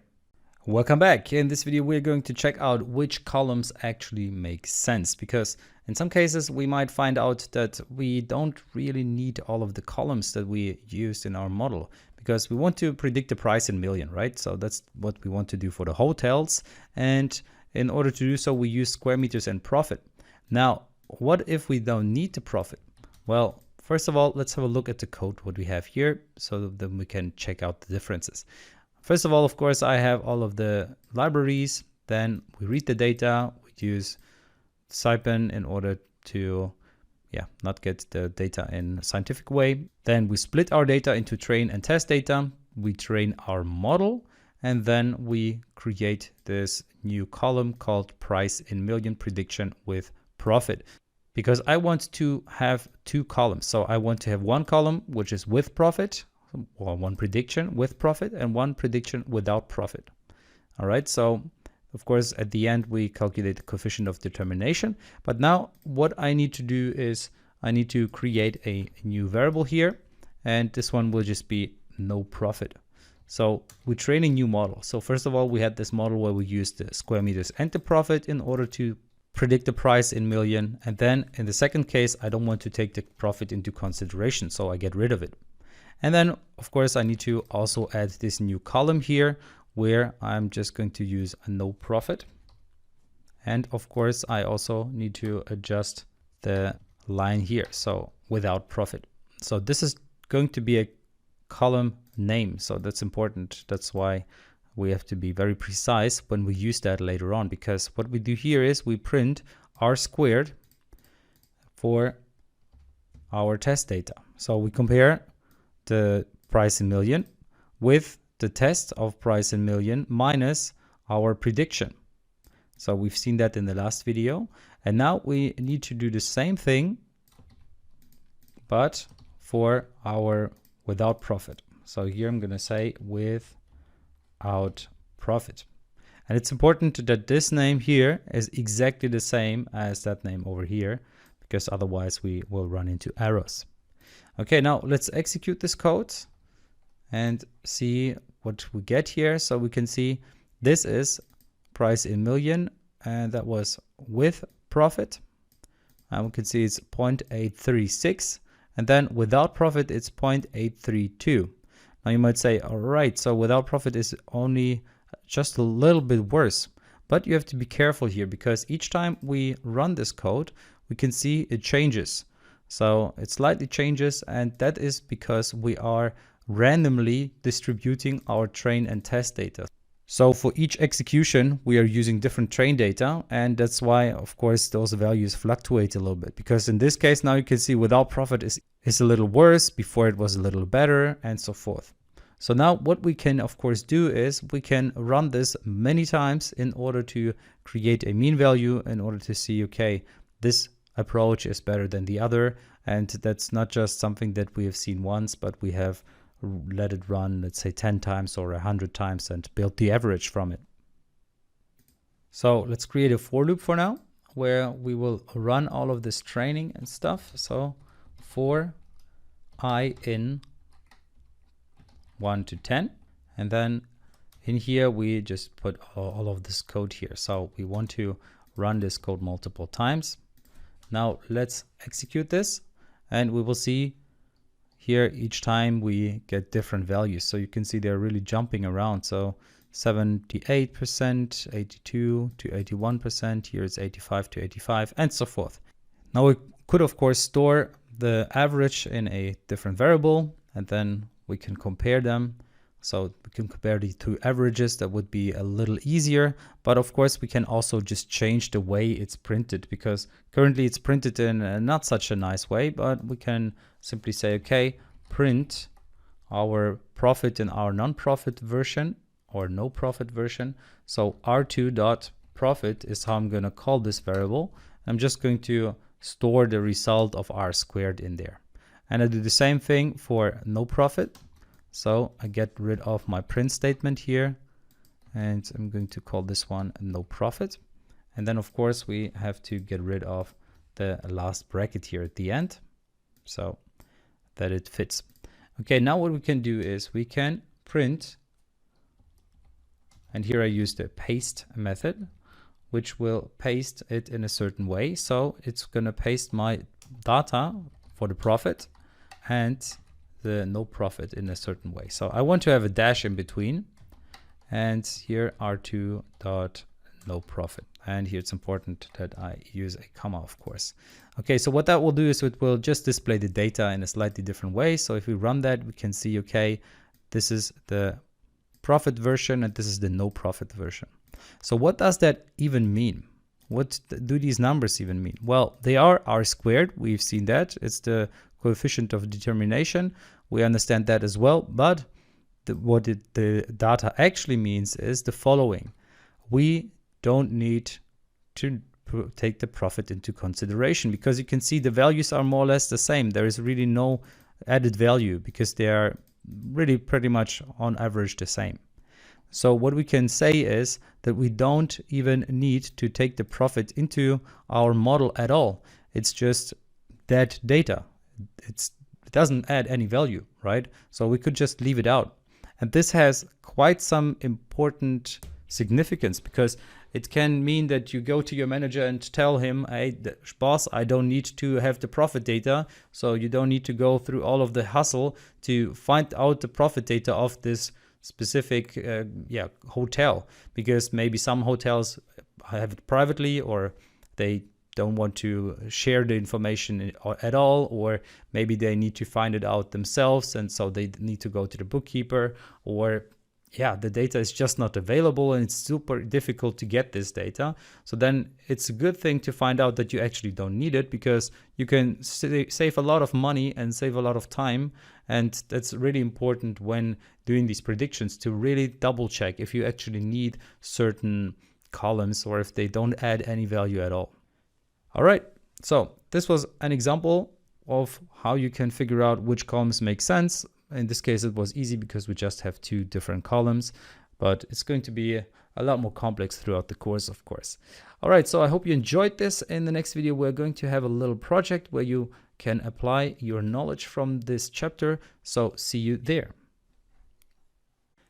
Welcome to another chapter with a project. In this chapter, we are going to check out how to compare models with R, and in particular, you are going to try it yourself. So that's really the goal. So it's a little project for you. And what should you do? Do you remember our evaluation with the sales prices of used cars? Well, I guess you already know what I'm going towards. So far we have estimated the price of the car on the basis of kilometers. But is this estimate accurate? So maybe there are better ways to get it done. And maybe our R square tells us that our prediction was pretty bad. We will see. Because what you can see here is that the data is very spread and it's not evenly distributed as in our other example with the hotels. And here we see that the data is really all over the place. So don't be disappointed if your predictions go towards, or if your R squared is more towards the 0 than it is towards the 1. Because linear regression is not the perfect fit for such amount of data, but it has a certain correctness. Okay, maybe we should another column to the model. So maybe just using the kilometers driven is not enough. So the task for you, does it make sense to include the column PS or horsepower, HP, in our model instead of just looking at the kilometers? So depending on which language you're looking at, PS or HP are going to be the correct one. So just look at the data available. Set up two models for this. So first model, calculate the price only by the number of kilometers, and we've already done that in another chapter. And then model 2, calculate the price by mileage and horsepower of the car. And by mileage, I mean also kilometers here, of course, even though mileage is a nicer word, but it's still the amount of kilometers. All right. Then the task also is to calculate the coefficient of determination, so R squared for both models. Hereby it's important that you calculate it with the test data and not with the trained data. And which model should we use for the calculation? And of course, how huge is the difference? So you should be equipped with all the tools to get this done. It's quite important that you really try this because we're going to use R squared throughout the course afterwards. So it's important that you understand the concept. It's of course best if you try to type most of the stuff manually in or write it more or less from memory. You shouldn't, of course, write everything from memory. You can copy and paste a lot of code, but you have to, of course, adjust the code accordingly. All right, so good luck with this exercise and see you in the next video. Welcome back. In this video, you can see the sample solution for the challenge that we had, and I hope you managed to get it done. So generally what we have here is we have our orders prepared CSV file, and as you can see, this is the data. So this is at least the head of the data, so just some lines.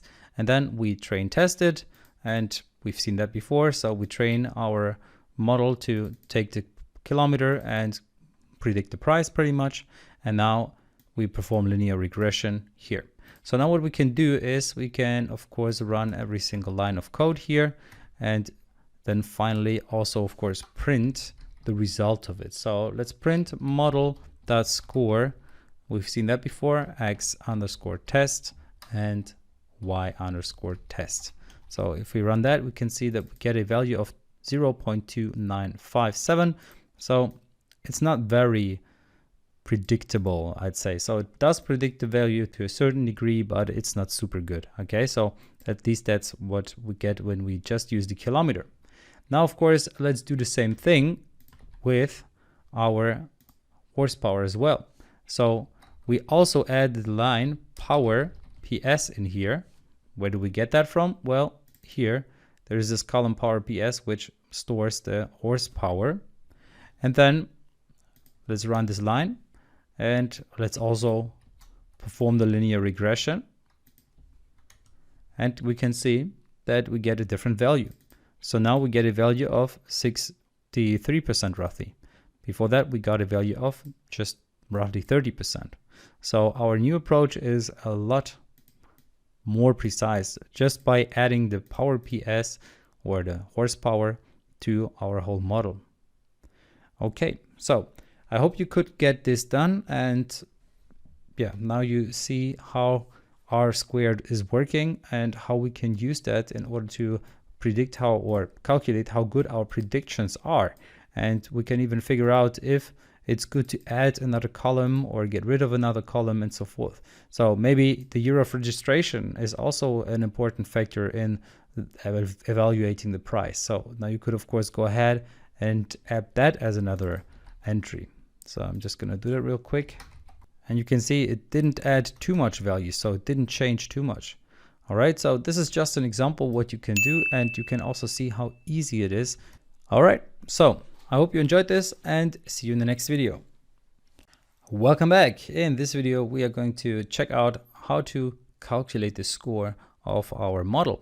So what we have here is our code from our orders prepared example, where you see we load all the libraries, then we import the data, we calculate the model, and we drew a graphic. Well, we won't draw a graphic in this video, but what we need to do is we need to split our data into train and test data. So as you can see, we are currently using the cars, so all the data for our model. So we need to, of course, split the data correctly. And in order to do so, you can, of course, copy the code from another lecture that we had where we just split it into train and test data, and where we said 75% should be train data, the rest should be test data. Now, of course, our model should not be based on the cars, but it should be based on our train data. So not every piece of data that we have, but just the train data. Okay, so that is the model. And now what we can do is we can create another model. So I'm just going to say PS. And this model is not just going to base the price on kilometers, but it's also going to base it on power PS.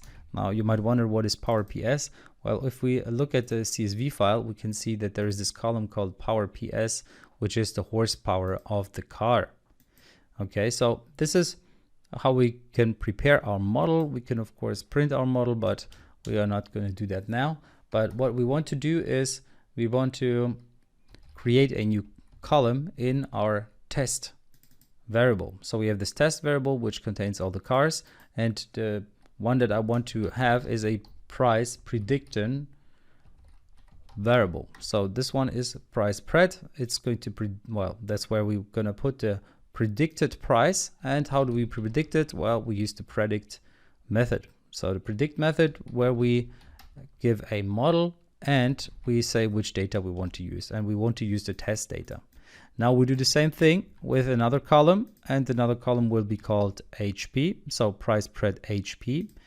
But at the same time, we need to, of course, adjust the model. So this time we're using the model HP, and we still test it with the test data.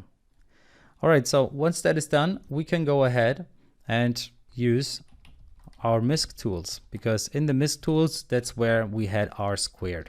So if we want to have R squared, we can just call the R squared method. And then here, I'm just going to say, okay, compare the price to test price minus test price dot predicted. So we want to compare them, and then we will see how good our prediction actually was. And we do the same thing now with our predicted for the PS, so for our HP, so for the horsepower pretty much, okay? So everything else is the same, but we just add this HP here. Now if we test that, we will see that's what we get. So we get a value of 0.15 for our test with the kilometers only, and with the horsepower on top we get a slightly better value where we have 50%. So that's the precision. So if we run it again, you can see it really highly fluctuates, so it's jumping around each time. So it's yeah, but you can still see adding the horsepower adds a little value, so it's a little better than what we had before. Now let's have a look at the test data, because we also would like to see what we have in our new table. So what we have here is, I need to scroll up a little bit. You can see it's going in 2 lines because otherwise it's not enough space. So in line 1, we have our Toyota, and it has a price of 1,450.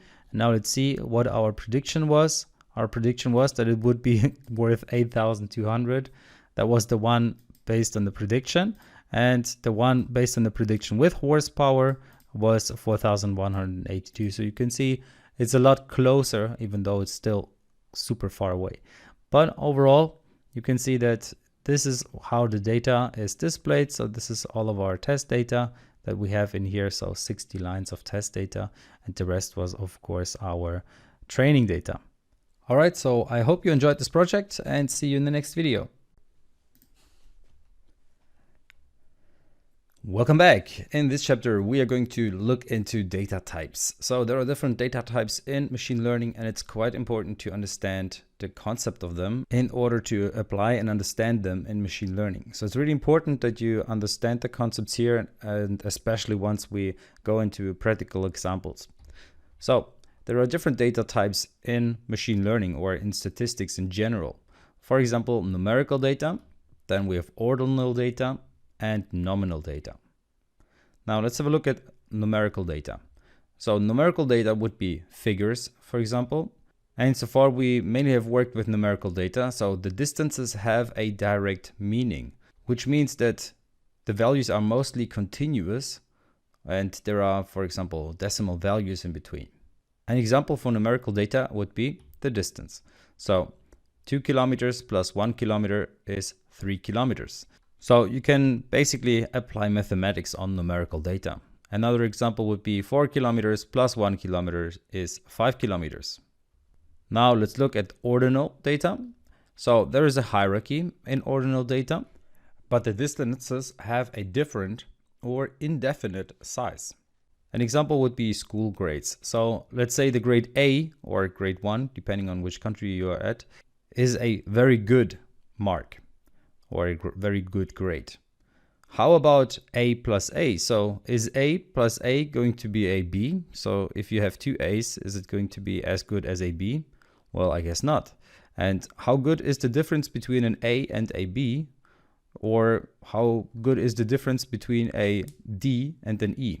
So for example, the difference from a to b might be a more difficult one to attain, but the difference between a d and an e are more significant. So with a D, you might pass, but with an E, you will not pass the exam. So you will have to repeat the exam, for example.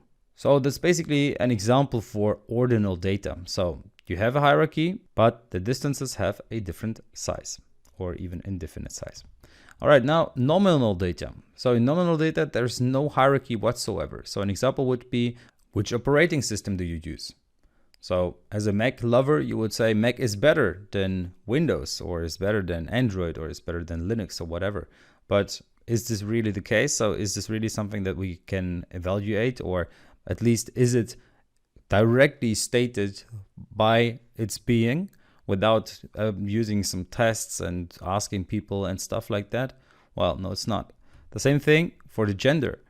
Is there an order in gender? How much better is one gender towards the other?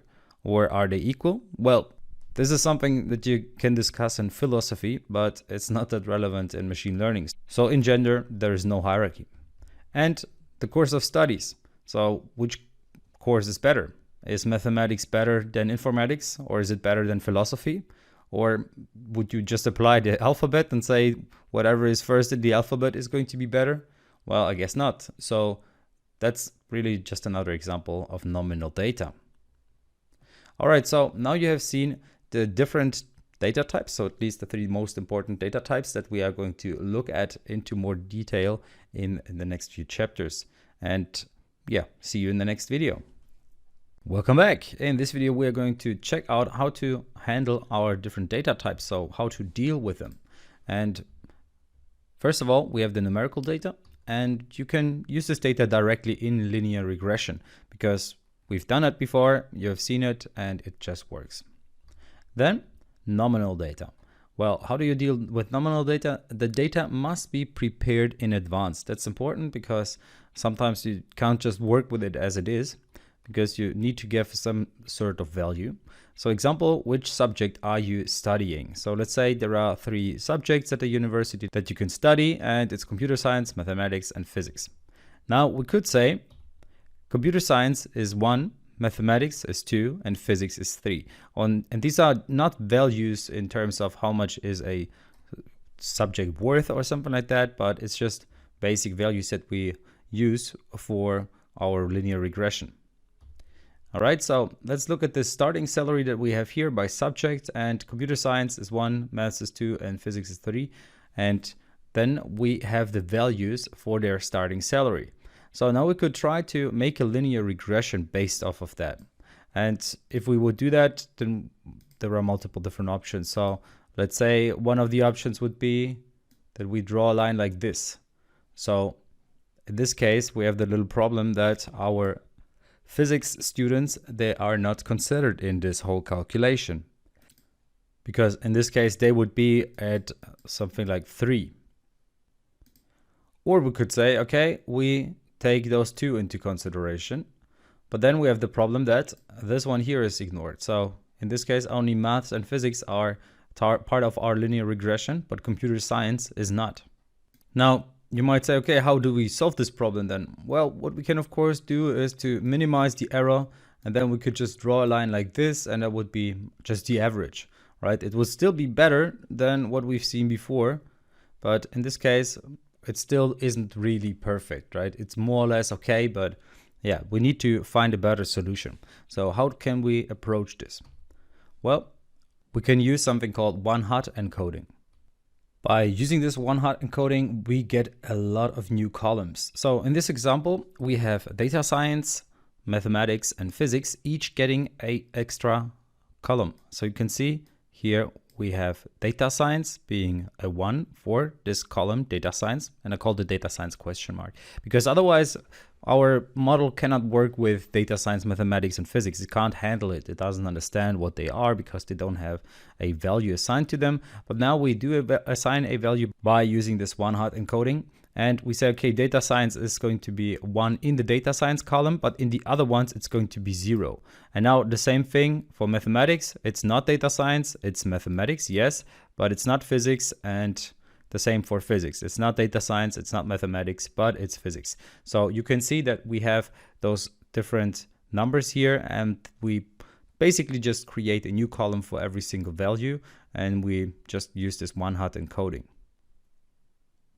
Now we're creating a lot of new flexibility for our model, and the problem is it can be misused. So it could apply overfitting. So our model would overfit our data.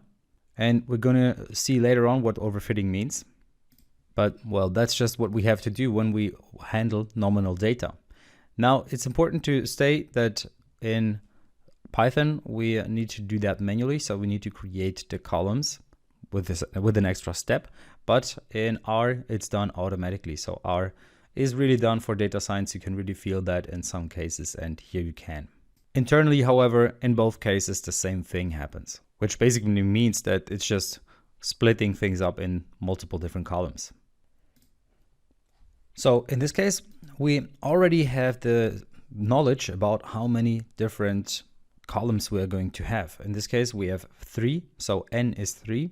Now we can prove mathematically that with linear regression, we can still display our data and predict our data to a certain degree and model our data, even if we get rid of one column. So we could say, okay, we don't care about this column, and we could still predict our data more or less correct with linear regression.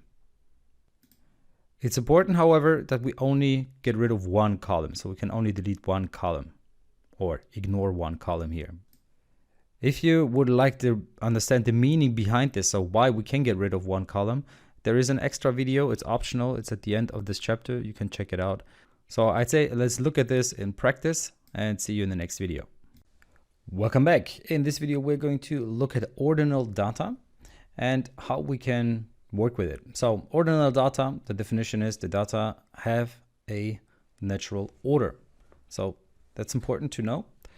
And however, the distance are not the same or cannot be defined. So there is an order, but you cannot really say, okay, one or the first one has the same distance to the second one as the second one to the third one, and so forth. Note, cities are not an example for ordinal data. So let's have a look at Amsterdam and Berlin. So you can see we have Amsterdam, then we have Berlin. Let's say we have a website where we can select to which city we want to travel or to which party we want to go or whatever. And then we can decide, okay, we go to Amsterdam or Berlin. While they are there in alphabetical order, that does not add any value to our prediction. All right, so it's not good for our machine learning. So you have to ask yourself, is the order useful to our algorithm? And in this case, is it useful to our algorithm that Amsterdam comes before Berlin, or is it really just because of alphabetical reasons? Hereby, the sorting does not result from the data itself, but it's just done randomly pretty much, or by things that don't add any value to machine learning. Another example for ordinal data would be grades in school. So you have A, B, C, D, E, and F, and they all have a certain value assigned to them, but at the same time, the distance is not the same. So is the distance between a C and a D equal than the one from D to E? Well, I wouldn't say so, because if you fail because of the E, then it's definitely worse than getting a D instead of a C. So if you get a D, well, it happens. But if you get an E, then you have to repeat the whole thing. So the distance is a lot higher, let's say. Then temporal descriptions. So something like morning, noon, evening. They also have a certain order. So the morning comes first, then comes noon, then comes evening. Same thing with humans. So first we are a baby, then we're a toddler, then a teenager, then an adult. So there is also a certain order, even though maybe the age differences might be different and some other things might be different. So a baby, you're a baby from when you're born toddler maybe with 2 years, teenager with 13 years. Maybe there's also another age in between that we want to put, and or a description of a human state, let's say, that we put in between toddler and teenager, and so forth. And then small business, medium-sized business, public limited company, all of those also have different values more or less. So a small business is smaller than a medium-sized business, which is smaller than a public limited company. So how do you deal with it? Well, option one is we go the numeric route. So we take the numeric route as we have seen. So we would assign the 1 to the baby, 2 to toddler, 3 to adolescent or to teenager or however you want to call it, and then 4 to adult. And then the same with our marks or our grades. A is 1, B is 2, C is 3, D is 4, E is 5. But then our model learns with a wrong structure because it will not understand that there are different values in between. So here the distance is always the same.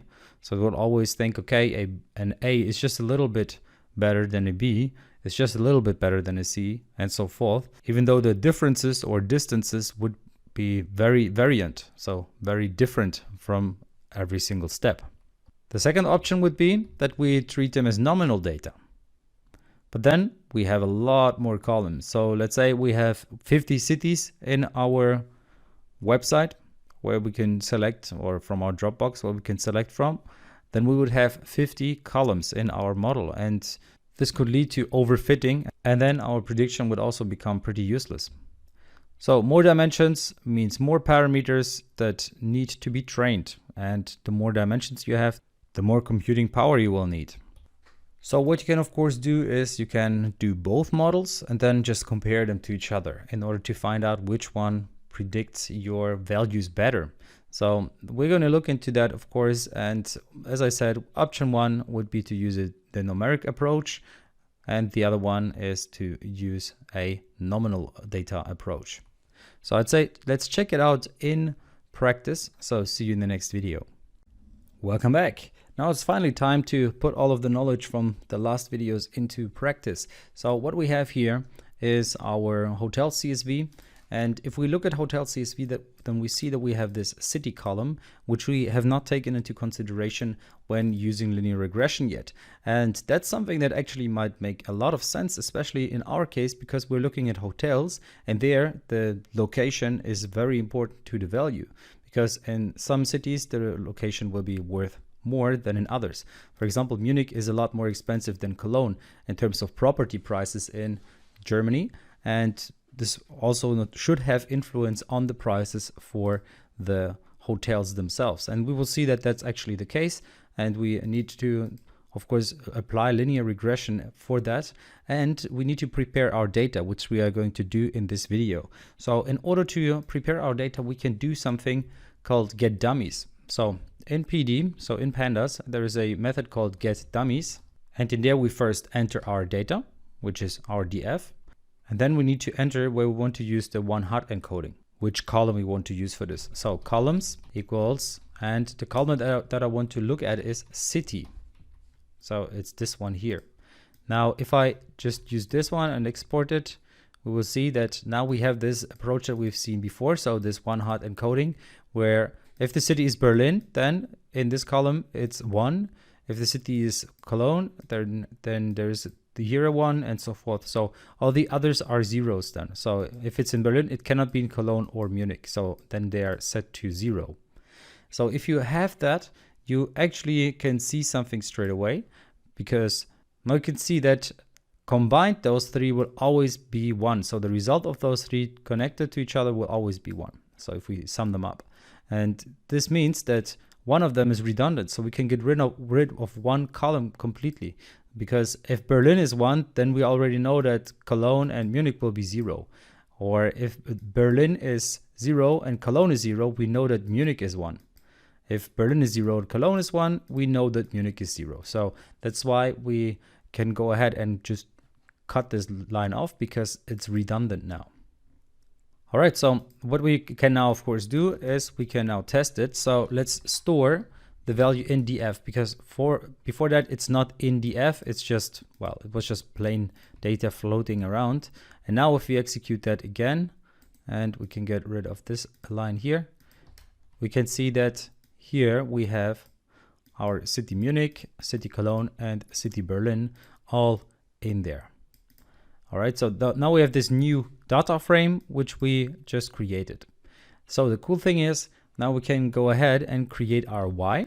So we just said, okay, Y is going to be in our data frame, the price in million. So I'm just going to copy this name here so that I don't make any mistakes. And from there, I would like to take the values. So this is going to be our Y. And now we have our X as well. And in here, I would like to have multiple entries. So in here, I would like to have the profit, then the square meters, city Berlin, and so forth. And by the way, as I said, we can ignore city Munich, because if we have city Berlin and city Cologne, then it automatically gives us the right information. So we don't need this redundant extra column, because otherwise there would be a correlation that we don't want to build. So that's why we just keep it like that. So this is option one, how we can do it. There is another option. So we can also use the drop method, where we just drop from our data frame certain labels. So to do that, we just say drop the labels. And here we need to say what we want to drop. So we don't want to look at price in million, and we don't want to look at city Munich, but all the other columns we want to use. So I'm just gonna get rid of price in million and also of city Munich. And then there's one more parameter that we need to add, and that's when we set axis equals 1. By saying axis equals 1, we tell the program that we want to use these columns and not individual lines. All right, and then we need to take the values from that. Okay, so that's the alternative. All right, but I'm just going to use this approach here because we've seen that one, and I'm just gonna store it in X. And by having done that, our data is prepared. So now you can apply linear regression, and you of course know how to do that. So please go ahead and try the different versions of linear regression that we have tried or tested so far and see which results you can get. But of course, we'll also look at that in the next video. And yeah, just feel free to, of course, do this exercise, because it just helps you to get even better at this and really make it stick. Welcome back. In this video, we're going to check out how to use nominal data in linear regression. And well, we have prepared our data last time, and this time we split our data into train and test data, and then we apply linear regression. So basically, this is what we do here. So it's really just exactly the same code that we've used before. And now we can see how good our model is, and you can see it gets a value of 0.97, which is pretty good. So our prediction is a lot better than it was before. Before it was more something like 82% or something like that. So huge difference. You can see the city does really matter when it comes to predicting the value of a hotel. And it makes sense, right? So a hotel in a capital city will most of the time be more expensive than in the suburbs or something like that. All right, so what we can now do, of course, is to check out the coefficients of our model that we have created here. And you can see that this is the influence that the profit has. This is the influence that the square meters have. That's the influence that our city Berlin has. And this is the influence that our city Cologne has. So you can see that we have a negative value here and a negative value here. What does that mean? Well, it means that in comparison to Munich, the values will be lower.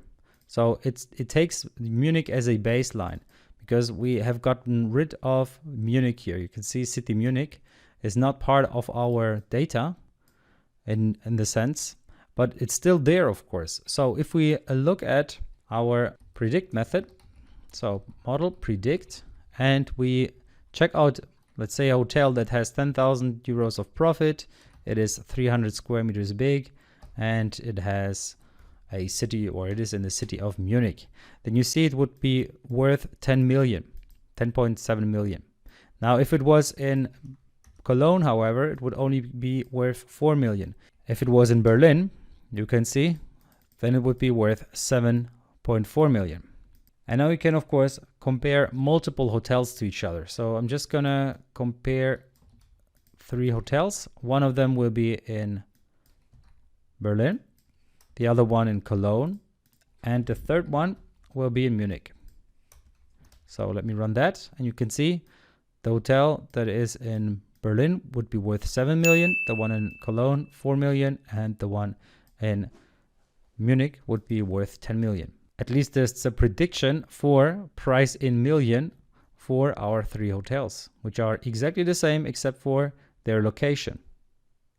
And by the way, if you wanted to use the formula manually, you can of course do so. So model dot coefficient or underscore will give you all the values. So what you could do is you could create a formula which says this value here times the profit, that value here times our square meters. And by the way, it's added to each other. So plus that value here multiplied with city Cologne, or actually it's city Berlin, and then plus and that value here multiplied with city underscore Cologne. All right, now of course I have a double plus and a minus. I could get rid of the plus and just let the minus be there. So you can see if city Berlin is 0, then this will not be taken into consideration or will not change the price. If it's city Cologne, it will not change the price. So it will just take the base price of Munich, and then only those values would matter. So only the profit and the square meters would matter, even though of course it matters that it's not in one of those cities, but it's in the other city. Okay, so there you already see why it's redundant to also take Munich into consideration, because we can just say, okay, this is going to be the baseline more or less. All right, so there we are. Now you see how easy it is. We just needed to make a little change to our data, and that's it.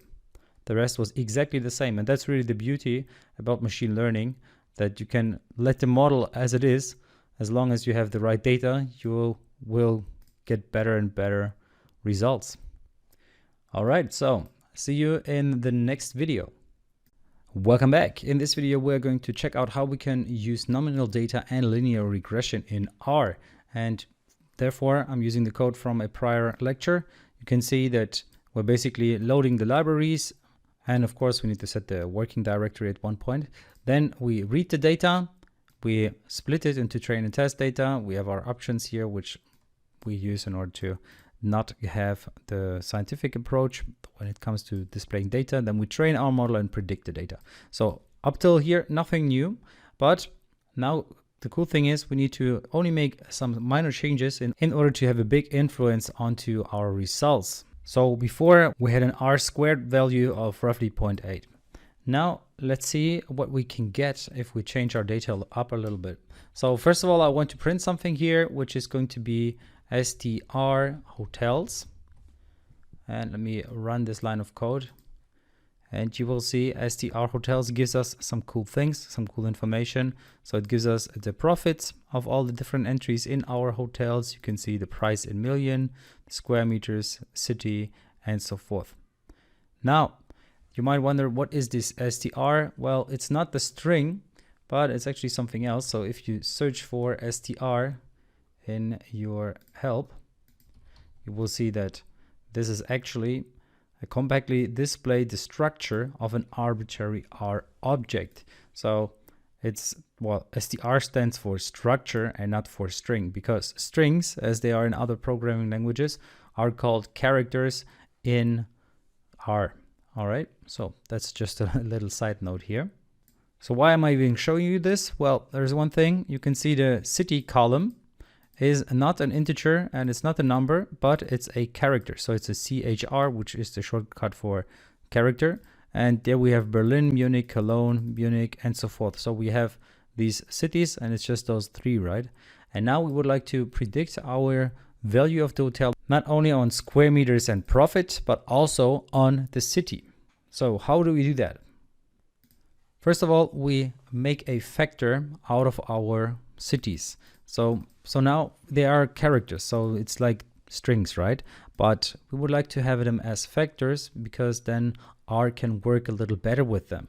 So in order to make a vector from it, we just say hotels, and at the column city, we would like to store as dot vector. So we would like to store them as a vector, and in here I'm just saying, okay, hotel dot city, or the city column in hotel.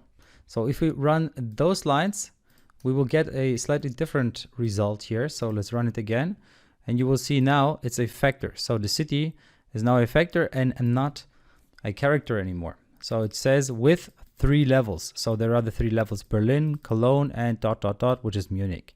And Berlin is 1, Cologne is 3, and then 2 would be Munich. Then we have 3, which was Cologne, 1, which is Berlin, and so forth. So now it made vectors from it, and R can work a lot better with this and can make a lot better calculations. So it's a lot faster this way.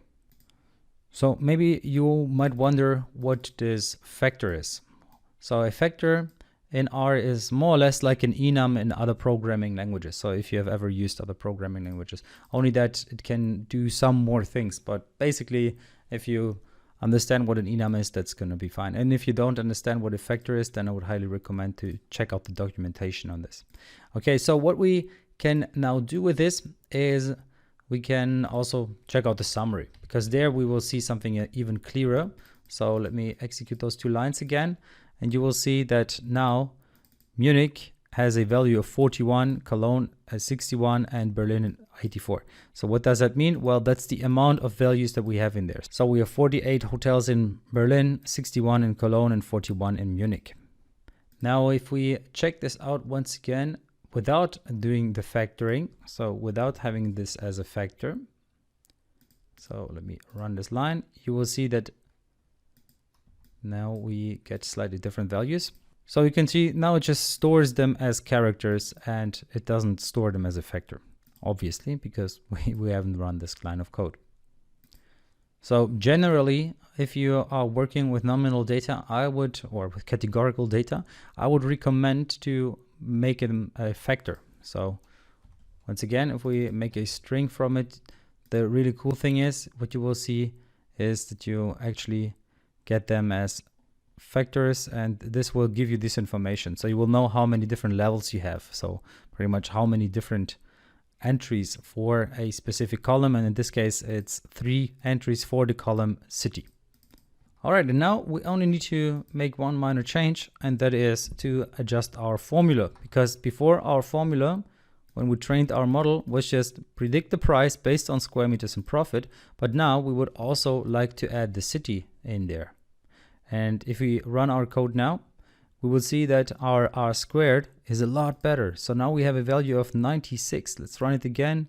You can see 97, 98, 96. So it's roughly around that span, so between 96 and 98, which is damn good. There's a really huge difference between an R squared of 0.96 and an R squared of 0.90 or 82, which we had before. So bringing in the city into our model is a huge step here. You can see it really adds a lot of value. And the cool thing is it was nominal data, so it was not even a number, and we could still fit it into our model. And you can see it was quite easy. The only thing that we needed to do is make it a vector and then just train our model with this new formula. So it was pretty much just adding plus city in here. By the way, as I said, you can also not make vectors from it. R is still good enough to figure it out, right? So R is still going to understand, okay, well, city, it's just gonna do its own magic, but it's not as efficient. So it's not as, resourceful, let's say, to do it this way. So it's better to make it a vector, and then R can do its magic. All right, so now let's make a little prediction. So let's make some predictions actually. So let's use the predict method down here in the console. And let's say I would like to use the model, and then I would like to get a hotel which has square meters of, let's say, 400, a profit of, let's say, 0, and the city should be Munich. Now if we run that, we see we get a value of 10.8 million. So even if the hotel doesn't make any profit, even though it just has the square meters, it should still have a value of 11 million roughly, because it's in Munich. So now let's say I would like to make a prediction for multiple cities and not just one. All right, so I'm just going to say, okay, model predict square meters. And now instead of just passing 400, I'm just going to pass 400 and 400. So I pass a vector in here. The profit should also be a vector because we are working with two values here. So we need to have two values for every single entry. And we're also going to use a vector for our city. So it's going to be Munich and Cologne. Now let me run this and we will see, okay, the prediction is we have a hotel which would be 10 million or 10.8 million in Munich and only 4.9 million in Cologne. Now instead of Cologne, we could also use Berlin there. So let me enter Berlin instead. And we see, okay, the hotel would be worth 7.6 million in Berlin. All right, cool. So now you know how you can use your model quite easily with the nominal data, and we have increased or improved our R-squared significantly. So now our model is a lot better in predicting the value of a hotel. Welcome back. In this video, we're talking about an optional expert knowledge, and it really is optional because we're going to do quite some mathematics stuff. And if you just want to apply what we have learned so far, then you can skip this video. But otherwise, of course, you can check it out. So this video tries to answer why can it be important to remove a column from the data during one-hot encoding. And then we will also look at why it's not necessary. All right, so let's get started. Let's have a look at linear dependency. In this case, we have a bunch of data. So we have our y and we have, well, two x's, so x1 and x2. And as you can see, they all have the same values. So x1 for the first row has a 1, x2 has a 1, and y also has a 1. Now, in order to create a formula here, we have multiple different options. So you can see we actually have unlimited options. First of all, we have the case where y is going to be 1 times x1 plus 0 times x2. So 1 is going to be 1, and this formula totally fits. In the next row, we can say, or we could also say in all of the cases, because it's not just row by row basis, but it's overall, this whole formula works for the whole table that we see here. And we can directly see that there is a linear dependency because there is an infinite amount of formulas that we can create, which will be correct. So y equals 0 times x1 plus 1 times x2 is correct as well. The same for 0.5 times x1 plus 0.5 times x2 is going to be right, and so forth. So you can see there are an unlimited amount of options how we can create this formula, and it will fit for the data that we have here.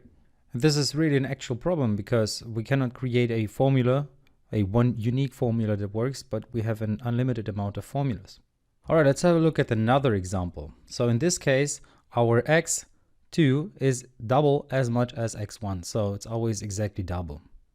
Now in this case, we have the same problem because we also have an unlimited amount of formulas, which will be correct for our table that we have here.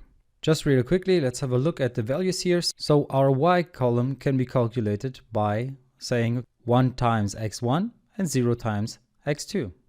Or we can calculate y by multiplying x1 with 0 and x2 with 0.5. So as I said, we have an unlimited amount of formulas that would work here. So we have linear dependency again. Now we could of course go ahead and go through the theory of the mathematical proof here, what is linear dependency and independency and so forth, but I want to keep it more practical. So let's have a look at linear independence. So here again, I'm trying to create a little formula, which is where y is the sum of x1 and x2. And what we also do is we set y to 0. So every single value in y in the y column is 0. Now we could of course say 0 times x1 plus 0 times x2 is going to be y, because that's basically always going to work. But the problem hereby is that we can just ignore this one. We cannot take this one into consideration. So we just ignore this line here. But what we now, of course, can do is we can look at the other equation where we say y is equal to 1 times x1 minus 1 times x2. Because hereby it's dependent. So the calculation is dependent on our x1 and x2 columns. In the other example, in this one here, it was not dependent. So it really didn't matter what x1 and x2 were because the equation would always be correct. So basically, when we can create a formula which is like that one here, and y will always be 0, then we have dependency. So in this case, our x1 and x2 are dependent on each other. So they're not independent. But if we cannot create such an equation, then it is independent. So basically the structure or the idea is you have 2 columns or even 3 columns or how many columns ever, and you set y to 0, and then you try to create a formula which is gonna work like we saw here. So the formula that we see here is actually working, the blue one. But if that's not possible, then you know that you have linear independence. So if you cannot create such an equation, then it's independent. So why is that an issue? What's the problem with that? So linear dependent columns create infinitely many best solutions. Because, and I'm talking about best because we're talking about machine learning here, and even if our solution is not correct, it could still be the best kind of solution. So it's the closest solution. That's why the best keyword is in here as well in this sentence. So if we have a linear dependence or linear dependent columns, then we have an infinite amount of best solutions. So our model may not be able to find the best solution because there are multiple best solutions. So how can it then distinguish? Or it would jump around between those best solutions. So in the first execution, it might use the best solution number 1. In the second execution, it would use the best solution number 2, and so forth. So there would be no consistency and it would be more or less random. All right, so let's look at this from a nominal data point of view once again. So we have our formula. Y is equal to A times data science plus B times mathematics plus C times physics plus D times intercept. Intercept is basically the distance between the origin and, well, the point where our line goes through our y-axis. So this orange length that you can see here. Okay, so that's our intercept. That would be, in our case, 1 here. And now we have, again, our subjects, data science, mathematics, physics, and the table that we have here. And the result would be, for example, the salary, right? So data science would have a salary of 1, mathematics of 2, and physics of 1, at least a starting salary. So as we had in an earlier example. And then here we can use intercept or add intercept to our formula if we put intercept to 1 in our column. So programmatically we can do that. And it's important that we basically just set intercept to 1. But you can see that if you would just add those together in one row, then you would not get the result of 1. But we will look into that in a minute. So basically we can see we have the formula for 1, which is the first line, is equal to A times 1 plus B times 0 plus C times 0 plus D times 1. Now D could be, of course, 0, and then the formula would still work even if A is 1. All right. Then the same for 2, which is A times 0, which is mathematics, B times 1, which is mathematics, being 1 here. So data science on mathematics is 0, mathematics on mathematics is 1, and physics on mathematics is 0. So basically that's what we have here, and D is our intercept, that would be 1 again. So we just basically have a equal equation system down here. All right, so now let's try to find out what A, B, C, and D are. Now let's have a look. What we have here are multiple versions. So we can, in one case, solve the equation by saying, okay, B is 1 and D is 1. So that would work for all of those 3 that we have here. So if we say B is 1, then that would mean that our first equation is fine because A is 0. So 0 times 1 is 0 plus B times 0 is 0 plus C times 0 is 0 plus D times 1. So 1 times 1 is going to be 1. And in the second equation, so 0 plus 1 plus 0 plus 1 is going to be 2. So that would be totally fine. And then we have another equation, which was the more obvious one at first, where we just said, okay, A is 1, B is 2, and C is 1. And that would work for those equations as well, for this equation system. But now, another way of solving it, or in general, how we can solve it, are two different ways. And one of them is that we do it as you can see here, where we just have multiple different versions, which would work. Or we do it like R does, and R just goes ahead and gets rid of one complete column. So in this case, it might get just rid of physics, and then we just wouldn't have this problem, right? It would be a lot easier. Well, R does the following. So R finds out all of the different options that we have. So in this case, these are the two options. Maybe there are 10 options or 15 in other cases. And then what it does, it just says, okay, please create the minimum root of the sum of all squares. It sounds a little complicated, but if we just apply it in here, it's actually quite simple. So for the first set of results, we would have square root of 2, and for the second one, we would have square root of 6. So what Python does is it finds all of those out, and it just takes the one that is the lowest value, or the minimum pretty much. So in this case, the minimum would be our first option, because the second one is a square root of 6, and this one is a square root of 2. So if we look at the numbers, 1 multiplied with itself is 1, and 1 multiplied with itself is 1. So the sum of them is 2. That's why we have square root of 2. Now in this case, 1 plus 4 plus 1 is 6. So that's why we have square root of 6. By the way, this here, it does not change the result. The only thing that it does, in Python at least, is it just says, okay, if there are multiple options, please take the one that is the minimum of this equation. So how's Python actually doing it? Well, goal number 1, find the variables a, b, c, and d so that the system of equation is solved. So generally that's the first step, or at least a deviation that is minimized if a solution is not possible. So if it's not possible to get the perfect solution, at least give us the best solution that you can come up with.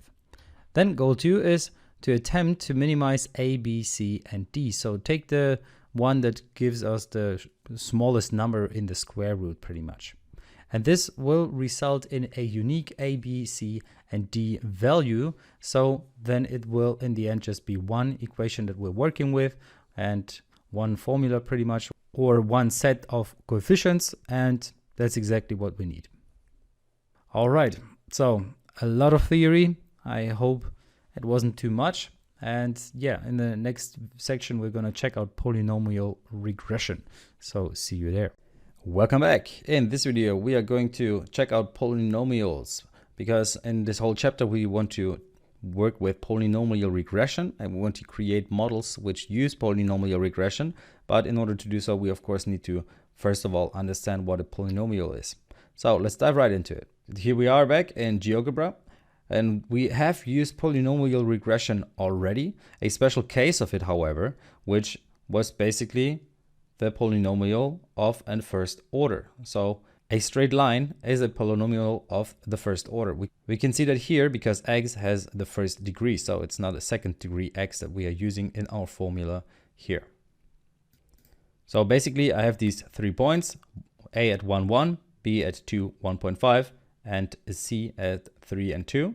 And my line that I see here, this brown line, could be our model that I have trained on those 3 points. Of course, this example is selected that our line goes through those points. So the points themselves are selected in that manner. Of course, in machine learning, you don't just have 3 points and they're not all at the perfect spot. But if we have a lot more points, we would at least try to get a straight line which goes more or less through them, as we have seen before. In this case, it's obvious because the points are so easy set. But let's say our b is at a different spot. So let's say it's over here. Now we have a very different situation. So because our straight line or our model does not describe our b anymore. And if we would try to do that with a straight line, it would be a little difficult. Of course, we could say we just create the average and it would be a straight line going completely horizontally here. but that's not really what we want. So we want to have a model which is a little better in predicting those kind of situations. Now what we can do is we can use a polynomial of a higher order. So in our fx, in this formula here, we just have the first order, a polynomial of the first order. Now let's create another one where we just say gx should be a polynomial. There's a function here, polynomial. And in here you can enter which values you want to have in there. So I want to create a polynomial based on a, b, and c. And now you can see we have this polynomial which perfectly describes them. So if we had a model like that, and this is all the data that we have, that would be the best that we could get pretty much. And you can already see GeoGebra is pretty cool because I don't have to calculate the formula for this, but GeoGebra creates the formula for me automatically. So now you could already say that if you have points which go up first and then go down again, they are more likely to be modeled by a polynomial of a higher order than just a straight line. Now let's imagine we use machine learning here. On the x-axis we have the size of flats, and on the y-axis we have the price for them. And then we would say, okay, our A, B, and C are apartments, and these are the data points that we have, and now we would like to predict based on that the value of another apartment. Now this is pretty cool. In this case we can just say, okay, an apartment which is bigger would be cheaper, but then our data wouldn't be very reliable most cases, or maybe this is in a different city and so forth. But let's have a look at the issues of polynomials before we go into more of this practical example. So what we can see here is if I change my b, then my polynomial will change as well, or my graph here, of course. Now there is a little issue here. You can see that we can create a situation where, for example, my price would be negative. So in this case, I have 3 points, A, C, and B, and those could be realistic values, right? And then if we try to do that with a polynomial regression here, we would get negative values. So our formula, it doesn't care about being negative or how it moves. It just cares about those points. And it tries desperately to create a line which goes through all of them. And here we get the situation where it's actually negative. So you can see polynomial regression is not always perfect. So it also has its flaws. Now, what I would like to show you as well is, let's say we have another point. So I'm gonna put it at 5 and 1. And now this is our D. And what I would like to have is a formula which describes all of those. So I would like to know a polynomial regression which describes all of those 4 points. Now, of course, I can just add a D here. So this is a beauty about GeoGebra, and it creates this graph for me. So you can see this graph perfectly describes all of my points. Now, this is a third order polynomial. So you can see x is in the third degree. Now, this is pretty cool. It looks nice and it really helps us in some situations, but in most we might get a problem here because now you can see that while it says that, for example, an apartment which has a size of 0 would be worth 400,000 or 4 million, that is something that is not realistic. So we cannot expect this graph to be realistic. So you see, a higher order gives us more flexibility, but more flexibility is not always good, especially in machine learning. Let's say we're selling soft drinks and we would like to find a new size of bottles that we should sell. Now we have some data points here. So let's say for half a liter, a bottle of half a liter, people are willing to pay €1. For a 1 liter bottle, they would be willing to pay €1.50. Let's say for a 1.5 liter bottle, they would be willing to pay €1.70. And then for the 2 liter bottle, they would be willing to pay €2. Okay, so this is the data that we have. These are the data points. And now we would like to predict, based on our data, how much would be people willing to pay for a 3 liter bottle, because we want to create a new size for that. And as you can see, in this case, we would get to a value of €4.50. Well, that sounds great. And our marketing department would say, amazing, we make more money with these huge bottles, so let's only sell those. Well, the problem is that our prediction is not very good. It's not realistic. So it's not realistic that people are going to pay that much. So in this case, our model is not very good. And that is due to the flexibility of our polynomial. So you can see we have a third-degree polynomial. So now a lot better would be if we had a slightly different polynomial. So a polynomial of second order maybe. The thing is, in here, I am not in a machine learning tool, I'm in a mathematical tool. So GeoGebra doesn't care about predictions and stuff. It really just creates formulas. So I cannot create something which is approximately going to be the right graph. We're going to do that later on, of course, in machine learning. But in this case, it's not possible. But what I can do is I can reduce the degree by telling our program that it should not take all of the points into consideration, but only some of them. So now I can, for example, get rid of my b and try to predict a polynomial based on those points that we have here. So a, c, and d. And what that will give me is a more or less realistic graph. So you can see people are willing to pay, let's say €2.50 for a 3-liter bottle. And that would be something that's realistic, right? And that we got that by reducing the order of our polynomial. So having flexibility might be great in some cases, but in many cases it really creates faulty data. And in our case now, getting rid of a little bit of it or reducing the order already helped out quite a lot. Alrighty, so you see that polynomial regression is pretty cool, but having a too high order creates errors or can create faulty data. That's why the goal in machine learning is to keep it as low as possible. So keep the polynomial order as low as possible, which means the degree of our x as low as possible. So a second degree is a good choice. And in some cases, actually a third degree is fine as well. But in most cases, we really try to get it down to a second degree, because otherwise our data can become very faulty and the predictions can be completely useless. All right. So I'd say let's look at this from a machine learning perspective.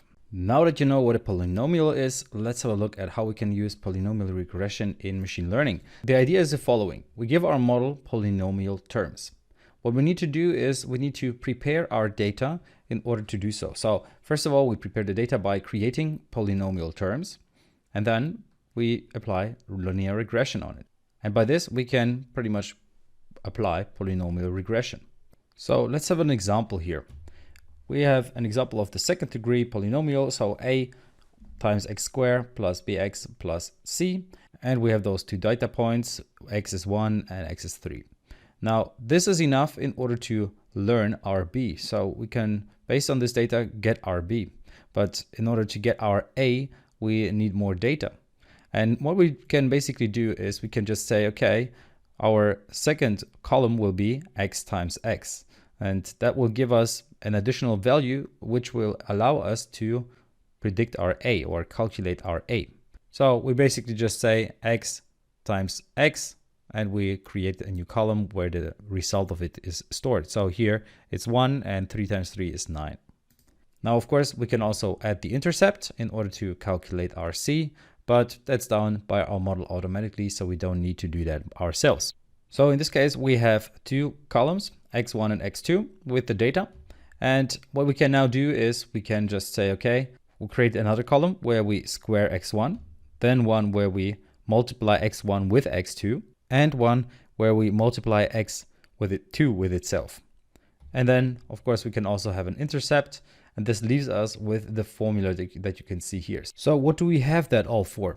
Well, basically, the idea is that we need to teach our a. So this is the model that we want to have, and our model needs to know what a is, it needs to know what b is, what c is, d, e, and g. So all of these 6 different variables, it needs to somehow learn them. And in order to learn them, we only have 2 columns. So we need to create additional columns, those ones here, which will then teach all of the other variables. So a and b can be learned by those 2 columns. C is learned by x1 times x1, D is learned by x1 times x2, and E is learned by x2 times x2. And this is just an example with 2 columns. Now imagine we have 3 columns or 4 columns, and we would have to do that all manually and by ourselves. Well, that's luckily not the case. So we have machine learning for that, and our tools, they do all of this magic for us. We just need to tell it to prepare the data and it will do so. All right, so let's check that out in the next video. Welcome back. In this video, we are going to apply polynomial regression, and we will finally see what all of this theory was about, because it was a little weird to go through it, at least from a teaching perspective, because I think it's a lot more interesting seeing it in practice. So let's have a look at this. First of all, we import some data, and we have this fields.csv file, which contains length, width, and profit. So these 3 columns with a bunch of data. And well, you could say that the profit is length times width, but that would be too easy. So it's not really the case. But first of all, we use the linear regression here, as we've done before multiple times. We use train, test, split in order to split data into train and test data. Then we apply linear regression. So we fit our data and then we apply the score, and we see that our squared is at 0.915.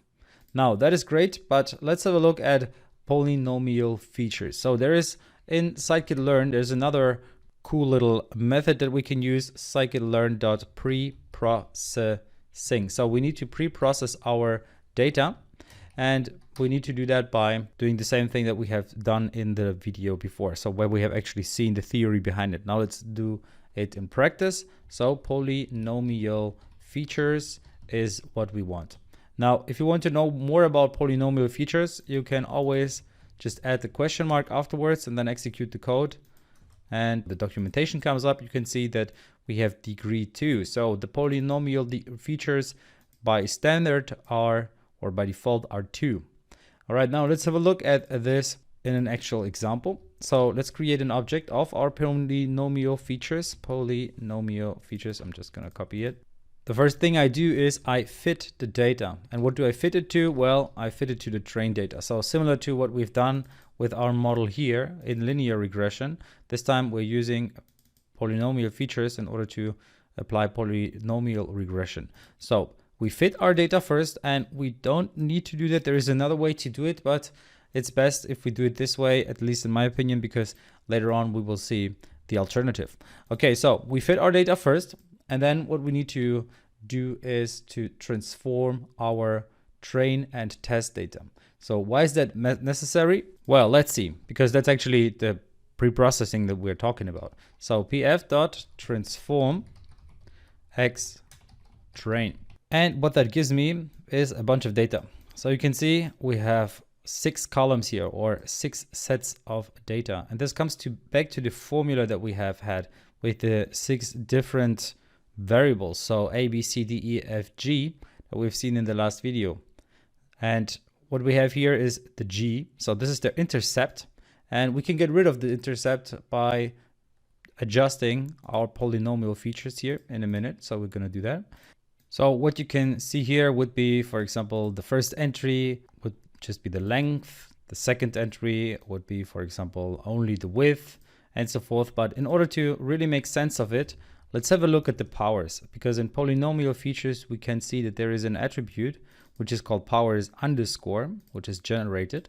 And now we can go ahead and use that. So let's print powers just to see how they are actually used. So pf.powers underscore, let's just run that. And that's what we're getting. So you can see we get 0, 0.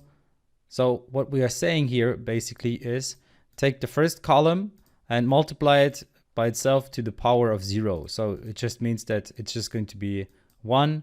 Then the same thing for the other one, multiplied to the power of 0.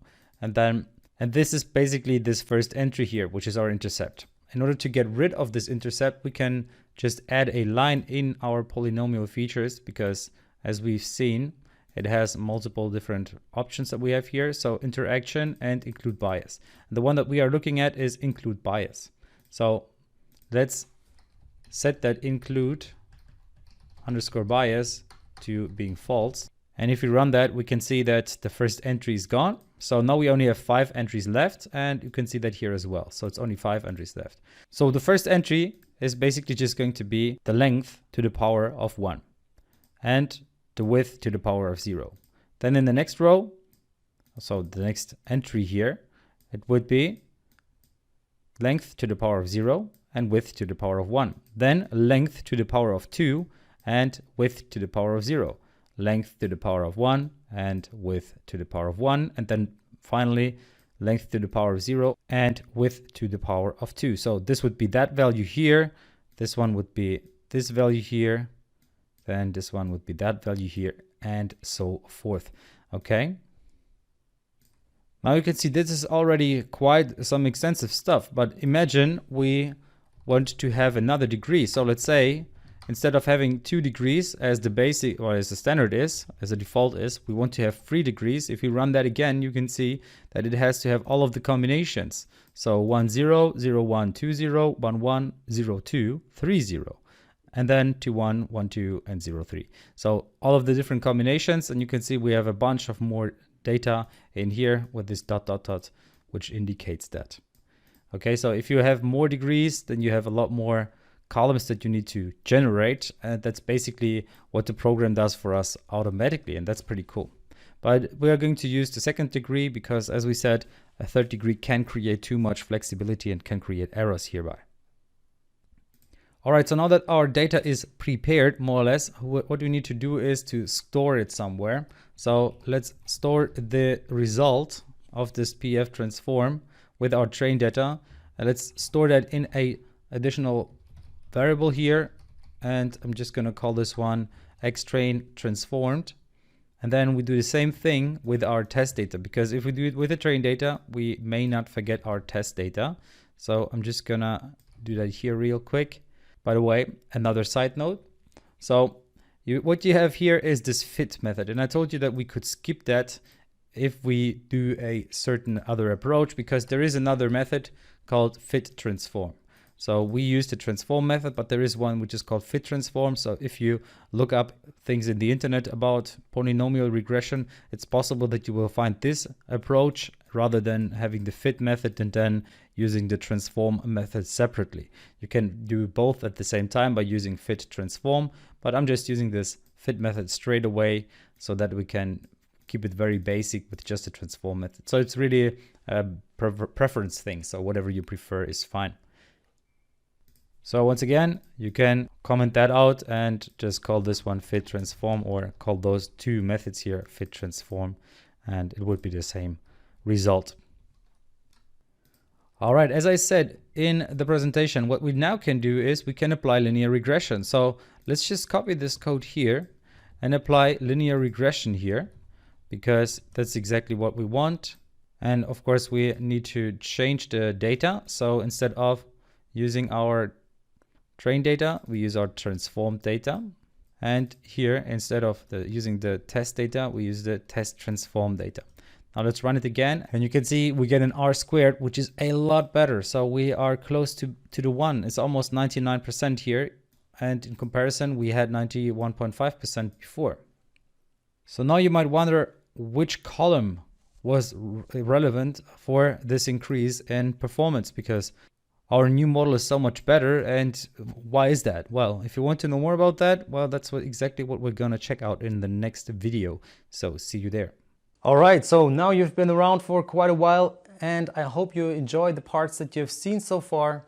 If you want to learn more about machine learning, then check out the link in the description. You will find the huge discount link to the whole course, 17 hours of great content such as this one, with examples, extra projects, quizzes, and of course a 5-star support. All right, so I hope to see you there, and enjoy the rest of the video. Welcome back. In this video, we are going to check out which columns actually mattered when it comes to predicting our values or our profit based on length and width. So that's what we did last time. We used polynomial features in order to get this very great R², which is close to 1. Now, what we can do is we can find out which columns actually mattered in terms of finding out the right, or creating this right model. Now, in order to do so, first of all, let's quickly look at our trained transform. So we can see here, this is our trained transform with all of its columns, right? So we used the polynomial features here. We said include bias false, so we don't have the intercept anymore, but we still have 5 values in here, which were those 5 different options that we had. And let's have a look at the powers, because those were the 5 different columns. And here there has to be actually pf.powers. You can see that it's those values, right? So I'm gonna do it the other way around so we can see them once again. So now what I'm interested in is which of those 5 columns has the most impact, which pretty much means, is it just the length? Then is it just the width? Is it length with multiplied with itself, length with width multiplied, or is it width multiplied with itself?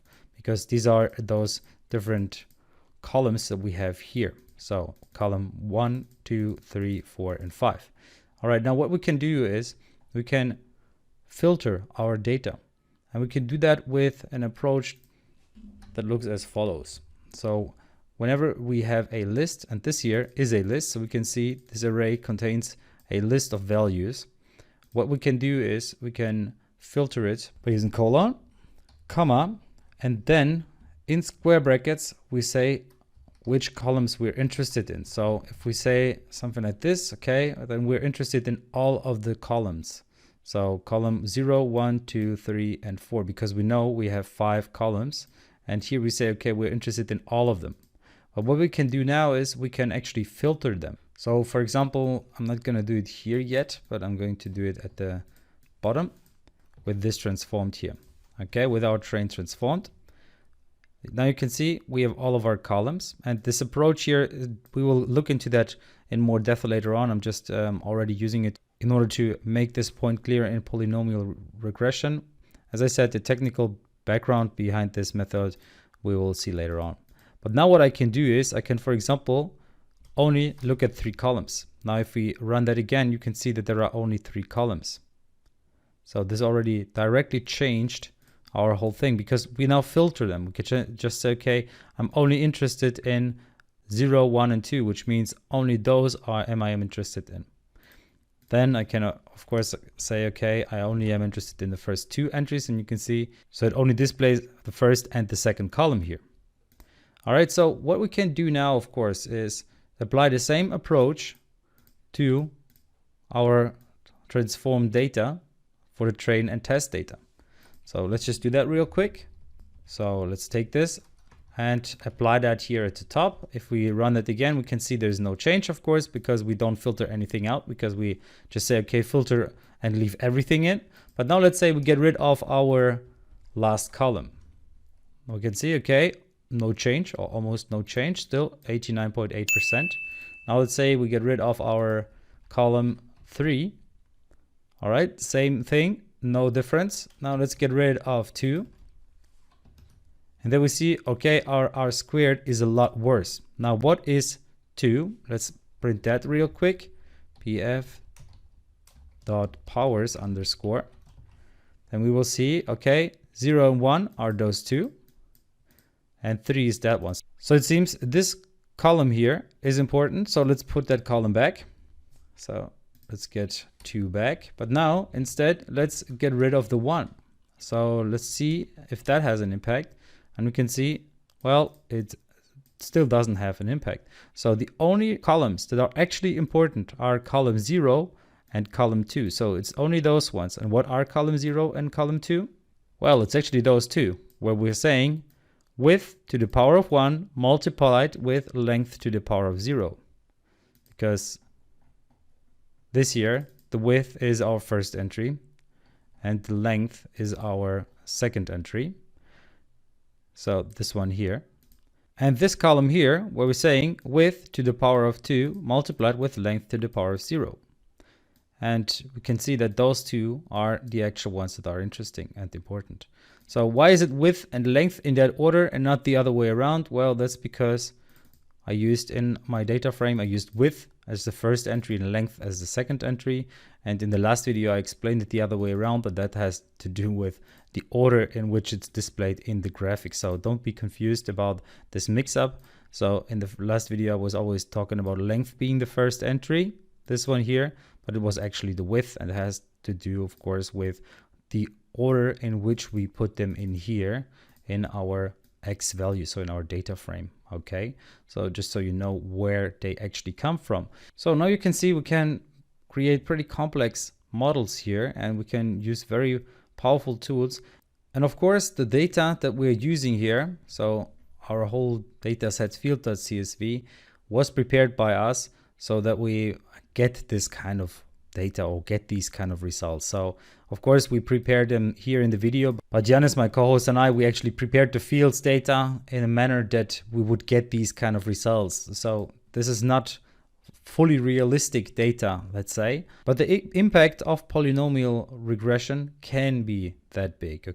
All right, so I hope you enjoyed this. Now you can see how you can use polynomial regression, and it looks a little complex, or the theory behind it is rather complex, but in the end the code is very similar to what we've done before. The only difference is really that instead of just using linear regression, we also add some additional lines where we prepare the data in a certain way, where we can even filter it in order to see which columns actually matter and so forth.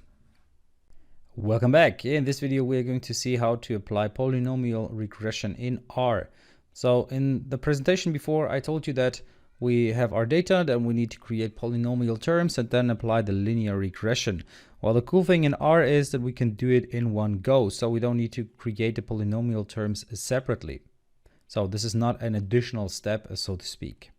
Let's therefore look at our code here. So what I have is I loaded the libraries, then I read the data, and there is a file called fields.csv, which you can find in the folder section 12.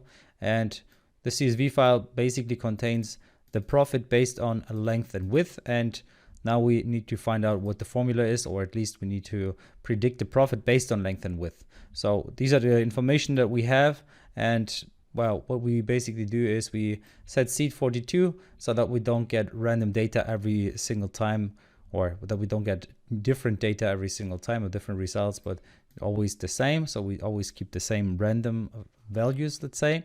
Then we split our data in train and test data. We train our model, and we're going to look at that a little more in a second.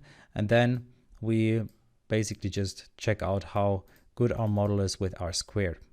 Okay, so what we see here is that our R squared is currently at 0.915, which is already pretty good, which is just depending on our model that we have created here, which is using the formula get the profit based on width and length.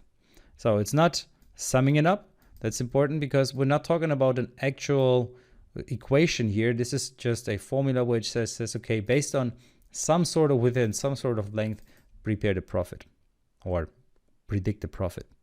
And what we now can do is we could say, okay, based on the polynomial knowledge that we have now, we could just say, okay, how about width multiplied with itself plus the length? Maybe this gives us a better value. So let's run it. And we can see it still gives me the same value. Why is that? Well, that's because we're talking about a formula and not an equation here. So I said it before, but this is actually important.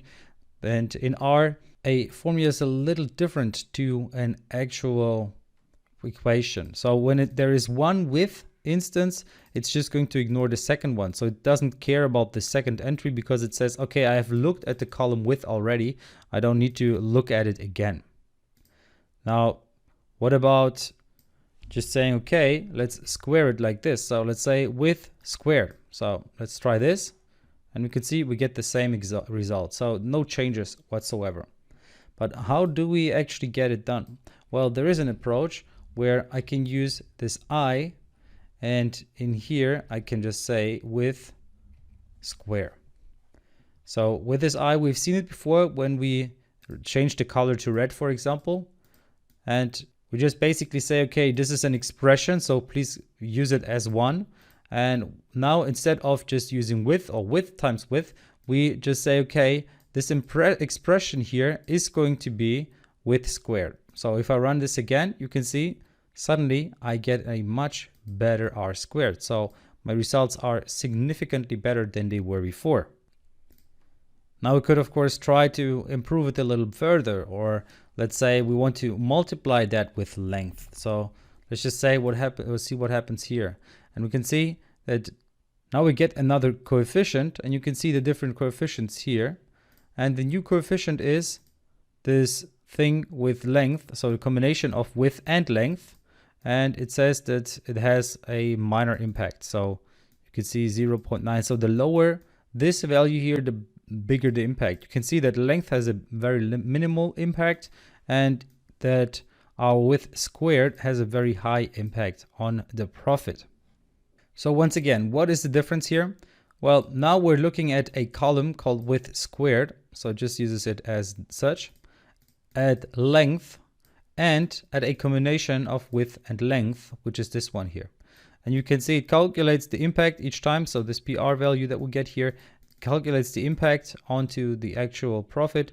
And here we can see that, well, width squared has the biggest impact. And again, this is different to just saying width multiplied with width plus length. If we run that again, let's look at this again. We can see that the coefficient width only applies once, or appears once.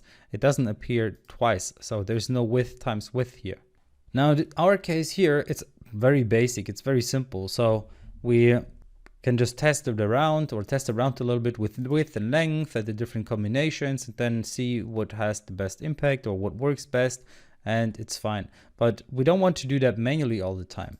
Of course, we could have said, okay, I also want to have the expression of the width to the power of 1. So let's see how the impact is here, and we can see, okay, it has a certain impact, but it's not as big as the one with width squared, and so forth. But we don't want to write all of the different combinations manually. We want to get this done automatically. And that's a cool thing, of course, in programming. It's all about automation, and well, that's where R comes into play and can really help us out here.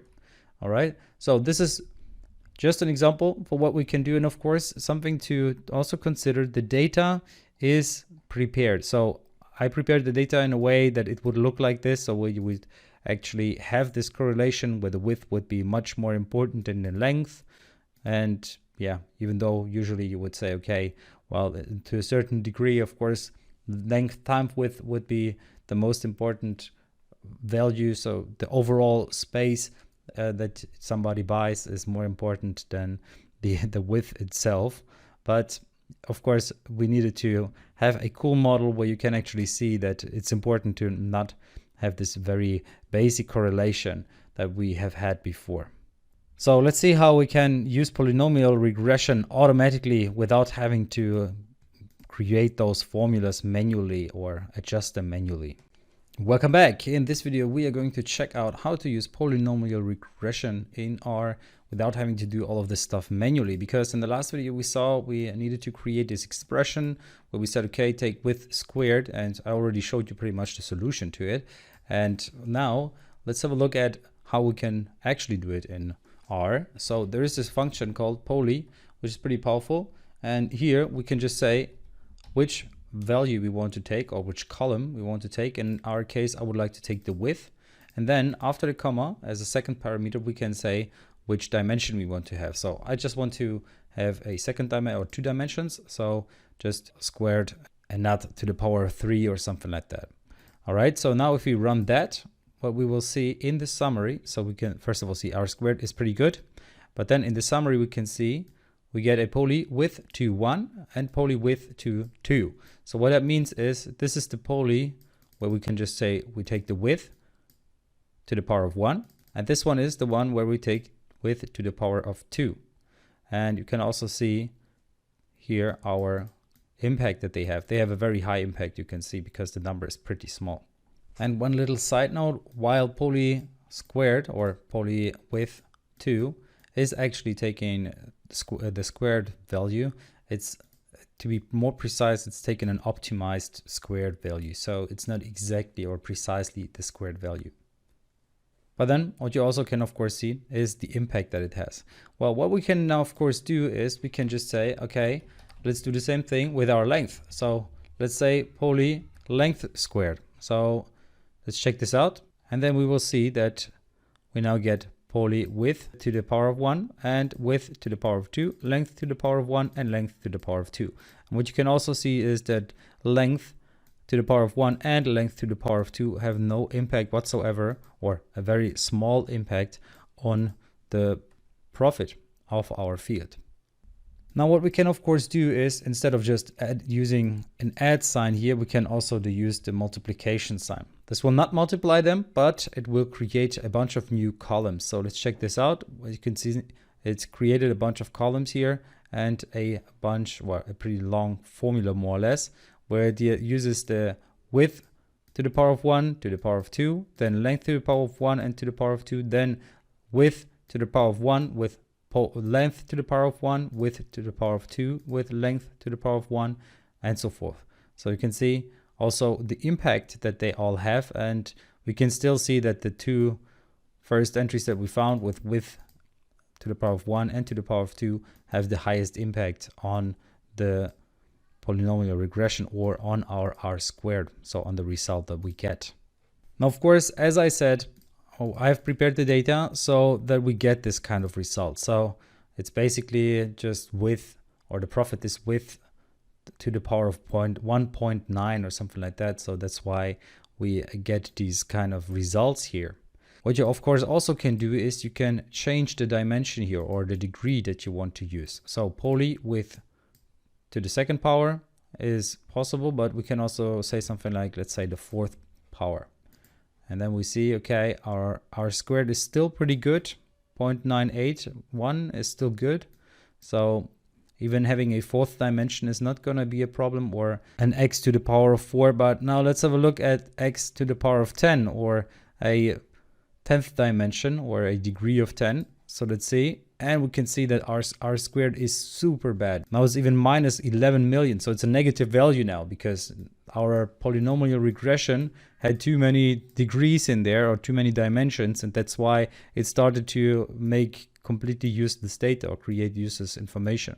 So that's why it's really important to keep it as low as possible. So try to find the lowest possible dimension here, because otherwise you're misusing your resources. Because the more you have here, so the higher the number here is, the more columns you automatically generate, or R generates for you, and the more resources you will need in general. And it's not only that the data itself or the result itself can become bad, but the actual processing power that you need is also, well, going to be a lot higher.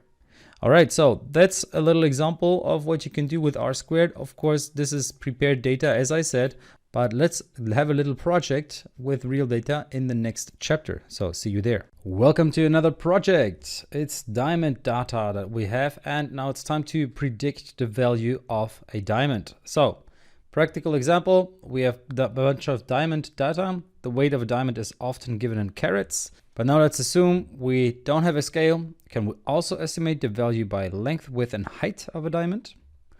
And maybe this estimation is even more accurate than when we measure the weight.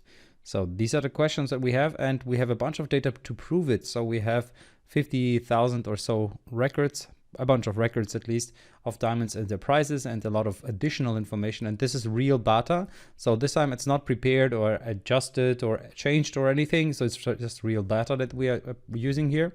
And now the task is to import this file called diamonds.csv, split the data into training and test data, as always. Then compare the following models. So the linear regression, estimate the price based on weight alone. Predict the price based on X, Y, and Z, which is a length, width, and height. And then use the polynomial regression of length, width, and height. So columns X, Y, and Z with a second degree. Now some solution tips. In Python, polynomial regression with degree 2 is a great idea. Then in R, polynomial regression with X multiplied with Y multiplied with Z, because what R does here automatically is it takes X by itself, then Y by itself, set Z by itself, and then X multiplied with Y, X multiplied with Z, then Y multiplied with Z, and so forth. So all of the different combinations, it all takes them into consideration. So then there is this question: is it possible to estimate the price of a diamond without a scale?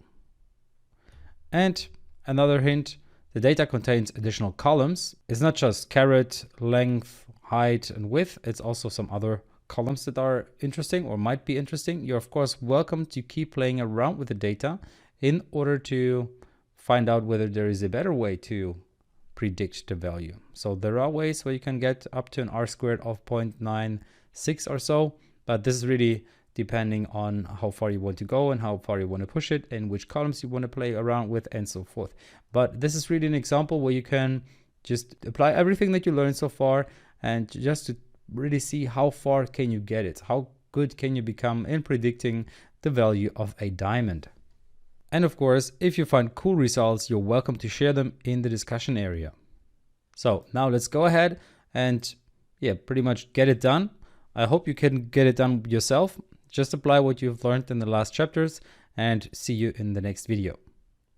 Welcome to the sample solution for the Diamonds Challenge. I hope you could manage to finish this exercise. So what we have here is our Diamonds data. So first of all, we import the data using pandas and we just read the CSV. Then we print the length and you can see there are over 50,000 entries in this file. And then we use dfhead in order to see how the data is displayed. And you can see we have caret, cut, color, clarity, depth, and so forth. Here X, Y, and Z are our length, width, and height. And then we can also, see our first model. So linear regression based on caret alone. We can see here we are using only caret. We use the train test split in order to split our data. We use random state 0 in order to always keep the same results or always have the same random data. And then we use linear regression with our fit method in order to create this model. And then we use our score method in order to see how good our R squared was. So we can see it's an 0.85, which is already quite okay. Now let's look at a second model. So the second model was linear regression based on width, height, and length. And there we used X, Y, and Z with height and length. So these are the values. And we wanted to predict the price. So again, we split our data. Then we use linear regression. And you can see it's pretty much the same thing that we've done before, only that we have changed the values that we're looking at. And we get a slightly worse value. So you can see caret is precise and even more precise than our linear regression with height and length, but it's still okay-ish. So you can still predict it to a certain degree. All right, and then the third one was polynomial regression with grade 2.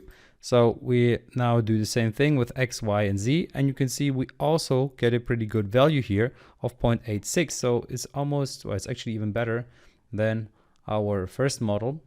But what did we do here? Well, we basically used X, Y, and Z as the values.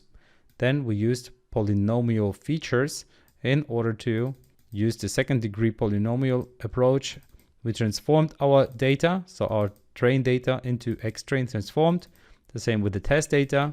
And then we applied linear regression, where we just then afterwards checked how good our model was. And we can see our R squared is an 0.86, so 68%.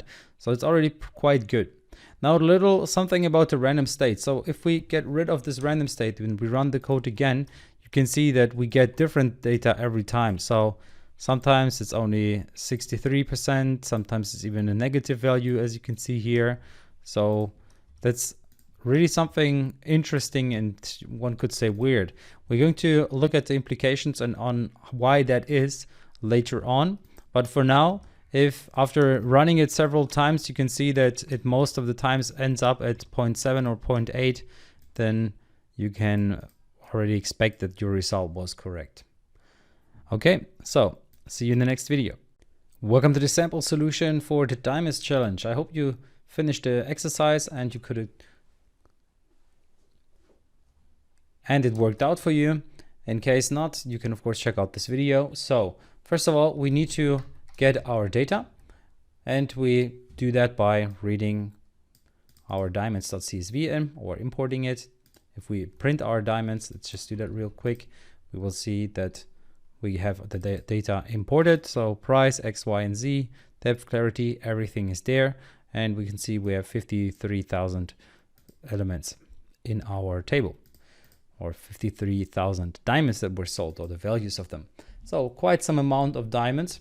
Now what we need to do is we need to split our data, and we do that by create data partition. So with this method, we can simply do that. And here we just say diamonds, and we want to have the price. Now list, I'm going to set that to false. And I'm going to set p to 0.75, which means 75% will be our train data and 25% will be test data. Now we of course need the two variables. So train is going to be diamonds at train.index and nothing afterwards. And the same thing for the test data. So it's just a negative train index. So everything but the data in our train. All right, task number 1, linear regression based on caret column. So let's do that. So I'm going to call this variable model1, and it will use LM, standing for linear model, which means linear regression is going to be applied here. And I want to have the price based on caret, and the data that I want to use is train. So that's it. Now I will create a new column, which I'm going to call model1. So in my test data, you want to create a new column called model1, and there I want to have the predict results. So the results of the prediction of my model 1 in particular, based on the test data. So how good was it to predict the test data?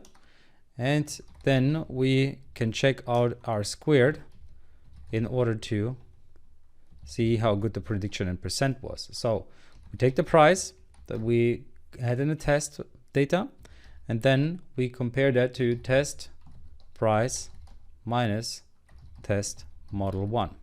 So how much was the difference between the real test data and our predicted test data, which is our test model 1. And I have a little typo here, create data partition. Let's run it again. And we can see our R squared is 0.84. So pretty good already, but maybe we can get better. So let's try it again with a model 2. So I'm going to create another model now, and here model 2 as well. Now instead of just the caret, it should be X, Y, and Z. Still linear regression, so no polynomial regression, so we shouldn't need to change anything else. And we can see we get roughly 77 or 78% with our linear regression based on X, Y, and Z. So you can see it was pretty cool. The only thing that I needed to change are the names and then the formula that we have here. So now we say we want to base the price on X, Y, and Z. Now task number 3, polynomial regression based on columns X, Y, and Z. So let's paste it in here as well. So now we have our model 3, and it's not the Tesla model 3, it's our prediction model 3. So the only thing that we add here, because we are now using polynomial, instead of using caret, of course, we want to use X, Y, and Z. But on top of that, we just say, okay, we also want to use I with X multiplied with Y multiplied with C or Z. So let's run that again, and we can see, okay, this is not as good. Run it again. Now it's a little better. So you can see the values, they fluctuate a little. In some cases, it's actually pretty good. In other cases, it's a little worse. But basically, this is our model 3. Now we can do the same thing with a slightly different approach. So instead of using this expression here, we can basically just say, okay, just take X, Y, and Z. Now this will be our model 4, and everything else should stay the same. Let's run it again. You can see we get 86%. Now, of course, we can run it again and we can see, well, it's still pretty good. It's very fixed at roughly 85, 86%. Now, the only difference between those two, model 3 and 4, is that here we are directly saying, okay, we want you to use all of the different combinations between X, Y, and Z. So X by itself, Y by itself, Z by itself, and X multiplied with Y, X multiplied with Z, Y multiplied with Z, and X multiplied with Y and with Z. So it takes all of those combinations, and of course it creates a bunch of columns, and then it just does all the magic for us. Now if we want to see those additional columns, we can print our model 4. So let's just have a look real quick, and we can see, so we have the X, we have the Y, the Z, X multiplied with Y, X multiplied with Z, Y with Z, and X, Y with Z, or X, Y, and Z. And of course, X, Y, and Z are our length, width, and height. Alrighty, so now you've seen all the different options that you have in order to predict something, and the different models that you can create and that you can compare to them or to each other. And this really gives you a lot of tools that you can use in order to do predictions in the future. Welcome back. In this chapter, we are going to focus on R, and we're gonna check out how to use R a little more. You will see how to use vectors, how to use matrices, data tables, and so forth. So let's get right into it. First of all, when you create a variable, let's say you assign a value of 1 to it, this is actually stored as a vector. So let's have a look at this. We print it and we can see it gives me 1. You can see that it's a vector by this 1 here, which just says, okay, in a vector, this is the first entry. You will see in a minute why that is useful. All right, so you can store a number in there, just a 1 number, but of course you can also store a set of values. So it's a vector, so you can use the combine method in order to display multiple or store multiple values in there, because you can see 4 and 5 are stored in our A variable. Another way to create a vector is to go ahead and create a range. So let's say we want to have values of the range from 1 to 5, then we can basically just use this approach here. You can see 1:5 will create a vector here with the values 1, 2, 3, 4, 5. Now you could of course also start with a 2, so it would not start at 1 but start at 2, or you could go as far as going from 1 to 50 or something like that. And here you can see it goes from 1 to 31 in the first row, and then from 32 to 50 in the second. And that's exactly where this number here at the left comes in. So it says, okay, it starts at index 1, and here it says it starts at index 32. So this is the 32th entry. Now in this case, it's easy to understand or see that because we just count up from 1 to 50. But if we weren't counting from 1 to something, then this would be a very different number. So let's say we start at 5 and we go to 50. You can see our 32th entry is the 36. All right. So that's what this number here at the beginning means in our console. And a third version of creating a vector is to create a sequence. So what we can do is we can create a sequence. So let's say I want to have the values from 1 to 10, but only every second value. Now let's print C and let's run it. And you can see we get 1, 3, 5, 7, 9. So now we have the sequence of 5 values, and yeah, we just skipped every second value and we only took every second value. So that's basically what this sequence method allows us to do. Now the cool thing in R is that it can handle vectors pretty much in every function. So what we can do is, let's say we create a new combine here, 1, 2, 3, and then we want to print D times 3, for example. If we print that, we can see every single value in there is multiplied with 3. So now it's 3, 6, and 9 instead of 1, 2, and 3. So it just multiplied all of them very easily.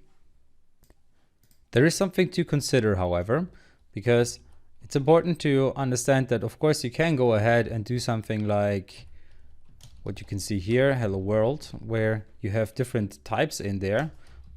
And we can also print E. Let's see what we get. You can see now it converts everything into a string. So as long as you have one string in there, it will convert everything to strings. And in this case, it's not even called string. So in R, it's called character. So this is a character. And as you can see, it converts 1 and 2 also into characters. So that's why if you try something like multiplying here, so if we try to multiply here, we see E non-numeric argument to binary operator. So it does not accept this operation. But generally, if you have the same data type as we saw here, you can always just multiply with the vector itself. So you already can see that vectors are a very powerful data structure in R, and we will see how we can access individual elements in the next lecture. So see you there. Welcome back. In this video, we're going to look a little more into vectors, and in this video, we are going to check out how to access elements of vectors, and it's a little different than other programming languages. That's why I wanted to really go into it. So first of all, I'm going to create a new variable called f, and in here, I would like to have the values 1, 2, 3, 4, and 5. And what I'm going to access now is the first entry. So in order to access the first entry, I can just use the square brackets and then say which index I want to have. Now let's run this and we will see I get 1 as a return. Now you might say, okay, 1, well, this is 1, so this is also 1. Which one is it? Well, it's the one from our vector here. So just to make it clear, I can also rename it into 6, and you can see now it will return 6. So it's not returning this one, but it's actually returning the first element in my f vector. And as you can see, R starts counting at 1. In other programming languages, that's not the case. They start at 0. So it's really important to make this differentiation here. And it's really important that you memorize this. Okay, so the other thing that we can now do is, let's say we have another variable, which is a vector of 1 and 2. So we have this g. And what I can now do, I can actually access the gth values of f.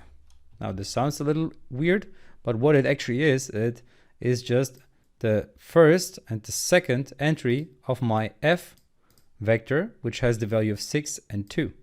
So you can see I just passed g as the index, and it just says, okay, no worries, I'm just going to give you the first and the second entry. So whatever I have entered in here, it's going to access or give me that or access that in my other vector. The same thing applies, of course, if we just go ahead and enter a combine value here. So if we just combine, okay, let's say I want to have the third entry, then I want to have the fourth, and then again the third entry. So what I get here is 3, 4, 3. So let's make it a little more interesting so that we actually can see that it's not just the values that I enter in there. So I'm just gonna run it like this again. And you can see it gives me 8, 9, 8. So 3, 4, 3 stands for third entry, fourth entry, third entry. So 1, 9, 8. It's no problem to repeat a value, as you can see. So no issues here. Now the cool thing about that is that we can do things such as this one. So we create a new variable called success, and in there I would like to have a 0 for someone who didn't pass, so who failed the exam, for example, and a 1 for someone who passed the exam. So I'm just gonna have a bunch of zeros and ones in there.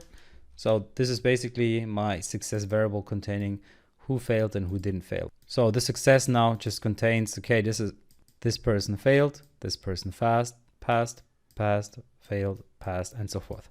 And now I can create another variable, and let's say I store strings in there or characters. So I'm just gonna say this one is failed and this one is passed.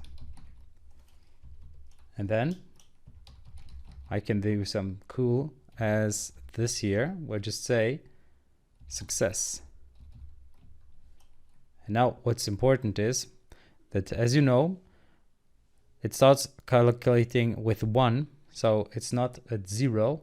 So what we need to do is, because failed is now at 1 and passed it's at 2, but here we have values of 1 and 0. So let's just have a quick look where we just use a combine method like this here.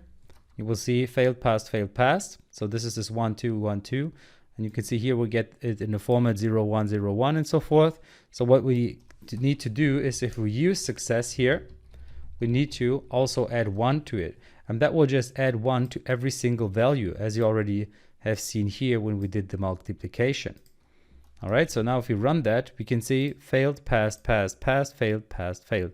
So it's just these zeros and ones transformed into actually failed and passed. So this is already pretty cool and very powerful. Now let's say I have another variable, entries, and in there I just have 1, 2, and 3. And now what I want to do is I want to print entries at, and here comes the new part where I just say, okay, true, true, false. So let's have a look at this. As you can see, it just says print entries. It's going to give me the first, the second, and it doesn't give me the third one. So by this I can filter. So I'm just filtering. I'm just saying, okay, give me the first entry, give me the second entry, and don't give me the third entry. So true, give the entry, false, don't give the entry. All right, so what I of course also can do here, and that's where things become a little interesting and also where you have to be super careful, is let's say I don't pass the false in here as the third entry, but as the second, and I don't have another true. So I just have true and false in here. If I execute this, you can see it passes 1 and 3. So why does it give me 1, 3? Well, because I just gave it a vector with 2 values, but there are 3 values in entries. So what it just does, it starts from the beginning. So it says true for the 1, then it says false for the 2, and then it starts from the beginning of this combine here, of this vector, and it says true for the 3 and, well, false for the 4, but there is no 4, okay? So basically that's what happens here. If we extend this, we can see this one gives me true, true, false. So true 1, true 2, false 3, true 4, true 5. And here at the bottom you can see the first one is true, second one is false, third is true, fourth is false, fifth is true. So that's what we can do with this true and false stuff here. Alrighty, this is how you can access elements of vectors in R, which is pretty different to most other programming languages. And in the next video, we're going to check out how to correctly name your elements. So see you there. Welcome back. In this video, we are going to check out how to name vectors in R. The cool thing is we can name vectors, and that will allow us to do the same thing in matrices and also in data tables, or at least on a certain level. So let's go ahead and do that. What we see here is we have a vector which contains 3 values, 30, 120,000, and 1. And now what I can do is I can give this V a name for every single column. So I can just say names V, and then I can assign another combine here, so another vector to it, which contains multiple different strings, or in this case characters. So what I have here is, for example, square meters, then I would like to have the price and count rooms. So these would be the names for the columns. Now the cool thing is I can go ahead and print my V, and what you will see is that my V has square meters 30, price 120, and count rooms 1. So it basically just said, okay, I assign names to every single column, more or less column, in my vector. So this is pretty cool, pretty powerful. What you can now, of course, do is you can access, for example, the first entry only. And that will give you 30, but it will also tell you what it is. So it will tell you, okay, it's 30 square meters. And because every value is automatically also a vector in R, what you can do is, instead of just entering the one entry, you can also enter multiple ones. Here you can see it will give you square meters and price. So if you are only interested in those 2 values, you could do it like this. But now what you can also do is do it based on the name. So that's when it becomes pretty cool. So you can say something like square meters here. So let's just do that real quick. And you will see now it gave me the square meters and only the square meters. So no other entry. So you can either get it via its index or you can get it via its name. And as I said before, this here is internally also a vector. So what you can of course do is you can go ahead and access multiple values by name. So I can just use the combine method here again and enter multiple values in here. So square meters, and then let's say I'm interested in the price as well. And then you can see I get square meters and price. If you are now interested in the names that you have within a vector, what you can use is the names method, and then just say of which vector or of which variable you would like to know the names, and you will get square meters, price, and count rooms. This might look a little basic, and the concept might look a little basic, and why am I making an extra video for this? Well, the idea is that you can apply the same rules to matrices and also to data tables, and we're going to do that in data tables quite a bit for data science, of course, and for machine learning. That's why I wanted to show you the basics first on vectors, because this is like the more easy way, or the easiest way pretty much, to get started with this and to get a feeling for it and play around with it. And then it will be a lot clearer as soon as we use this kind of tool and these approaches in tables and data tables. And you shouldn't get confused when we suddenly use these kind of things in data tables.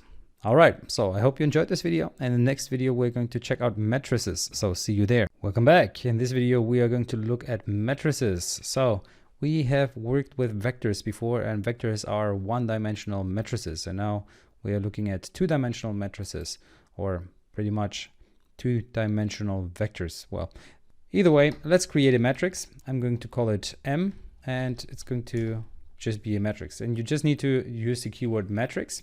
And then in here, I'm just going to create a matrix with 6 values.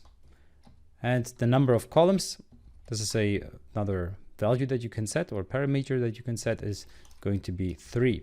Now let's just print M just to see what we have here.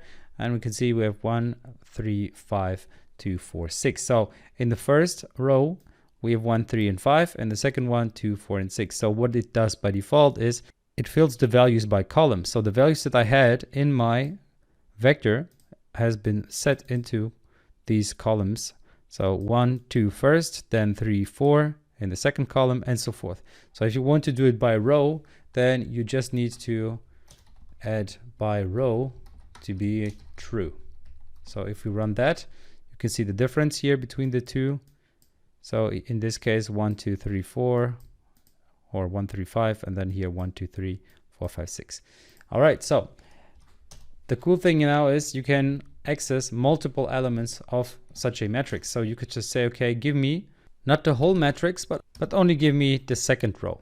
And you can see we get the second row, 4, 5, and 6. So this 2 stands for the second row because it's before the comma. So if you want to have the second column, you can access it by accessing something after the comma.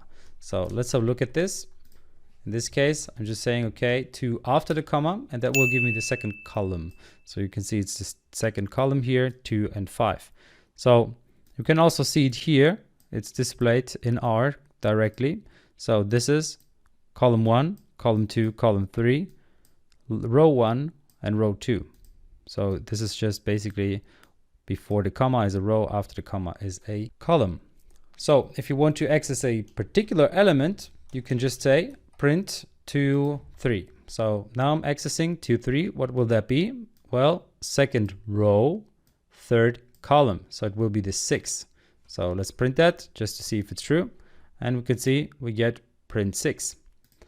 Now, if you want to change this value, you can do the same thing as in other programming languages, where you just assign a value to that particular position. So let's say if I assign 7 to it now, and I run the code again, or I run the whole print M statement again, you will see that suddenly here is no 6 anymore, but there is a 7 now. All right, now what I want to do is to set a whole column. So I'm just going to say set column. This is just a print statement for me to see the difference. So see at which point I'm actually changing the column. And if you want to change a whole column, you can just say, okay, which column do you want to change? So comma, name of the column or number of the column. And then you can assign values to it. And as a column has multiple values, you of course also need to give it a vector. And the values that I want to assign are 8 and 9. So let me print M again, just to demonstrate the difference. So you can see in the second column, we have 8 and 9 as values now. So you can pass a whole vector and basically just change the values this way.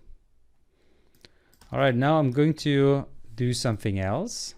So I want to have another print statement in between. So what I want to do now is I want to have another matrix, and I'm just going to do the same thing as before. I'm just going to call this matrix N now. So it has a new name. And now I would like to only print certain elements from it. I don't want to print the first and second row and the second and third column. So these colons, they don't mean and, they actually mean from 2 to 3 create a range. But it's just going to be 2 values because the range in between is so short, okay? So now you see it gave me 1, 2, so the first 2 rows, but it only gave me the second and third column. So it just gives me 2, 3, 5, 6. So it ignored the first column, which contained the 1 and the 4. So why are we doing all of this? Well, it's again another preparation step, let's say, for data tables, because we're going to work with data tables quite a bit, and we've worked with data tables before, and now it's just good to understand how you can very easily and quickly access everything by using these kind of ways that we have applied here. So if you see something like that in the future, then you shouldn't be too confused, and it should all make sense. All right, so I hope you enjoyed this video, and in the next video we're going to see how to actually name matrices. So see you there. Welcome back. In this video we are going to see how we can name matrices, and therefore we have this matrix and we have a certain set of values. So you can see 30, 120, 1000, 160, 250,000, 2, and 3 columns, and we fill the data by row. Now what we can do is we can give the columns names. So let's print M real quick, just so you see what it is. So you can see they have names more or less, but these are not really names. These are just the column numbers. But what we can do is we can give the columns names, and we can also give the rows names. Therefore, there are methods. So there's this call names method, and I can just say which column I want to assign names to, or which matrix I want to assign names to. And here I can just say which name I want to have for each column. So here, for example, square meters for the first one, then price for the second, and amount rooms for the last one, or you could just call it rooms.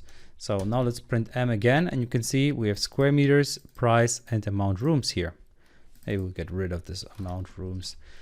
Looks a little better. All right.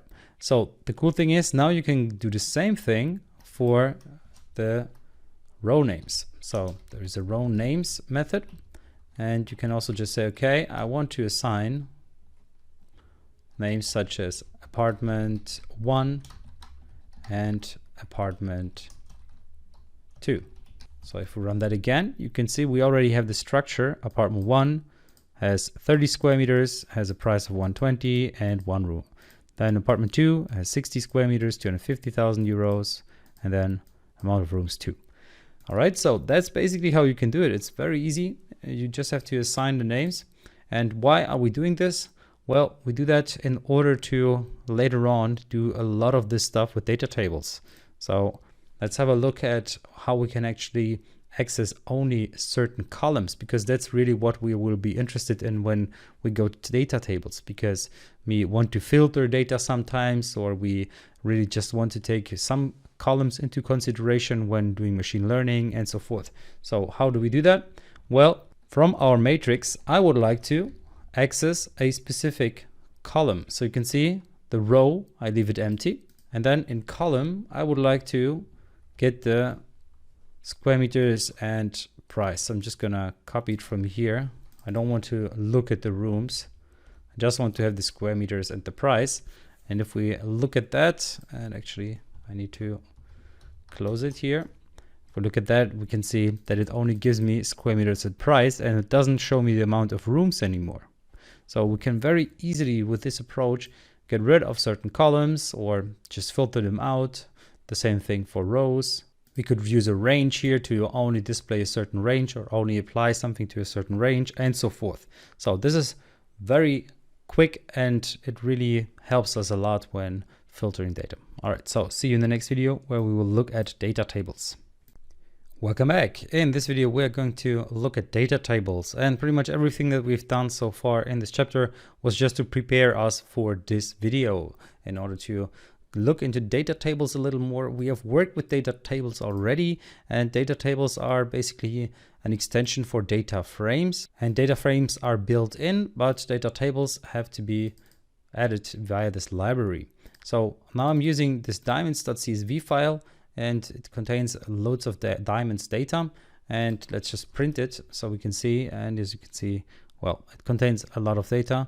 just showed us some of it. It didn't show us all of it. So there are 50,000 lines of entries in this diamonds CSV, and we can see that there are multiple different columns. So let's say we are only interested in some of the columns and we wouldn't want to know all of the rest, and we wouldn't need to display everything else. Then we can just say, okay, I don't want to filter it by row, I want to filter it by column. And here I would just say C, and that would be caret and cut. So I want to filter it by those two. And as you can see, now it gave me the same rows, but only those two columns. Now there is another way to write this, and maybe you've tried it this way. So instead of entering caret in here, what you can do is you can ask R for predictions. So control space will give you these options. So for example, you could just say, okay, I want to have the caret and I want to have the cut. So if you use this approach, you can see you will get the data in a different format. So now it gives you all the data, but it actually gives you the entries as strings. Now, if you want instead to get the same way as we've done here, or get the data in the same way, and you want to use this approach, you can use the dot method. So it's just a dot, it's nothing else, but it will give you the data in the same format. So you don't need to use the parentheses around the names here. So if you really want it, don't use the C, so not the combine method, but the dot method. Very basic, but a very short way of doing it. So now you might say, well, I'm getting 100 values. I'm fine if I just get 10 of them. So let's look at this. So print, and I want to have the diamonds from row 1 to row 10 and all the columns. So if you do that, you can see now we only get 10 entries. So it's a very easy and quick way to get the data that you want. So another cool thing that we can do is we can access only specific values based on conditions. Please print from diamonds. So from this whole data table, give me all the diamonds which have a specific cut. So which have this cut called premium. As we can see here, they have ideal, premium, good, very good, fair, and so forth. And I only want to have those which are cut premium. And hereby we need a double equal sign. So we don't want to just set them, we want to compare them. So here I'm saying diamonds cut, give me all of the premium ones, or where they are premium, equal premium. Now if you run that, you can see that we get the ones where the cut is premium. Now if you want to have additional information, so let's say you don't only want to have the premium, but you also want to, for example, have the good ones, you could add another thing to the expression. So the pipe, and after the pipe, you just say, okay, diamonds cut, and instead of premium, you set it to good. All right, so let's test this, and we can see premium and good are both displayed here.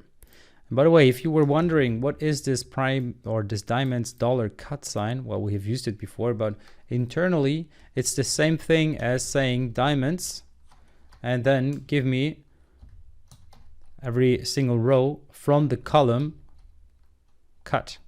So it's basically the same thing. This is just another way of saying this here, but R just offers this very convenient dollar sign in order to get a particular column. So it's internally, this is what happens. All right. Now, if you are using columns from the same data table as here, because in this case we use diamonds, and from diamonds we use cut, and from diamonds we use cut again, then you can also make the shorter expression where you just get rid of diamonds completely. So you just say, okay, give me the cut, and that will give you the same result. You don't need the dollar sign anymore, and R will understand that you're talking about diamonds. So it's smart enough to figure it out. It's because it's not processing it directly, but it's actually taking the value, then interpreting it. And that's why we can basically do that as well. So if I get rid of this line before and I run it again, you can see it's still working. So you can also write this shorthand version of it. Now this might look at first a little confusing, and if you're looking at this you might think, well, where is this cut coming from and so forth, but it's really just something that you can get used from. In other programming languages you usually don't have this kind of shorthand version. That's why it might need a little getting used to if you start up with R. Now you cannot only print the values this way, you can of course also set the values. So let's go ahead and set the values for every single premium and good cut to have a price of, let's say, 10,000. So let's print diamonds again. And we will see that the ones where we have premium as their cut have a value of 10,000. So we just assigned the same price for all of them. Not the perfect way, but you can see that we changed our diamonds data frame. And we're not changing the diamonds CSV, we're just changing our diamonds here, our data table that we have imported. Just a little side note once again. So this approach here, where you really have this shorthand version of our cut, it might look a little confusing at first, but no worries, really, it's actually a pretty cool thing once you get used to it. And really, R is a very dense programming language, so you can really shorten things up, and it's perfect for data science. It's amazing because you also have, for example, these notebooks that you can create, so R notebooks, which then allow you to also have comments in there in a specific manner and so forth. So yeah, it's just an amazing tool when it comes to machine learning and data science.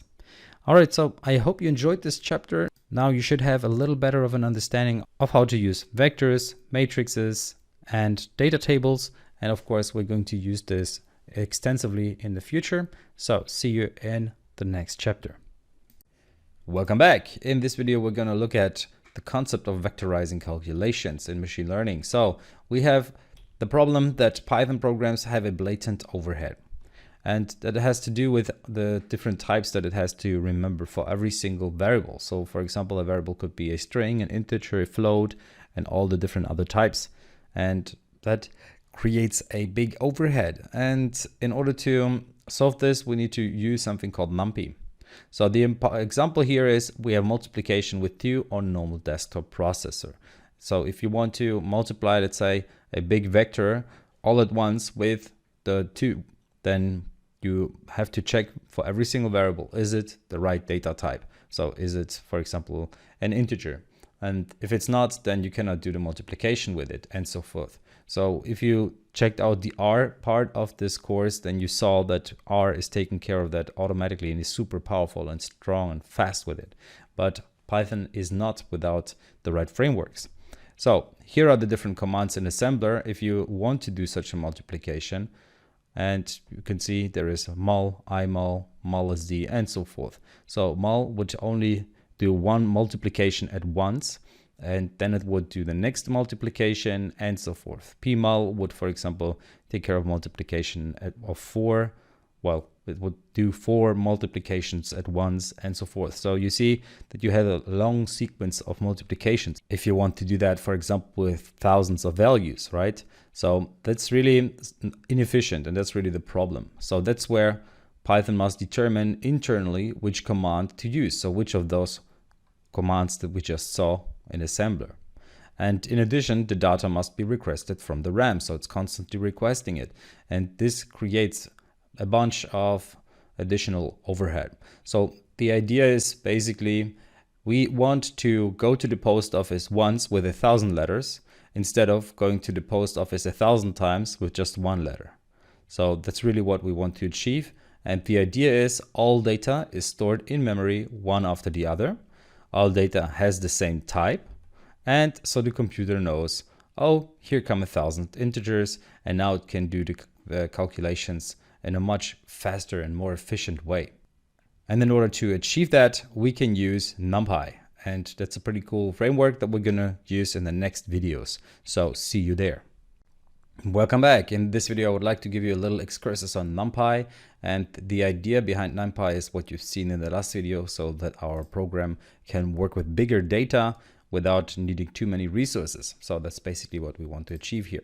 All right, so I have this fields here, fields.csv, which contains length, profit, and width. We have used this before. We've worked with this file. So basically, there are a bunch of data in there. So the idea is the following. So I'm going to create a new variable called x, which is going to be the data frame with the length and the width. And you can see here, I'm already using double square brackets, and we're going to see why that is. Now let me print x real quick, and you will see what we get here. So of course I need to execute all lines so that it knows what this line is. So there we are. As you can see, this is the way the data is stored, and if I just print out x, you can see it's an array. So this x gives me this array which contains a bunch of values. So basically what we have here is a Numpy array. So this x is a Numpy array, and we have worked with those before, but I haven't called them that way. And also what we're actually getting, well, we're getting the values and we're filtering only length and width. So from our data frame, we would only want to have length and width. Now it's time to look at what we can do with Numpy. So let's dive right into it. Now, if you want to create a Numpy array manually or yourself, then you can just go ahead and use import Numpy and then call it NP. So this is just common to do it this way with as NP, because then it's easier to use Numpy arrays, because then you don't have to enter NumPy all the time, but you can just go ahead and say np.array, for example. So you can now go ahead and create an array in there, and I'm just gonna add some values in here from 1 to 9. Okay, so NP stands for NumPy, and NumPy is basically this library that we can use in order to make our data science more efficient when it comes to Python. All right, so what you can now, of course, do is you can run this line of code, and you can see that you get this output which says array. So this is a NumPy array, and if you print that, you just get it without the statement that it is an array. So we run it again, and you can see that you just get this array here, and it doesn't say it. So that there is really no difference. It's just this print statement just gets rid of this array statement, this one here, because that's just something that's really cool about Jupyter Notebooks. We get that output. So usually if you run this Python file somewhere else, then you would not get this output. It's just something that Jupyter Notebooks offers us so that we understand a little better what a certain line does. So why do I even show you all of this? Well, let's have a look at the following example. So we have a variable called numbers, and now I would like to do the following. I want to multiply numbers with 2. So I want to multiply every single value in my NumPy array with 2. So if I run that, now you can see I get 2, 4, 6, 8, 10, and so forth.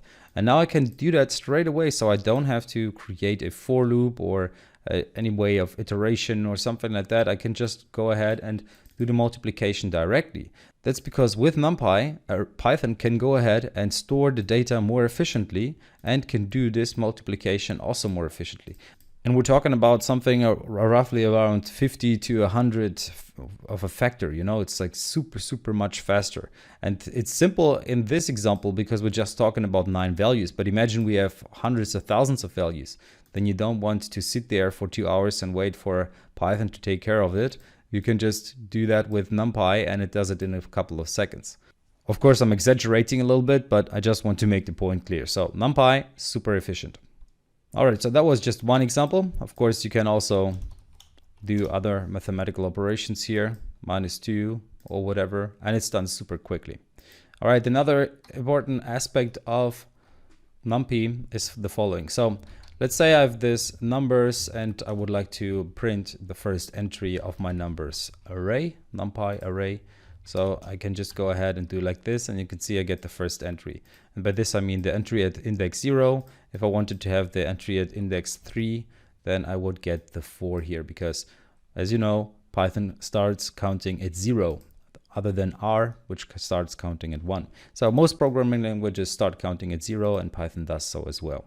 Okay, so now we have numbers 3, and that's totally fine. But what if we have the following situation? So let's say I have a variable which is an array itself. So let's say it has 0 and 3 as entries.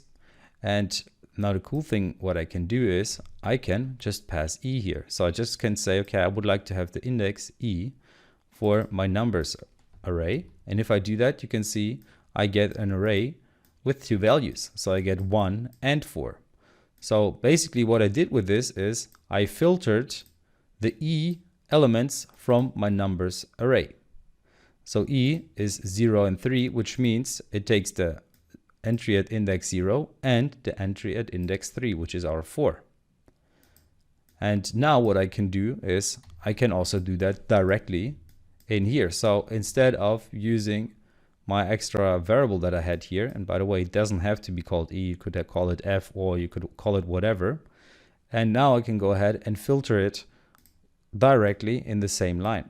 And I'm showing you this because we're going to use this quite extensively in the future lectures, because we're going to filter quite a bit, and we're going to filter with NumPy quite a bit. So what we're doing here is we say, okay, filter something. So with these square brackets, we say, okay, now please filter with the outer square brackets, right? And then with the inner square brackets, we say filter a list. So it creates a list of values, and it should filter a list of values. So we can get this list here, or this array, and you can see that's the output that we get. So we get 1 and 4. Now we could, of course, also get other values here. So the index 4 and 7, for example, and you will see that we get 5 and 8 from it. All right, so we just filtered out 5 and 8 from our numbers array, and we printed it out. And now we could use that, of course. And we're going to use that quite extensively. So this is important to understand what we're doing here. And there you already see the double square brackets. And we've used them quite a bit already. And now you can finally see one situation where they are used and why they are used and how it works. So how Python uses them. All right, so that was a little excursus on NumPy. And in the next video, we're going to look a little more into it. So see you there. Welcome back. In this video, I would like to talk about Numpy Arrays a little bit, and I would like to show you some cool methods that you can use. So here I have NumPy, and I'm using this array 1, 2, 3, 4, 5, and we're going to use that quite a bit. Now, the next thing I want to show you is how you can create arrays directly. So for example, there is a method called ones, and I can just enter a value in there or pass a value. And of course, I need to run all lines, and you can see here NumPy ones created 5 ones for me. Now there is another one called zeros. So there is a method called zeros, and there you can just pass a value of 5, for example, and you get 5 zeros. So we just create an array with 5 values of 0. Now let's say you wanted to have a bunch of 2's. There is no 2's method, but what you can do is you can just add 2 to it and run it, and now you have a bunch of 2's in there. So that's a pretty cool little feature. And then there is another method which is called repeat, where I'm just going to say, okay, I want to have 2's 5 times. So that's another way to create a bunch of 2's. There you see an array of a bunch of 2's. Now you can already see a difference, because these are decimal values here, as are these, and those ones here are no decimal values. All right. So that's really something that internally can sometimes make a difference. So if you want to work with decimal values, or if you need decimal values, then you would use the decimal approach. Otherwise, you can use a whole numbers approach. So if you just need a bunch of whole numbers and you don't care about decimals, then that will be totally fine. And the issue that you can sometimes get with decimal values is that you can get some rounding errors or round off errors. All right, so these are some of the cool methods. There's another really cool one, or actually two, which I need to show you in combination with NumPy arrays. And one of them is called a range. So what you can do here is you can basically just say, okay, I want to have a array with a specific range. So here from 1 to 10 excluded. So 10 is excluded, and here you see 1, 2, 3, and so forth up to 9.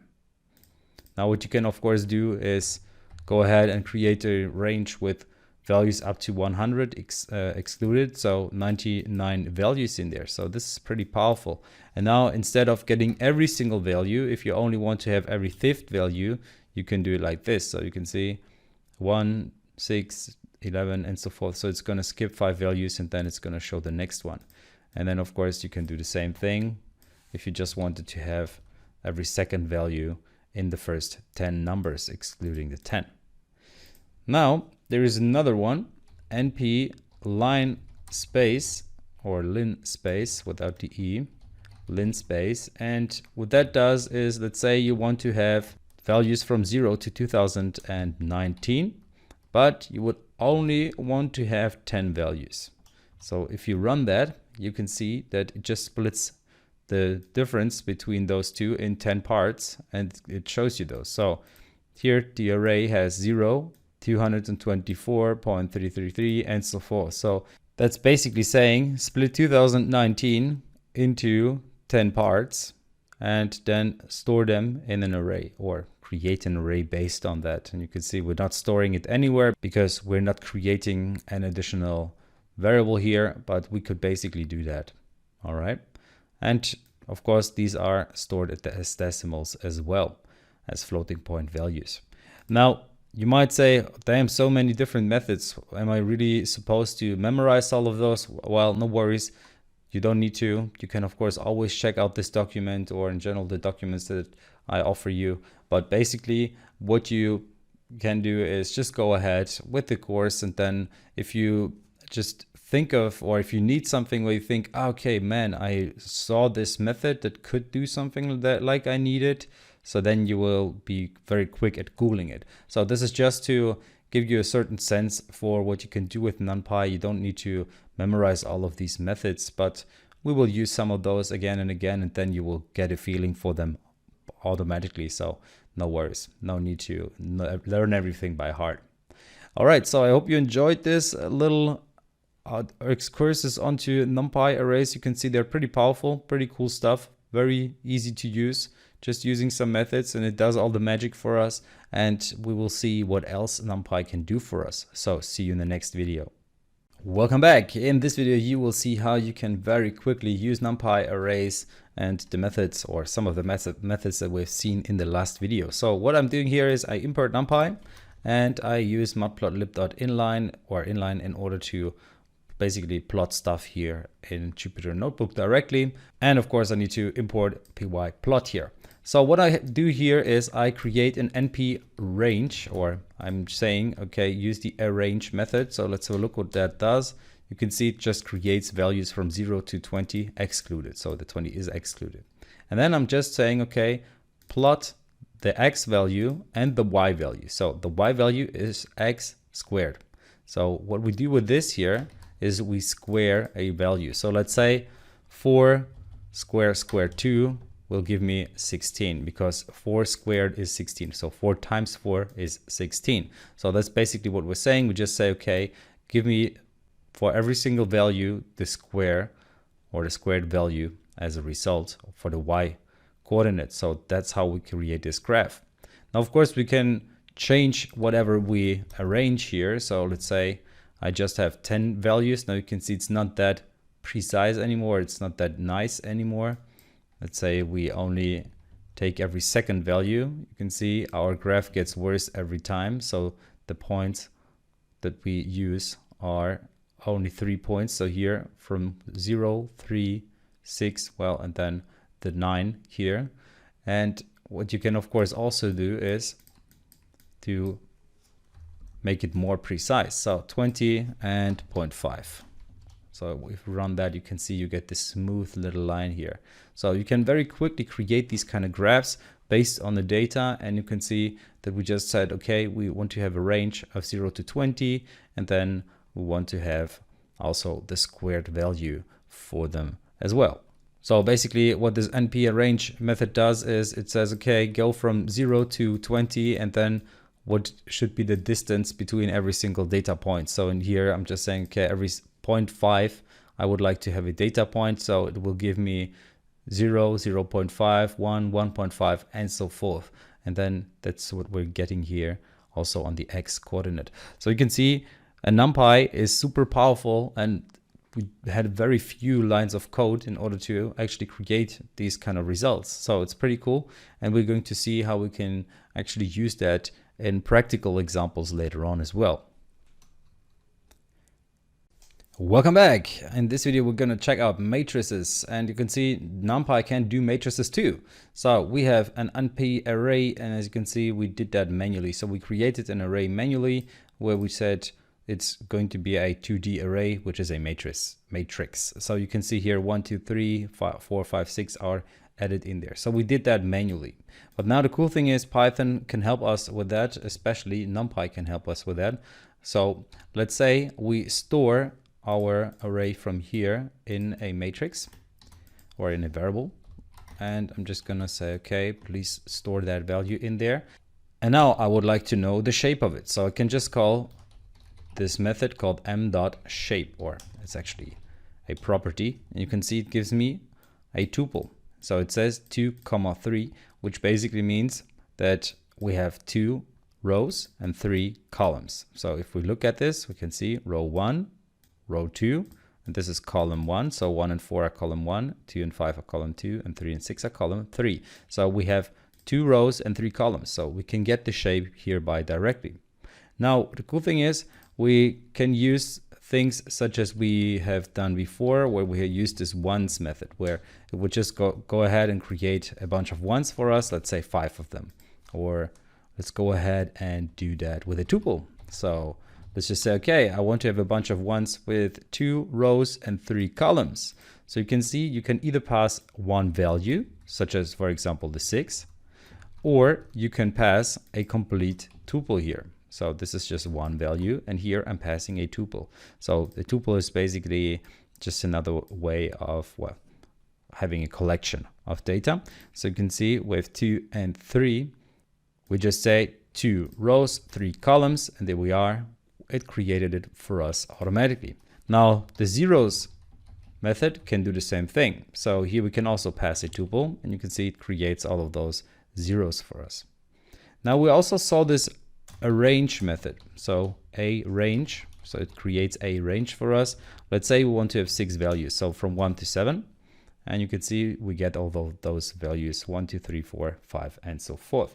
Now what we can do with this is we can reshape it. So there is a method called reshape, which will basically reshape our whole array into the format that we want. So for example, if I want to have 3 rows and 2 columns, I can just say, okay, please arrange that. And as you can see, we created this range and reshaped it. So we created this matrix here, and we just needed this one line. So we did only type very few characters, right? So it's pretty cool. Now, what we can, of course, also do, so let's take this array from before. So let's create this matrix M, or matrix M. And now let's print M real quick once again, just to see what we have there. So this is what we get in terms of our M.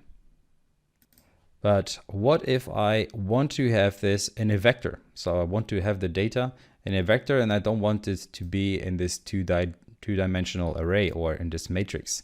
Okay, so what I can then just do is I can call the reshape method. So I'm just gonna say m.reshape, and let me really quickly create some more cells below. All right, so we have this reshape method, and here I just enter into how many values I want to reshape it, and I just say, okay, just reshape it so that it has 6 values. So you can see it just reshaped it with our 6 values. Now it's just one array instead of a matrix, instead of a two-dimensional array. Now, another neat little thing that you can do, so let's take this reshape that we had before, and just again, that's what we received before. Okay, so we just have got this 3,2, but now let's say I don't know how many columns I should have, or how many columns there should be based on the data, because in our case it's easy. We just know, okay, we arranged our data and we just have data from 1 to 6. So we created a range from 1 to 6. All right, but what if I don't know about this? I just want to use the reshape method, and I want to make sure that I have 2 rows and however many columns I need. Then I can just use -1. What that will now do is it will basically just say, okay, I'm just creating 2 rows for you, and I separate or split the data accordingly. So let's say we have 25 values in here. You can see now it also just split them up accordingly in 2 rows. Now it works the other way around as well. So instead of me saying how many rows I want to have, I just want to make sure that there are only 3 columns. So if I do that, you can see that I get this result here. But let's keep it simple again. Let's go back to our 7 and you can see that's what I'm getting. All right. So basically, this is what you can do with your reshape method, and you can use just something like a -1. Now, what you can also do, let's say we have our matrix from before, this one here, and now I would like to create one array like we did here, but I don't know how many values I need to reshape it with. So in this case, I just said, okay, reshape 6. So if I said reshape 5, and let me run this line as well, you can see cannot reshape array of size 6 into a shape of 5 comma, because it just can't split it up. But what if I don't know how many values are in there? Because in this case, I know how many values there are because I created the array. But if the array comes from, let's say, the data that we're working with, or it's generated or something like that, we might not know how many values there are. So what we then can do is we can basically just say m.reshape, and we pass -1 in here. And then it will do the magic for us. So no matter how many entries there are, it will just create one array, which is this one-dimensional array that we get here. This might look a little interesting or weird, or yeah, I don't know, however you feel about it at first, but once you get used to it, you can see that it's a very powerful tool, and we will be using that a little bit in the future. And it's just, sometimes you get the data in a certain format and you just want to have it in a different format. And that's exactly where you can use this reshape method, which is super powerful. And yeah, you can then apply the operations that you need to apply on them, because you had the data in a certain format. Now you transferred it into another one very quickly with the NumPy library, and then you can just go ahead and use it. Okay, so that was matrices. And in the next video, we are gonna check out the where function. So see you there. Welcome back. In this video, I would like to talk about a very powerful function in NumPy, and it's the where function. And we're going to use that quite a bit in the future, but it's important to understand the basics first before we use that in an actual practical example. So the where function requires 3 lists. So let's create one list, which is going to be something like true and false. Then another list where we just have values. So I'm just going to say 1 and 2, and a third list which is going to contain 3 and 4. And these are just examples, so they don't have to be numbers. So these lists, they don't have to be numbers, but here we do have to have true and false. So the first element needs to be true and false. This can be another type of list. It can also be a list with just one entry, so it just would be a string or things like that. But now let's have a look at what we get as a result. So I need to import NumPy, of course. And what I get is an array of 1 and 4. What does that mean? Well, it says from the first list element, take true. So from the first thing that we passed here, or actually in this case, the second one, because the first one is the list with true, false.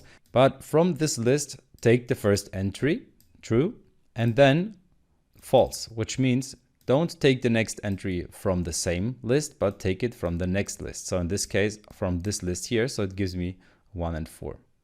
So this is a little bit abstract. So let's have a look at another example. So let's say if we have a bunch of grades, so school grades, and in there we have a NumPy array, which contains the values of 1, 2, 3, 4, 5, and 6. So these would in German be the system that we basically have for our schooling grading, or our grading in school. But basically you can just say, okay, 1 is A, 2 is B, the 4 is D, 5 is E, and 6 would be F. Okay, so basically that's how you can translate it into an American grading system, for example. All right, so what we now can do is we can now say something like print grades less than equal 4. So what that will give us is a list here. As you can see, the same thing that we had here before. True, true, true, true, false, false, which pretty much means that if you have an E or an F as your grade, then you failed and you do not pass the exam or something like that, or the whole year. If you have something between a 1 and a 4, which is something between an A and a D, then you passed. So that's basically what we want to get here. So now let's use this where method. So we're gonna say where grades are less equal 4. And if that's the case, then please use passed. And if that's not the case, then use failed. So now if we run that, we can see passed, passed, passed, failed, failed. So in here, we already have transferred it into whatever we used in our example here. So we can just say everything that is worse than a 4 is failed. Everything else is passed. So if a number or if a value in the list here is going to be, so basically we're just using this list here with true and false values, and then we apply passed or failed for the true and false values. So in this case, passed for every true value and failed for every false value.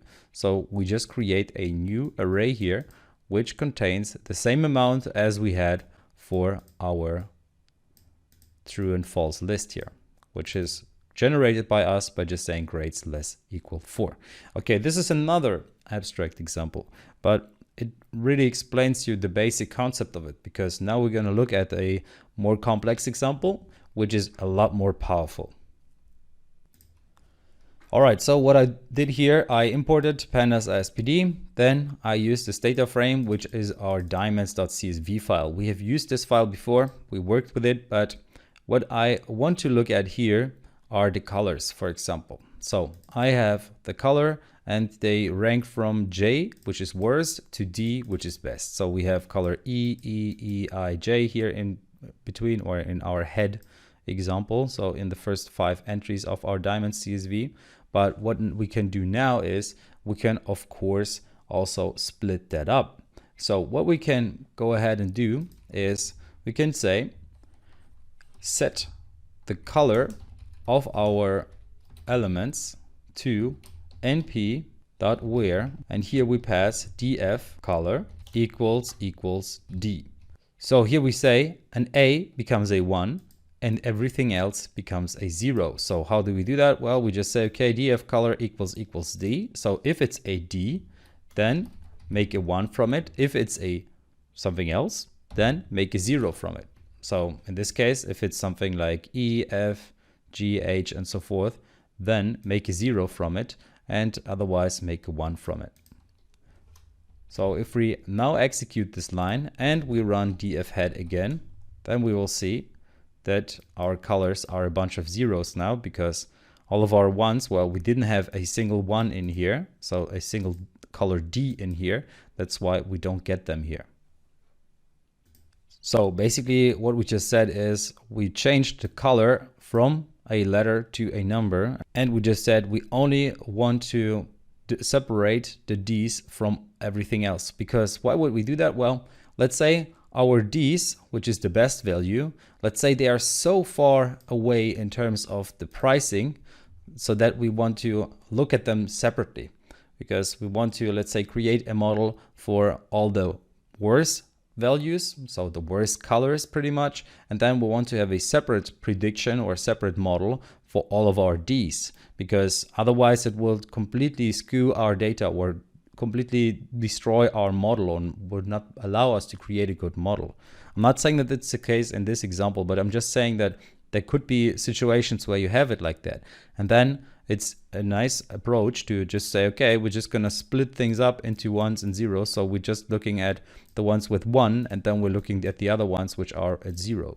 So now you could, of course, instead of just replacing the whole color, you could have, of course, also created the new column here instead. And then you just look at the data separately. So at the super good colors and then at all the other colors.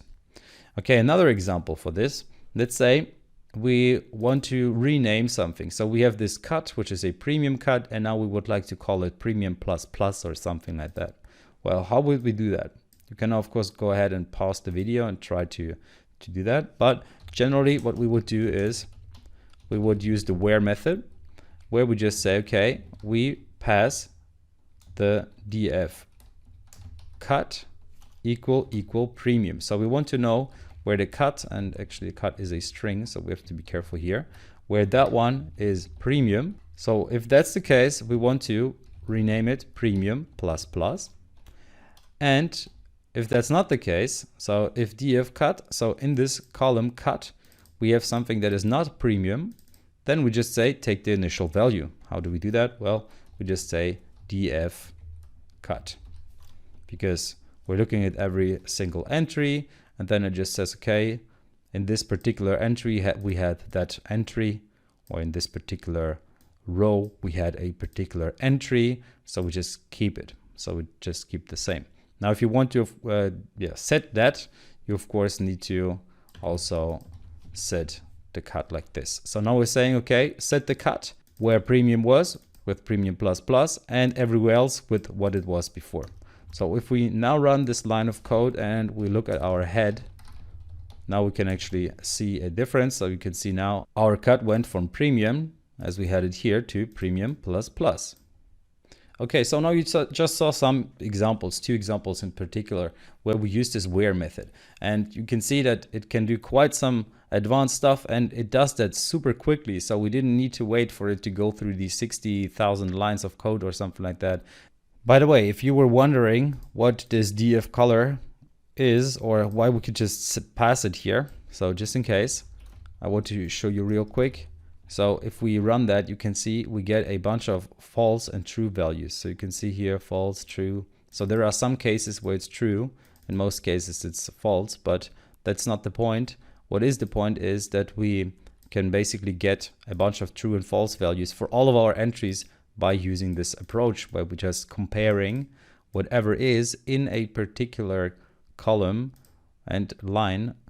We can just say, okay, if that value is a D, then give us true, otherwise give us false. So that's what we get here. We get a huge list with all of the different trues and false.